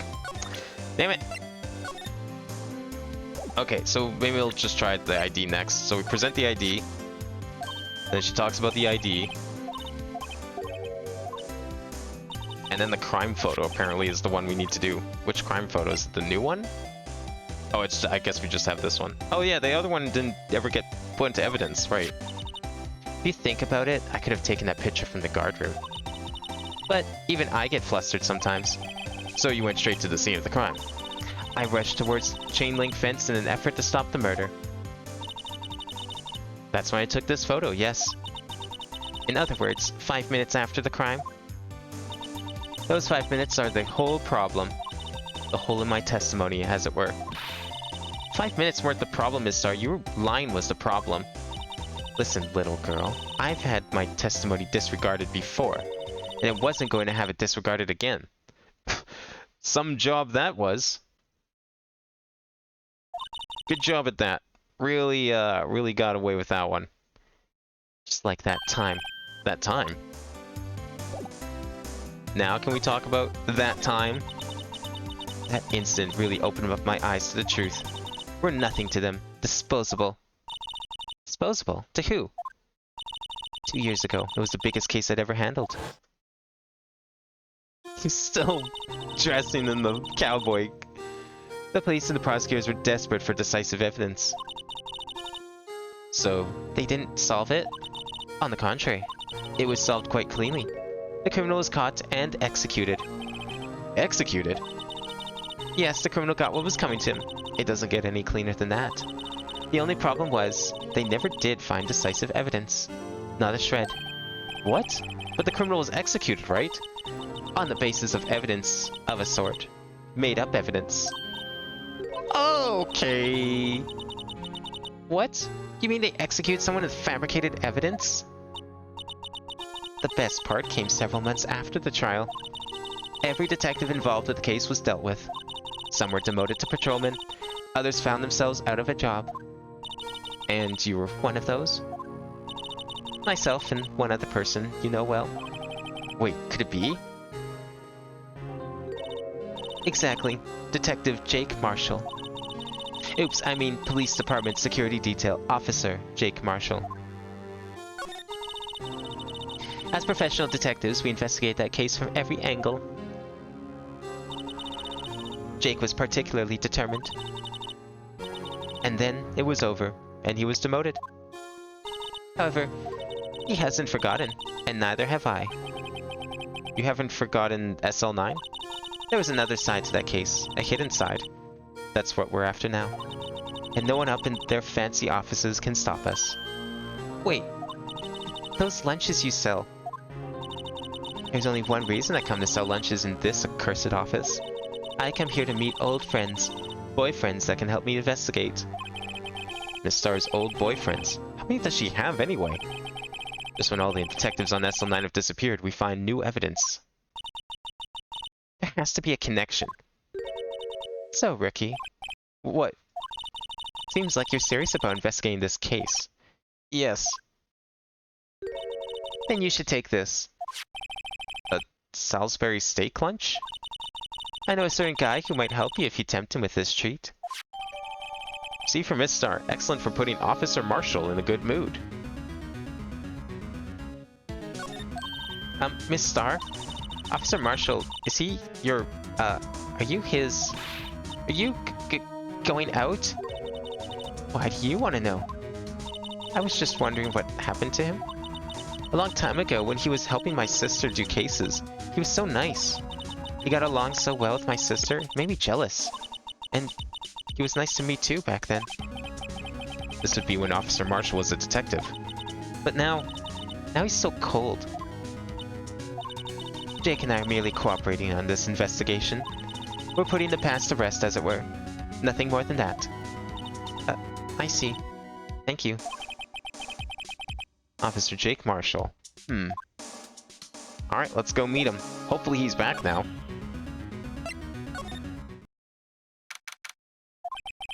This place is charged with frantic energy, as always. Please. Huh? Wasn't that? One steak lunch, please. Oh, it's you. Detective Gumshoe. Now's no time for chit-chat, pal. I'm a busy man. What I really need is a steak lunch from Lunchland. Oh, you mean one of these? Actually, it's not for sale. I think I just heard the sound of his heart breaking. Now's the time for despair.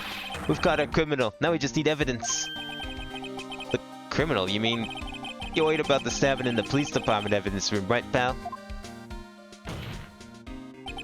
On the same day that a detective was killed in the prosecutor's parking lot, another detective was killed in the police department. And the perpetrator. Do you have a suspect? Well, there was a suspect. Just arrested him, in fact. It's the biggest scandal at the station in ages. Everything's topsy-turvy. But Detective Gumshoe, who was it? Listen, pal. All I know is I need a steak lunch. Pronto. Standing around here talking isn't gonna fill my belly. Well, this one's already been reserved. Wait, don't leave. If you want to know more, head down on down to the detention center, pal. Questions should be over, so I figured he's down there having a good cry. Later. He ran off to the evidence room. Well, this investigation is off to a running start. Move. Let's go. Is Marshall back? He is not back. Ah, okay, well I guess we'll go to the detention center first then. Man, this lunch is gonna get cold though. Wait. How do we get to detention center? I guess this way. That works. Still, I do feel better about things. A little. I mean, they caught the person who stabbed Detective Goodman, didn't they? Yeah, I guess they did. Best not to go too far down that road right now. Things will just get confusing. What was that? Sir, that's what I'm saying. Me, a perpetrator? I'd say I was the perpetrated against, sir. That's what I'd say. You? I feel like he's too stupid to commit a crime. Hi. Greetings, sir.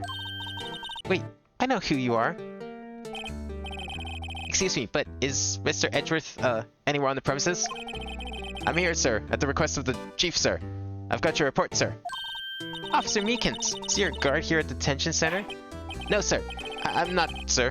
I'm a little lost patrolman, like a little lost lamb, sir. Oh, I get it. You're here to deliver a report. No, sir. How should I say this? Wait, he isn't. Is he? You, Officer Meekins, you didn't... Did you? Perpetrator Officer Meekins reporting, sir. What? What? Now this is an unexpected turn of events. I like that he's even saluting in his ID.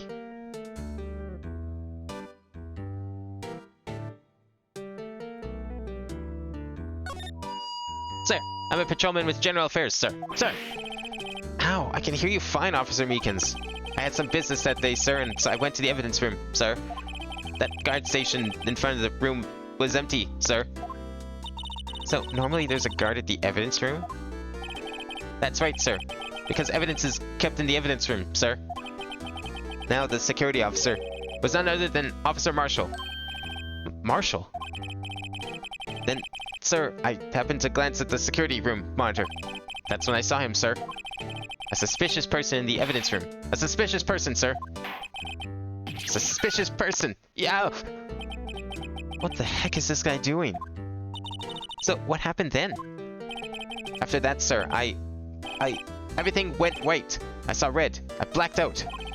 And when I came to, I was here, in the detention center. How long were you out? Days?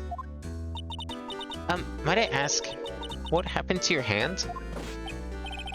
Sir, there was no one to bandage me, sir. So I went and did what I could to wrap it up, sir. Bandage on his hand. Just like Miss Sky. Okay, this is too weird of a coincidence. Two perpetrators, exact same crime, exact same time, exact same self-harm accident. Different hands, mind you, but still. Yet another similarity between this case and the one at prosecutor's office. First things first, tell us how you hurt your hand. About your hand, did that happen during the course of the crime? Well, you see, sir, don't you think you should just confess? But sir, but there was nothing I could do. Nothing you could do? Sir, to tell the truth, sir, when it happened, when the detective pointed that knife at me, I just hollered, sir. And the next thing I knew, I was unconscious. The next thing you knew, you were... Huh? And when I opened my eyes, I was alone in the evidence room, sir. All alone. Alone because Detective Goodman disappeared. What? Then when I looked down, I was gushing blood from my hands, sir. So, wait, was Detective Goodman murdered or not? Oh, the shock. Oh, the sorrow, sir. Can you imagine how I felt? Victim's body disappeared? That's some story. I don't mean to pry, but are you the perpetrator? You are the perpetrator, correct? You killed Detective Bruce Goodman in the evidence room, right? Sir, please don't look at me with those sad puppy dog eyes, sir. If you have to label me as perpetrator or victim, sir, then label me as victim. I would, but you happen to be in detention. And alive and well at that. Ah, yes, well, that's true, sir. I suppose you could say that. Did you know the victim, Detective Goodman? Well, sir, if I had to label him as a stranger, or a total stranger, then I'd say he leans heavily on the total stranger side. So you didn't know him.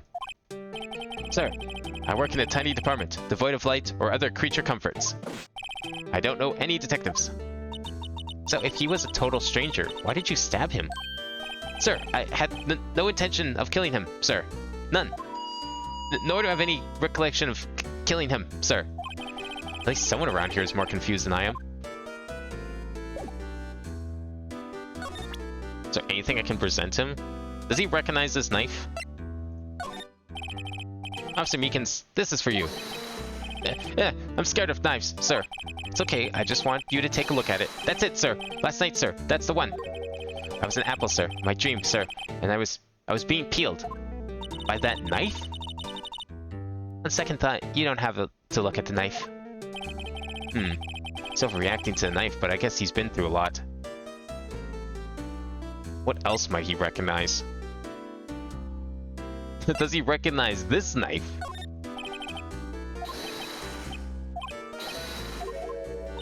Okay.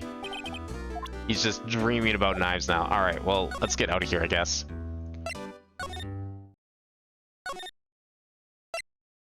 Maybe this is where we need to go now?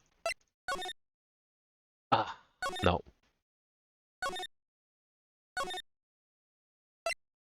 I don't see why we need to go back here. That doesn't make any sense.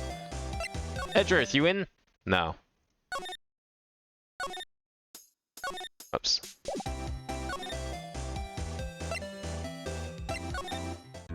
Is there something else we have to show him then? About maybe his ID? Do you think you could take a look at this? Hey, that's it, sir. That's it. That's what? My head was a blank until this very moment. But, sir, now I remember. I remember, sir. You mean you remember what happened? Correct. That card. That card was the cause of it all. This ID card? Exactly, sir. That's exactly it. Nothing can be more exact, sir. Nothing. I better pry into this one a little bit deeper. ID card. Do we show him the picture of her killing her? Or something, maybe? I guess so.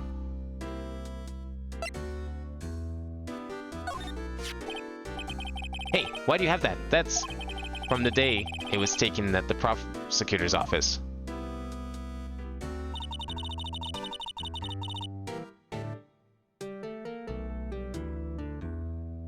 The day that Detective Goodman's body was found in the trunk. So this means I'm a free man, innocent. This is a dream, sir. Then I hope I never wake up. This is a dream. You'd be better wake up right now. I don't think that was what I was supposed to... Well, I guess it was, because it put me back in a present thing. Maybe the autopsy? No. No, that's not what he needed.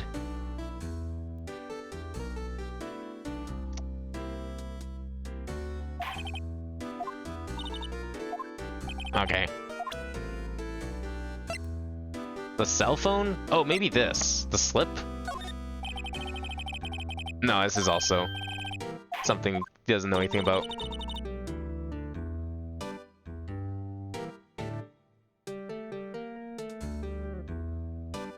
Does he have a new thing that we can talk about yet, or are we still... Oh, there we go. Can Can you tell me what it is you do remember? Well, sir, you might say I'm a low-lost patrolman. A low-lost lamb, if you will. I didn't know Mr. Detective Goodman who was in the evidence room. And that's why you thought he looked suspicious. Sir, I entered the evidence room and asked the man to show me his ID card.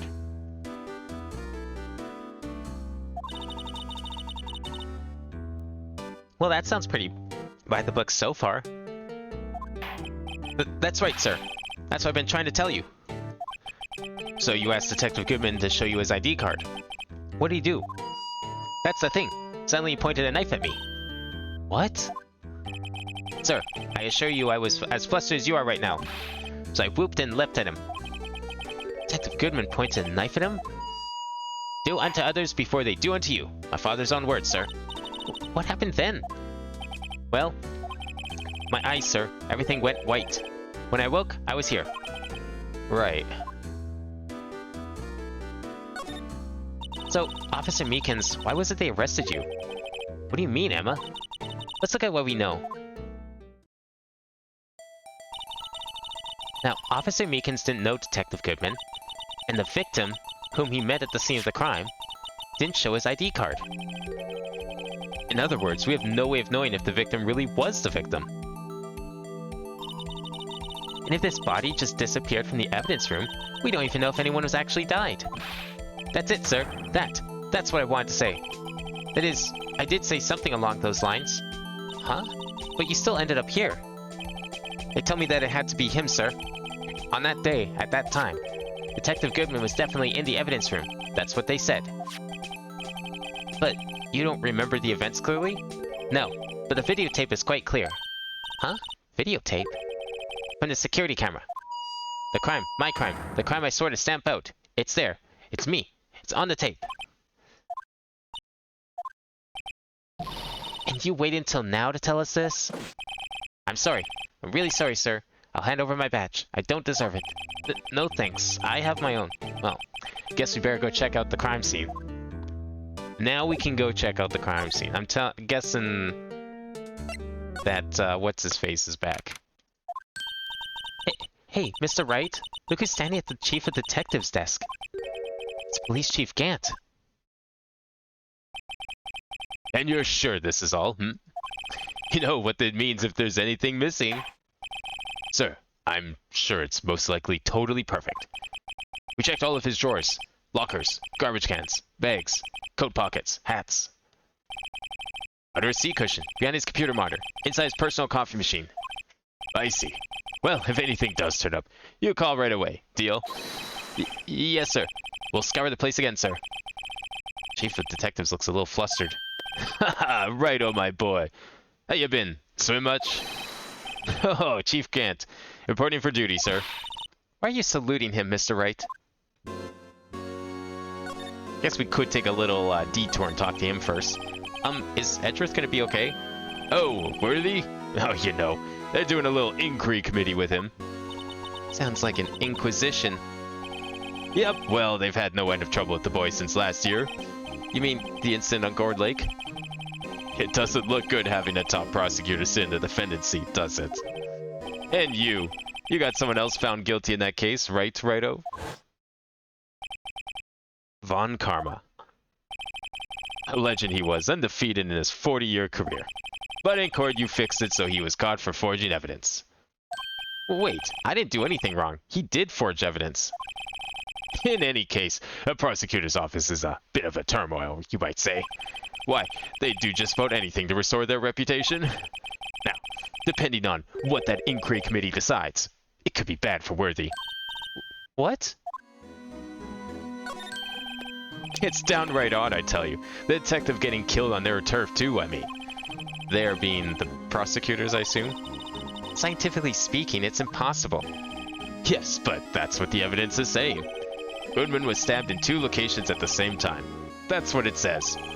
What evidence is this? Now, Righto. I can't give away all our secrets just like that. And in this particular, well, it's a little sensitive, and I can't talk about it. I wasn't expecting much anyway. You know, one thing I hate most of all is hiding stuff. Secrets! I can't stand them. But you know, It's a full-time job just keeping the chief of detectives trap shut. Ah, he was the one you were picking on earlier. Huh? You saw that? Whoops. I wonder what it was that you want the chief of detectives to do. Let's see if we can kind of discreetly ask him. What do we present for this? We've been doing a lot of presenting today. I guess we'll start with the ID. It's been a pretty popular item. I was wondering, could you take a look at this? Ah, sorry, Righto. I'm through with that stuff. Through, I say. Go find that guy who can't seem to sit still out there. The busy one. The guy who can't sit still? Does he mean Detective Gumshoe? Either him or the Dancing Blue Badger. Alright, he doesn't care about that. How about, knife? That's another popular item.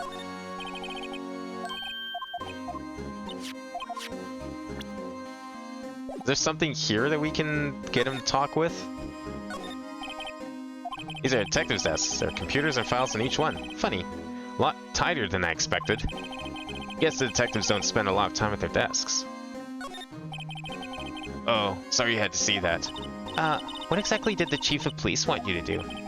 Well, see over there? That's Goodman's desk. He wanted me to check it out for anything that might be a clue.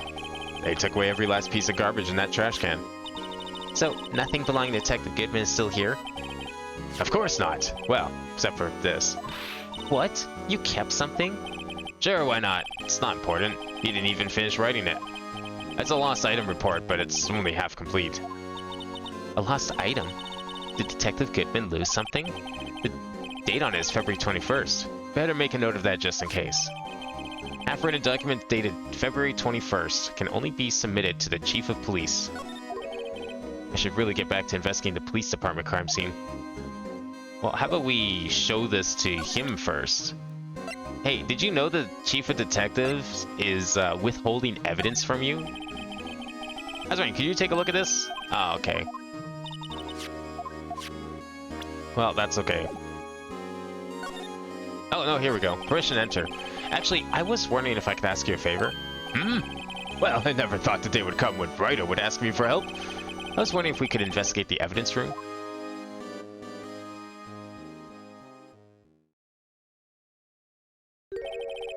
Now, Righto. Actually, I'm sorry. I don't need to investigate after all. Righto, please. Do I look like a selfish man? Huh? Heck, if anyone asked me, sir, can I borrow $50? I'd give them $50. No problem.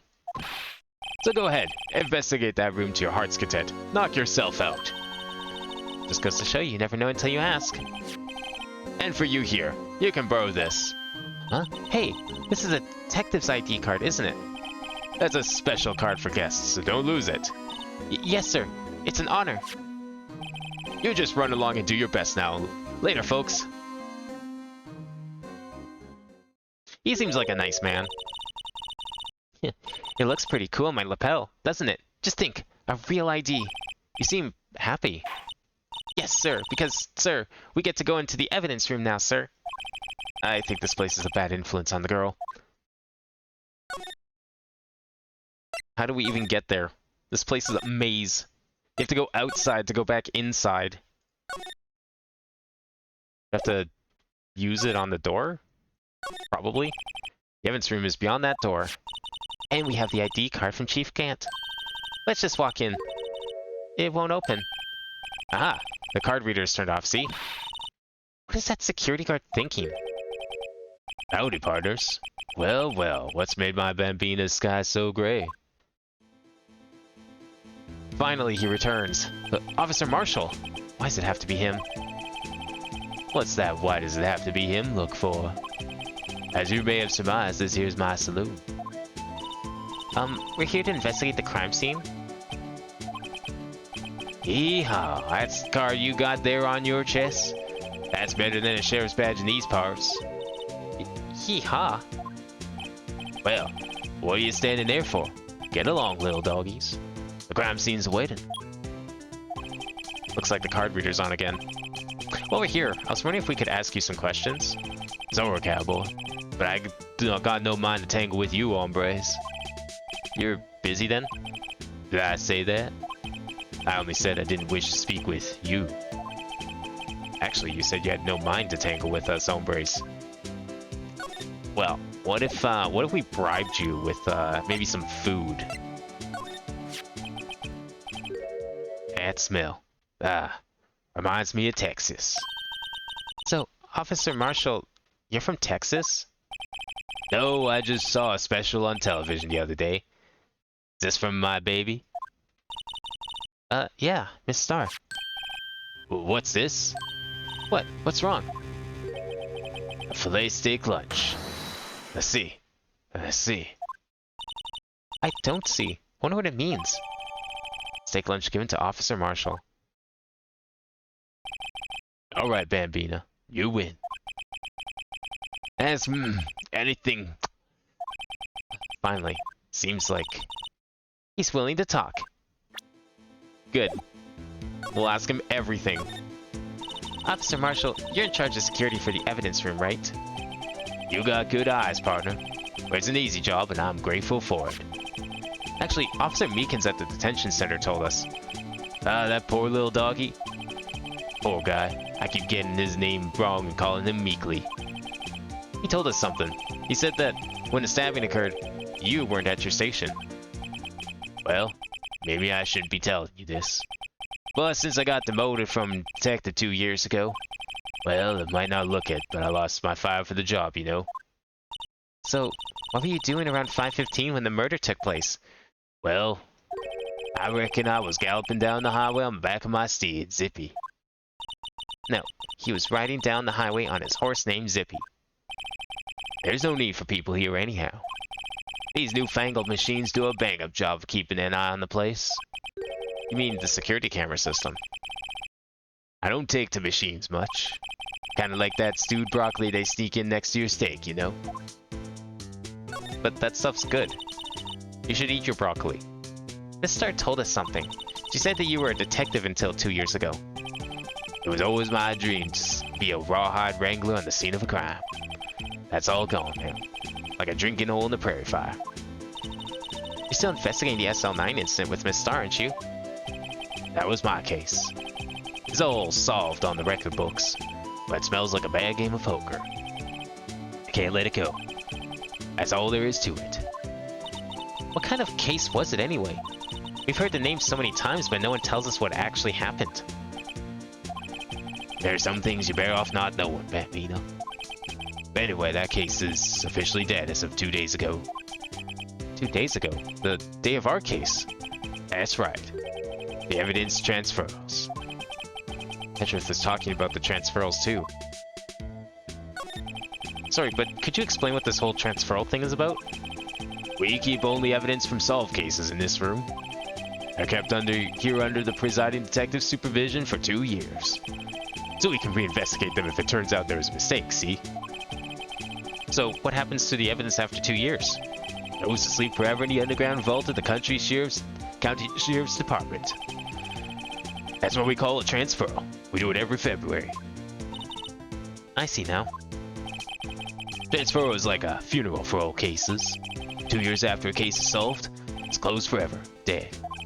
Never to be reopened again, never to be reinvestigated. And that happened to SL9 2 days ago.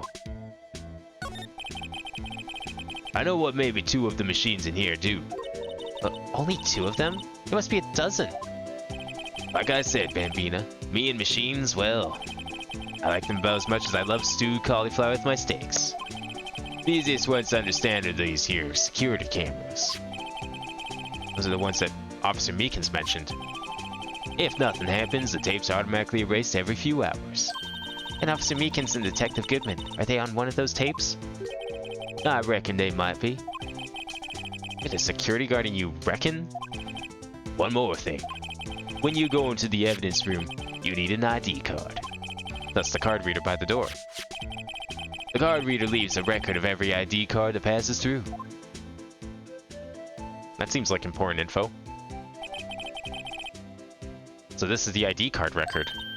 Hey, I've seen that somewhere before. Sorry, Bambina. Can't show you more than that. Huh? I haven't heard whether this is related to the case yet. Mr. Wright, I saw a number on that record just now. I've seen that number before. Maybe there's some way I can prove that record is tied to the stabbing. Should we present this ID card? See this? This is the victim's ID card. Ah, the one that was on the ground in the parking lot. Number on this is 584-2189. Officer Marshall, show us that ID card record again.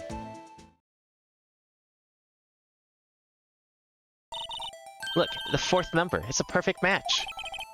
It was used at 5:14, right before the stabbing.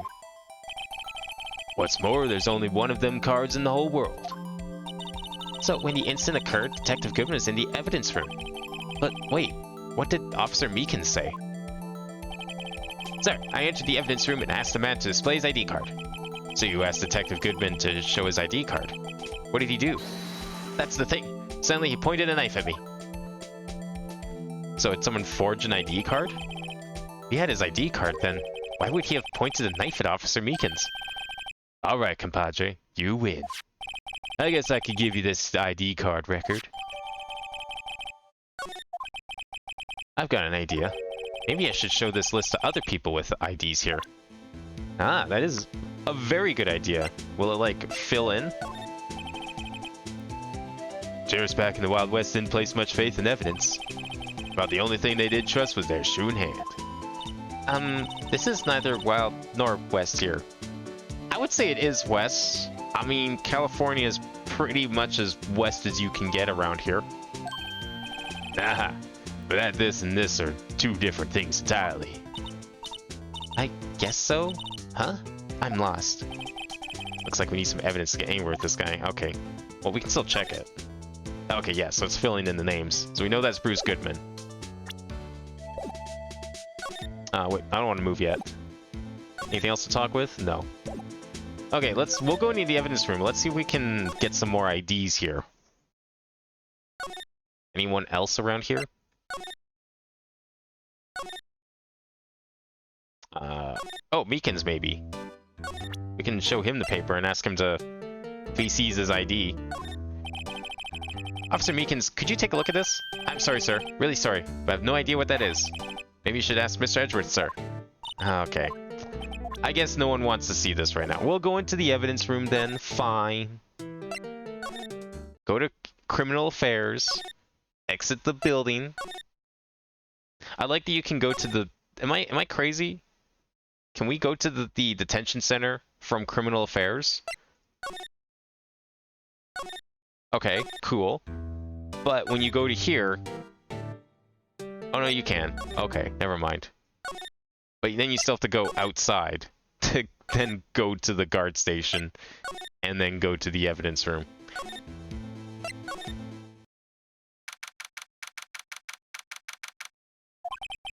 It's quiet. The investigation must be over here. So this is the evidence room? It really is kind of like a graveyard. Graveyards are supposed to have grass and trees. This feels more like a morgue. Nice try, Mr. Wright. You can't scare me. Huh. Whoa! Whoa! Sorry, I thought you were a ghost. I wouldn't recommend going around smacking ghosts on the head, pal. So is it true what I heard? Righto, please, do I look like a selfish man? Heck, if anyone asks me, sir, can I borrow $50? I'd give him $50, no problem. So go ahead, investigate that room to your heart's desire. Knock yourself out. Yeah, it's true. So Chief of Police Gant will loan anyone $50, even me. Oh, so that's what you were talking about? Actually, I was put in charge of the investigation for today. Just for today? Boss for a day. But guess what? You got permission from the chief. So now you're boss for the day. Gee, thanks. Wait, shirking his work already? Rizal, you wanna have this. Scene of the stabbing of a detective at the PD. Oh shit. Oh, it's a 4-room pants. Nice. Hey, you think you could, like, sign my petition? Thanks. Could you take a look at this? This is the ID card record of the people who came in here on the day of the stabbing. I heard the rumors. That was Goodman who came in here at the time of the murder. Whoa. What is it? That second number. It's not your ID number, is it, detective? Mr. Edgeworth. What? The second number on this list belongs to Mr. Edgeworth. What? What? Okay, hold on a second. The second number belongs to him. Don't tell me he came in... Okay, it's 440. I mean, that was a little before the stabbing, so he's probably off the hook. Why would Edgeworth have come into the evidence room? That's something I guess we'll have to go ask him. So, Detective Gumshoe, your boss for the day? That's right, it's Nana. After all, the murder took place right here in the police department. But if you're the boss, why are you all alone? Where are your underlings? They're using yesterday's findings to prepare for tomorrow's trial. In other words, you got kicked out of the investigation. Again.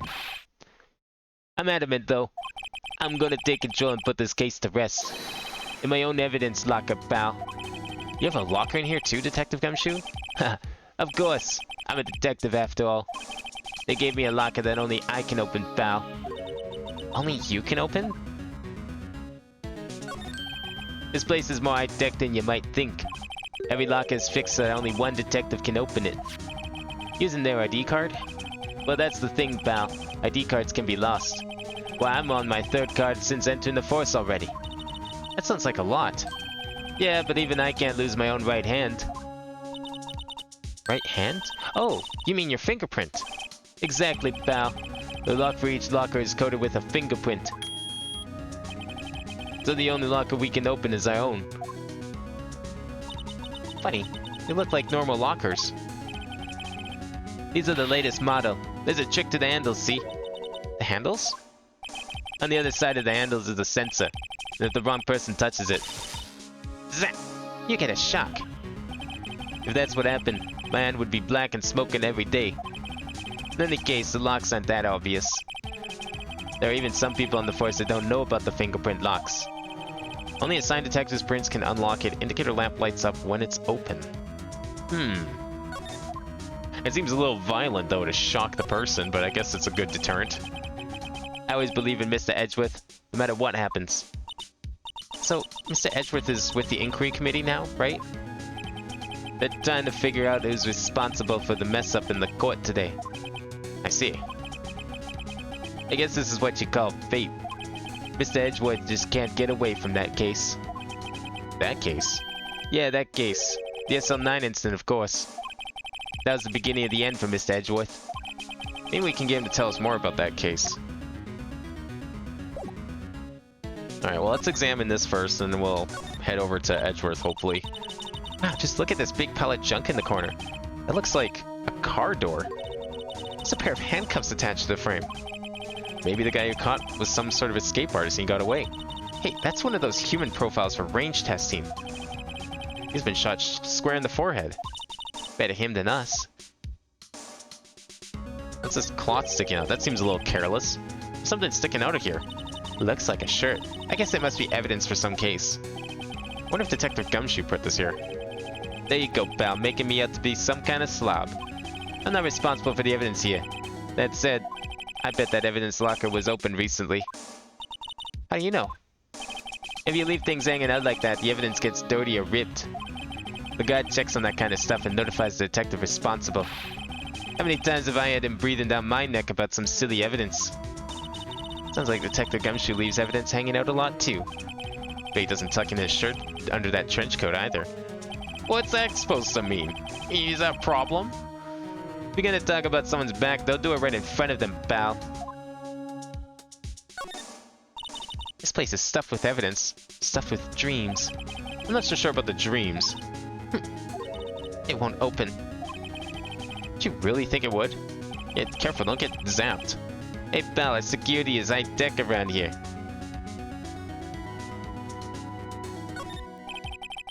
Some sort of bulky equipment is gathering dust here. Wait, that's not the metal detector and fishing rod from the last case. What a sorry-looking fishing pole that is. Hey, that's my personal pole. I never did get around to using it. Wait, I've seen that somewhere before. Right, pal. That's the metal detector. The one that led to the solving of that case out on Gourd Lake, remember? Oh, right. Wow, that feels like it was ages ago. And I don't think I've seen this one before. Oh, that's a bug sweeper. I'm sure it'll come in handy in solving some case sooner or later. A cheap-looking box? You can't just judge a person or machine by their cover. You gotta look at their art. I wonder if that's, like, gonna be a thing in, Apollo Justice, perhaps. Or who knows, maybe it'll be something sooner, too. What am I looking for? This. I want to spray for stuff, just in case, you know. Oh, there's a handprint. Sure, we don't need to, like, go that crazy with the spraying, but you never know.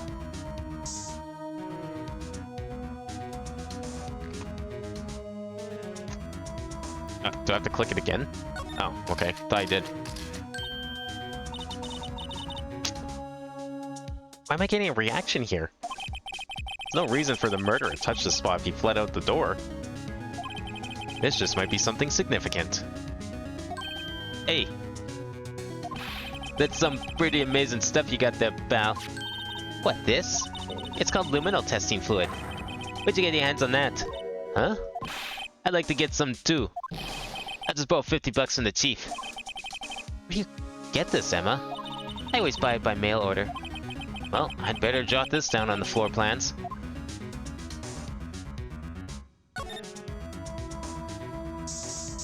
Oh, there's an obvious one. That one even still had a mark on the door. I knew it. This is someone's right handprint. What? What's the matter, detective? This locker. It's mine.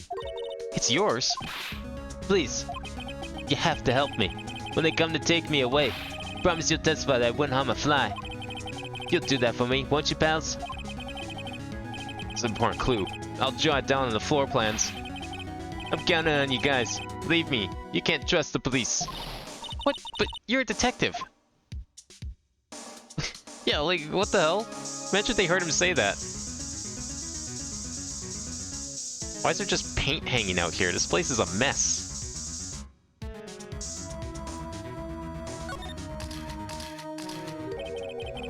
That must have been one massive pool of blood. Never seen anything like it. I'm not professional. What's your opinion, detective? Pale blue blood.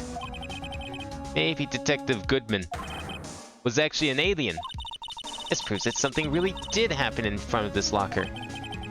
I'll make a note of it on the floor plans. Hey, if you don't want my opinion, you shouldn't have asked. This guy doesn't even have the glasses on. How's he able to see all this? Guess he's just that good. Also, I like that he doesn't know what luminal testing fluid is. Like, despite being a detective. Like, are they really not using any of this stuff? All this high-tech equipment and they don't even have, like, modern testing practices? Or forensic practices? Look, this one's open and the red indicator light above the door is lit.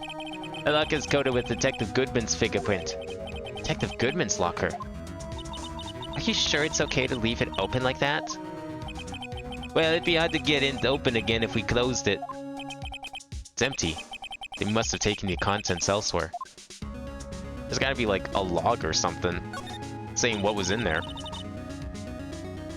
What's this saw and a paint doing here? Since the dawn of time, true art has always been a war against oppression. True art? I noticed that there's blue and yellow paint here. Perhaps we're witnessing the birthplace of the Blue Badger? Well, you might say this is my studio. Here? In the evidence room? I don't think that's a place you should be building weird animatronic badger people.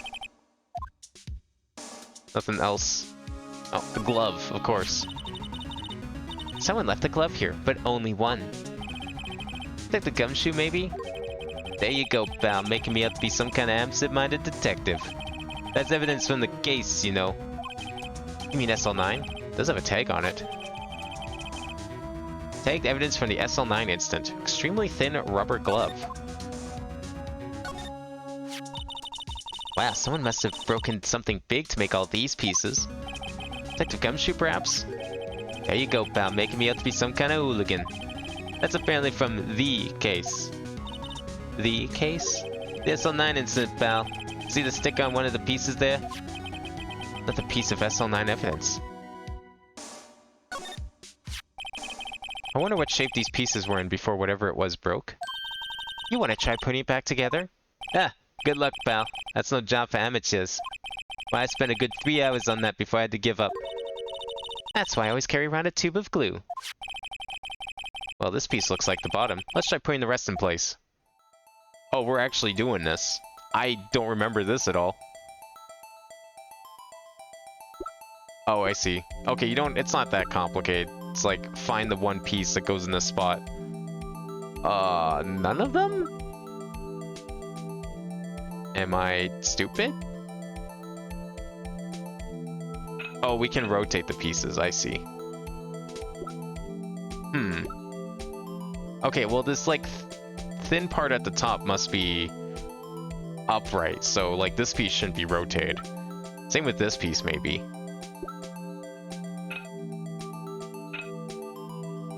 I'm looking for one with, like, a tiny notch.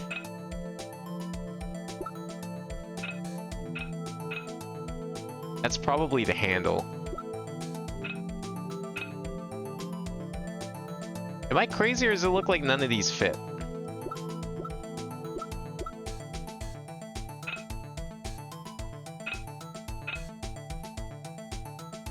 Maybe? No. Okay. Didn't think so.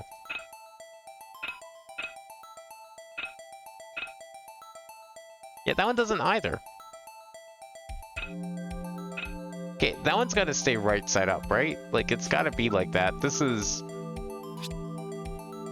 probably the handle. This one?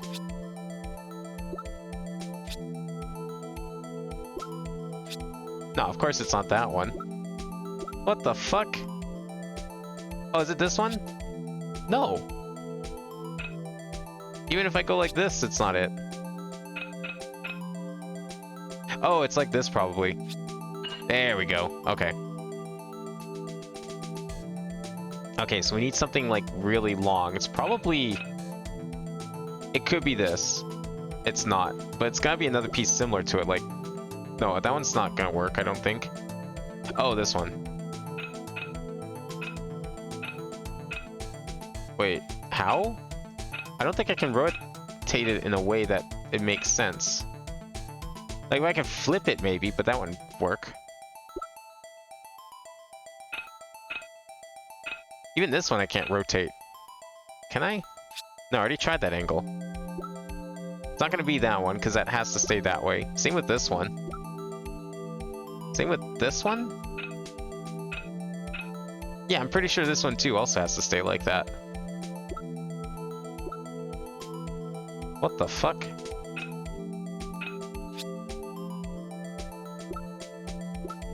I feel like it's gotta be this one, but like... Okay, well let's look at the bottom here too. Like, it's gotta be a really short bottom.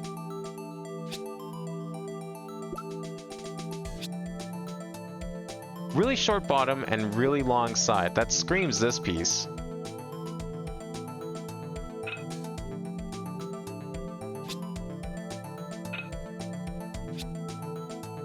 But it's not that piece. I'm very confused right now because I don't have any...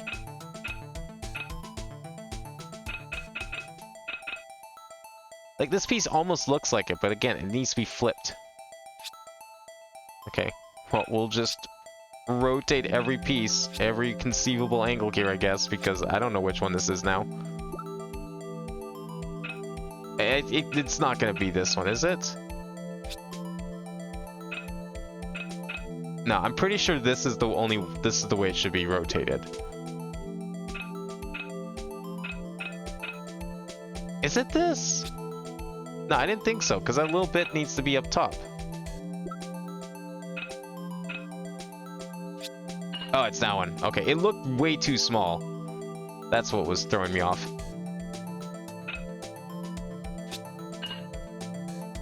There we go. Okay, now we need like a really narrow piece. This one maybe? If I rotate it right, it kind of looks like... Nah, it doesn't actually.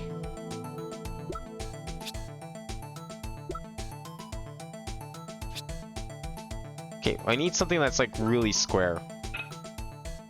Oh, here we go. There it is. And then what is this one? Oh, yeah, sure, that's how that fits. Could have fooled me with that one. Oh, it's this one for sure then. Alright, 2 more. Big one like that.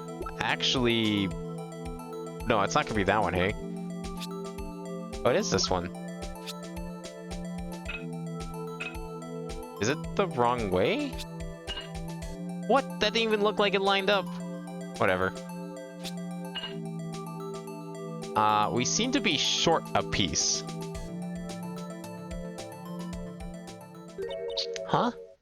Well, I think we did it, but some of the pieces are still missing. Yeah, I got that far in 2 minutes myself. The problem is finishing it. So wait, he put it together, but then he just like broke it again, or did he not have glue? How did he hold everything together without glue? That's kind of impressive. Were some pieces stolen? Bet they were missing to begin with.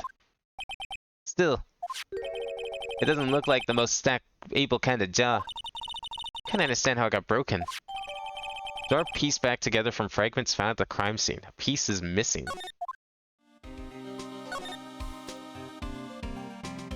How about this one? You put these pieces together, it makes a jar. There are 2 things that bother me. 1, why are some of the pieces missing? 2, doesn't it seem a little unstable? No wonder it broke. I'll make sure to remember that next time I make a jar. I didn't know he was into jar making. I don't think there's anything else here. I think we're done. And we already sprayed for blood, so I guess we'll leave? Unless he's got more to say? Nah. Where were we going again? Oh yeah, we think going to Edgeworth, I think was next.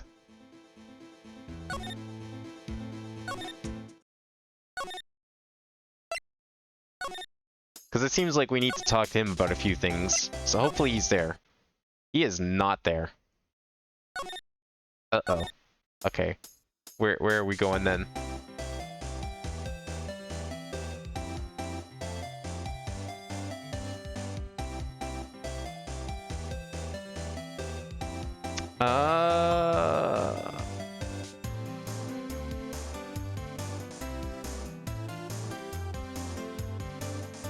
Okay, apparently we're still missing a piece of evidence or something in the locker room. That's what's stopping us from moving on. Where is that? Okay, so we go back to the department entrance. Okay, from there we can at least get to the guard station easily. But yeah, we are missing something in the evidence room. What it is, I'm not sure. Because we can't talk to him. I don't think. Let's see. Because we got all the blood prints, right? Yeah, we talked to Gumshoe. And then examine... We did the paint. Examine the open locker. Broken pieces. Put the pot together. Then we get the unstable jar, and then... Oh, we gotta examine the pot. That makes sense.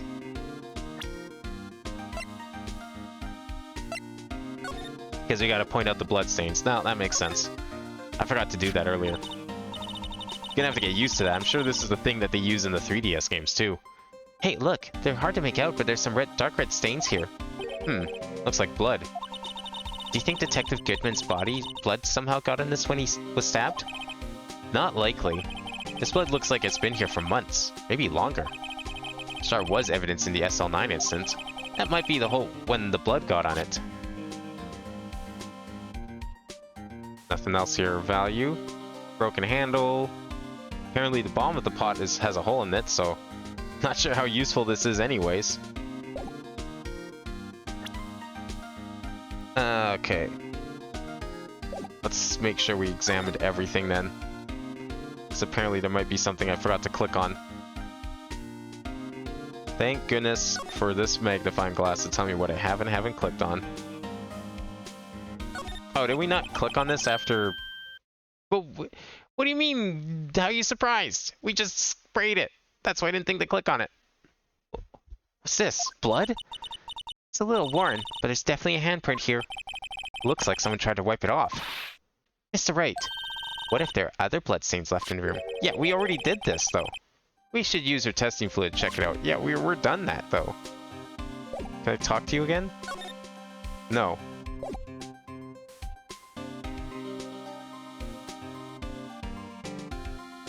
Do I have to spray it again? Even though I already did this? Yeah, we already sprayed all that. Unless there's like another print somewhere. I don't think so, though. Okay, what are we missing here? Let me just double check we got everything. Talk to Gumshoe. Yeah, we did the talking. Talk about evidence safe. Okay, now ask Gumshoe about Edgeworth. Yeah, we did that. Talk about the SL9 instant. Did we do that? Wait, no, we didn't.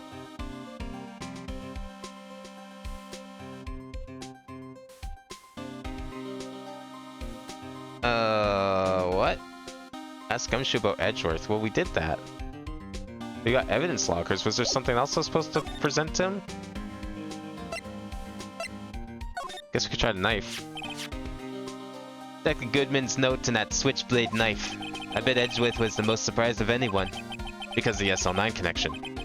That was Mr. Edgeworth's first big case in, 2 years ago. That was the first time the world knew Edgeworth was a man to be feared. But why would evidence from that case turn up now? I guess it's not over, pal. Maybe there's some loose ends left on that case. Oh, can we talk now? Oh, now we can talk, but okay.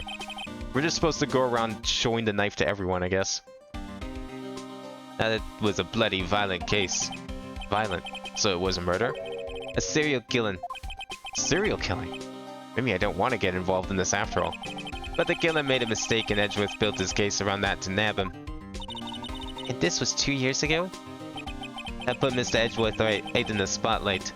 And started the rumor mill. Rumors? About forged evidence? It's supposed to be all cleaned up with the transferal the other day. It was the last job he ever did. Detective Goodman, that is. Huh? What do you mean?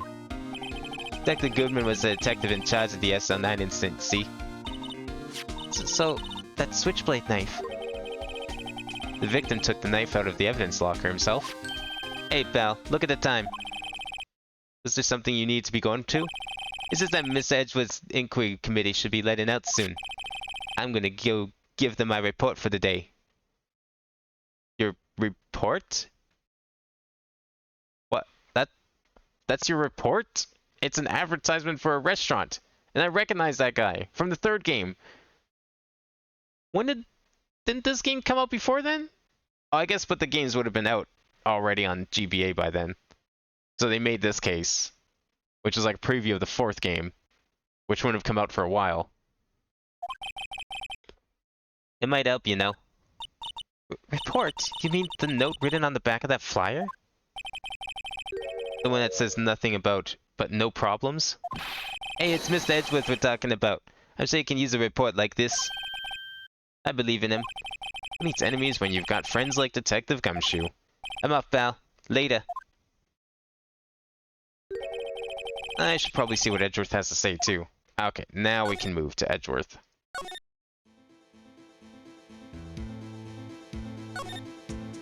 Where am I going? Oh yeah, that's right. We gotta go out here, so we can go to the parking lot. There we go.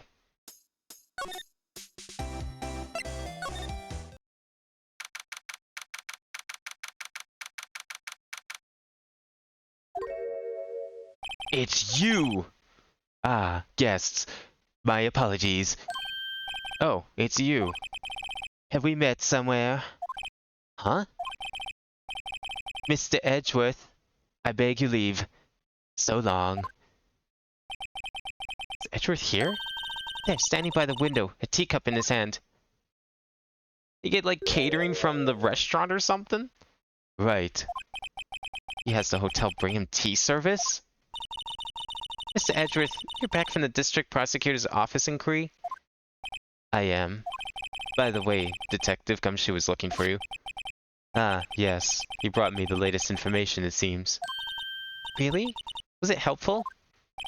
Apparently, a new French restaurant is opening near here. I think he was trying to console me somehow. The real info is on the other side, Edgeworth. Poor Mr. Edgeworth. I think this whole thing is really taking a toll on him. So, how did the inquiry committee go? Actually, they decided to treat this not as a case of concealing evidence, but as a communications error during the investigation. Concealing evidence? Yes, apparently there are some who believe that I concealed evidence. They gave me a warning. You were lucky this time. Again. Again? I've heard them say that so many times. Ever since that case 2 years ago. Are you okay for the trial tomorrow? Well, I'm still the presiding prosecuting attorney. However, something happened. They gave control of the investigation over to the police department. The police department? Yes, any further investigation for this case will be directed by the chief of police, Gant. I can do nothing but wait for his results. I see. Why, I ask you? Why? All along I've been only doing what I believe is right. I've nothing to be ashamed of. But still... Wow, never seen him this out of sorts. Do we need to show you the knife as well? Wherever it got buried? Here it is. I know you. You've probably got a hold of some information already, right? It all has to do with that case you're on, the SL9 incident. And some dark suspicion you were wrapped up in. You are the man who revived the worst memory of my life. I figured I'd be telling you about this sooner or later. Must be talking about his father's murder in that elevator. Okay, Edgeworth, why don't you tell me about it? Tell me the truth. Should I present something else? What have we been presenting? The ID? Oh, okay. Yeah, he just told me no in a very polite manner. I get it. Show my best evidence I can get some reaction out of it. Okay, well... How about this list? Oh, right. I better check this now. As I was saying, What's this? A record of ID card usage? Edgeworth, you went into the evidence room that day, didn't you? Just before the incident occurred, no less. Yes, that's true. Why? Mr. Edgeworth? Please don't look at me like that. I was asked to go. By Chief Gant, no less. Chief of Police? He wanted evidence for a case that wrapped up half a year ago. He told me he wanted to keep it here in the prosecutor's office. But it was solved, right? It would have to be if the evidence was already filed. The chief is never one to explain himself. In any case, on the day of the stabbings, I brought this back here. Can I ask what kind of case it was? I can't say. It really has nothing to do with the current case. Now I'm curious about this other case. I'd better make a note of it. Evidence from a past case of Edgeworth's brought back to his office by Gant's request. Unrelated evidence. Stubborn as always. I told you this has nothing to do with the current case. How about this glove? Oh. He doesn't care about the glove. Ah, here we go. The SL9 incident was a heinous serial killing case. The head of the investigation was the deputy chief of police at the time. Damon Gant. That wacky old coot was involved in the case 2 years ago too then. He was a top officer, and it was my first time working with him. I was nervous. Wow, you got nervous too, Mr. Edgeworth? What I want to know is why a deputy chief of police was on the investigation. In truth, I used slightly more extreme methods than normal. We were dealing with a vicious murderer. If I let him go, the blood would be on my hands. We won our guilty verdict and the killer was executed. Wait, you didn't... Of course not. I didn't touch the evidence. Yes, I will do anything in my power to win a trial. However, I do have a code and I follow it faithfully. By the way, Emma, the chief prosecutor wanted to know something. My sister? What? If you were still studying forensic science... Huh? Yes, of course. Why, just today Mr. Wright and I were using this.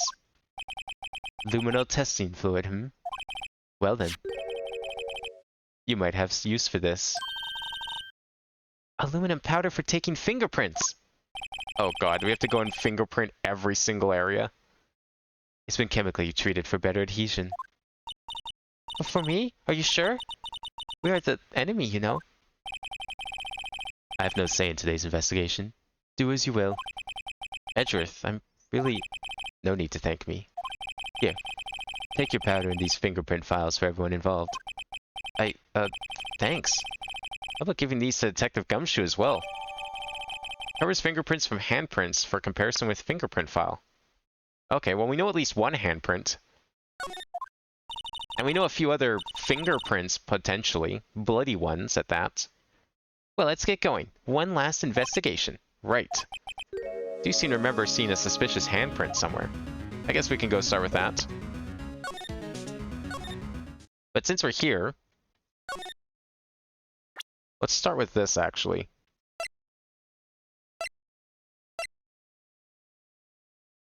Wait, we can't use it automatically? Can we use it here? Here, phone. Let's see if it works. Oh, no, it's just that again. Can't, What if we do this? I'm guessing this is probably not something we need to examine, but just in case. Okay, we can't do it again. So it's literally only the fingerprint. That's fine. Where are we going? To the police department. And then the guard room. Oops, wrong one.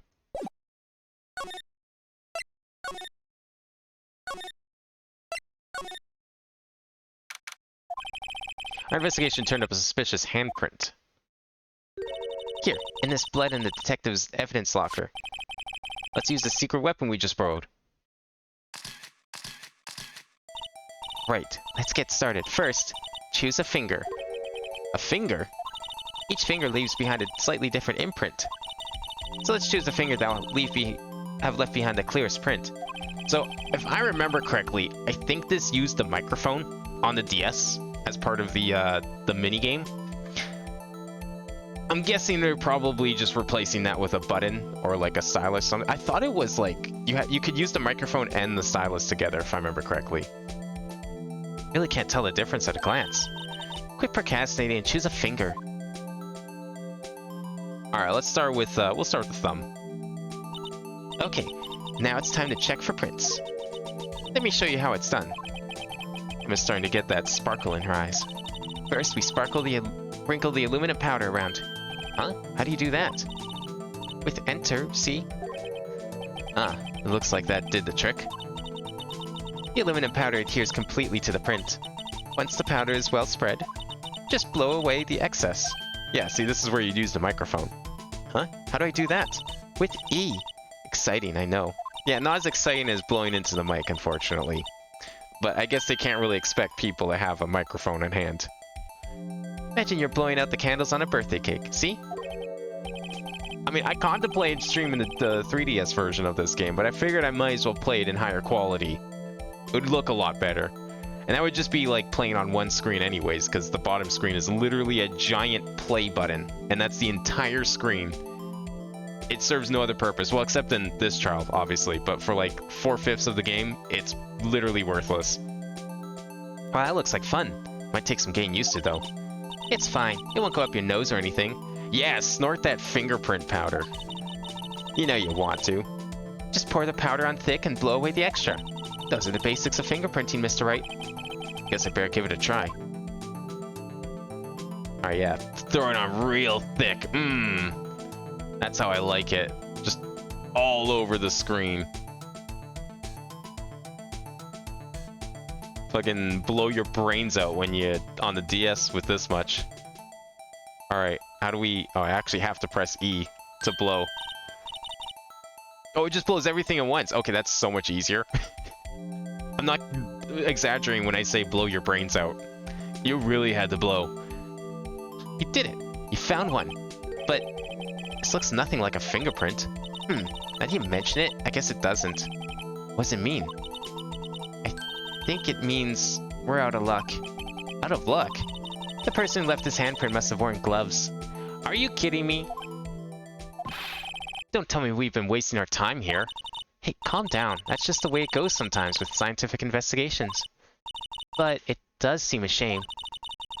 While we're at it, why don't we look for other prints? Other prints? Looking at the locker door again closely. Ah. It seems like there are fingerprints outside the bloody handprint as well. Let's see if we can find a clear print. Fingerprints outside the blood. Like this one?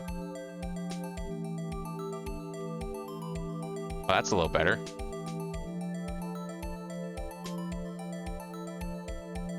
Oh, not enough. Oh, come on. That's not good enough for you, game? Yay, a print so clear it's dazzling. Dazzling? Anyway, this print took a lot of effort to find. Let's match it up right away. So we're not done yet? This is quite a process. Well, there's no point in finding a fingerprint and not knowing who the owner is, right? I guess she's right. Look at the fingerprint data we got from Mr. Edgeworth, and point out the person you think left these prints. Huh? How am I supposed to know who it was? I could make a pretty good guess. The bloody handprint and the fingerprints are in different places, right? That means that the prints probably don't have anything to do with our case. So whose fingerprints would we most likely find on this evidence locker?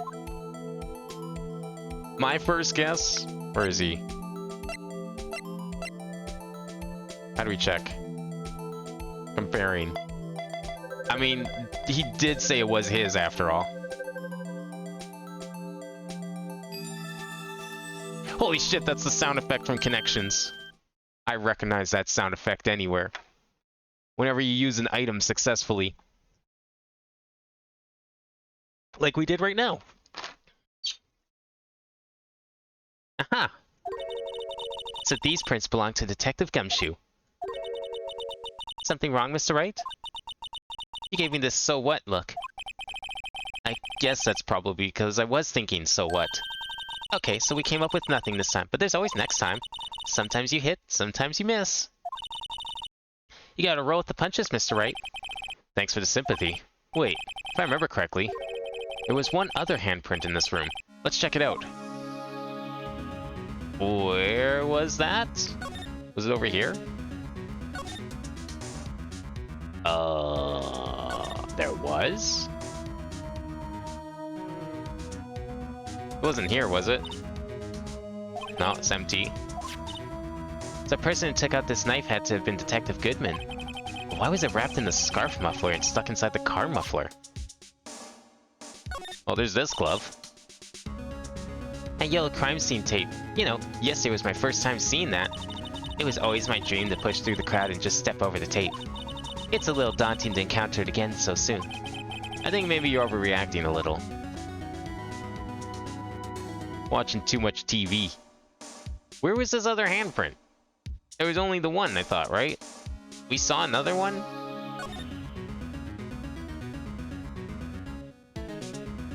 Maybe if I put on the glasses again.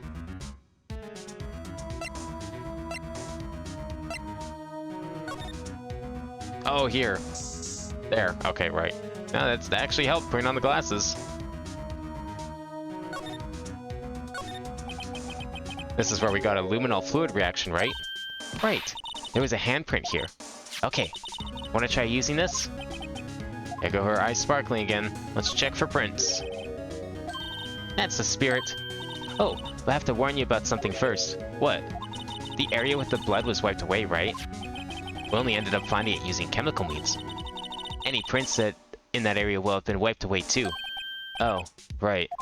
So that means no prints. Would you say the probability of your hypothesis is high? Don't ask me. Anyway, we must try to find prints that weren't wiped away. Prints other than the ones left by the bloody hand. How about up here? You know, where the other fingers are. Oh, I can't like... Oh, no, I can. I can, like, mash E. Actually, this is faster than clicking, honestly.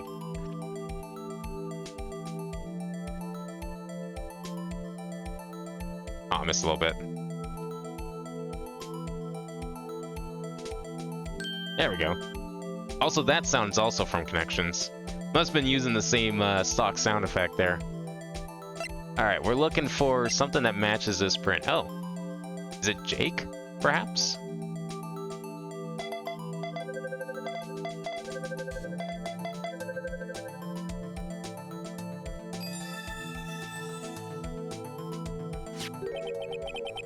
Hey, these fingerprints, whose are they? Whose? Is it someone I know? It's Officer Marshall. Huh? Officer Jake Marshall? Well, that's certainly interesting. Is this even his locker? That's gotta be a coincidence. He's not involved in the crime. Emma. This is decidedly different from Detective Gumshoe's prints. The luminol reaction. The blood and the fingerprints are in the same place. Oh. Oh! So we have Jake Marshall's fingerprints on a wiped blood stain. He's the real killer. Why would Officer Marshall...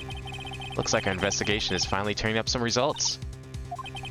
I guess this is what you'd call decisive evidence. I don't believe it.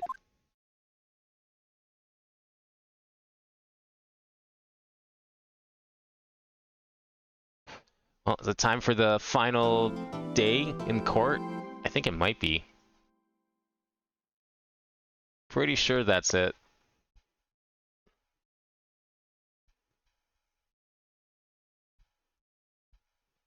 Oh, we still have actually a long ways to go. Holy shit. I didn't realize this was the long case. See, I thought the last one was the case I was thinking of. I think I was thinking of this case, which is just as long, if not longer. I hate to do this, but I think this is a perfect stopping point because we actually still have the next day of trial, another investigation, and then the final day of trial. So that's like 3 more chapters to this case. I think we're going to have to split this into 2 parts. I didn't want to have to do it, and I really didn't think that was going to be necessary, but I totally forgot the contents of this case and just how long it was. I remember there being like some exposition on one of the days, but I didn't realize how long the rest of it was. So there will be a part 5 of this playthrough before we move on to something else. But otherwise for tonight, that will be it because it is like... time is it? Yeah, it's already like 2 a.m. and I cannot afford to stay up that long. I have a feeling like if I was to continue, there's a good chance this would have continued well past the previous case's time. Now that I'm looking at it, because I just like skimmed through the game facts guide there that I had open for a couple things, and yeah, I didn't realize we are not close to this. We're maybe like halfway through it. I thought we were further, so that's my bad. But hey, we got decent progress on it. This case is pretty fun. I like all the extra stuff, and I'm hoping we get to see more of it once we get to Apollo Justice. Well, however long that takes for now. But in the meantime, that'll be it for tonight. I'll be back tomorrow with rhythm game related stuff. If anyone has like a rhythm game suggestion they want to see, let me know, and I'll probably play it because I have some ideas on what I want to do tomorrow. I think I know at least one game I'd like to stream, but we'll see what I end up deciding on because I don't even know what I'm streaming tomorrow. But we'll figure it out. Otherwise, Minecraft on Friday, and I'm going to try and do that FF14 stream this weekend that I've been putting off. I was going to do it last week, but we ended up playing this instead. So I'll probably do that this weekend, or it'll either be that, or maybe we'll even finish off this case. That's another possibility too. So one or the other, I'll decide which. I mean, for 14, we have like plenty of time. I have until May to do the event. We have a couple weeks left, I think. So I'll try and figure that out. But for now, thank you all for watching. I hope everyone enjoyed, and I will see you next time.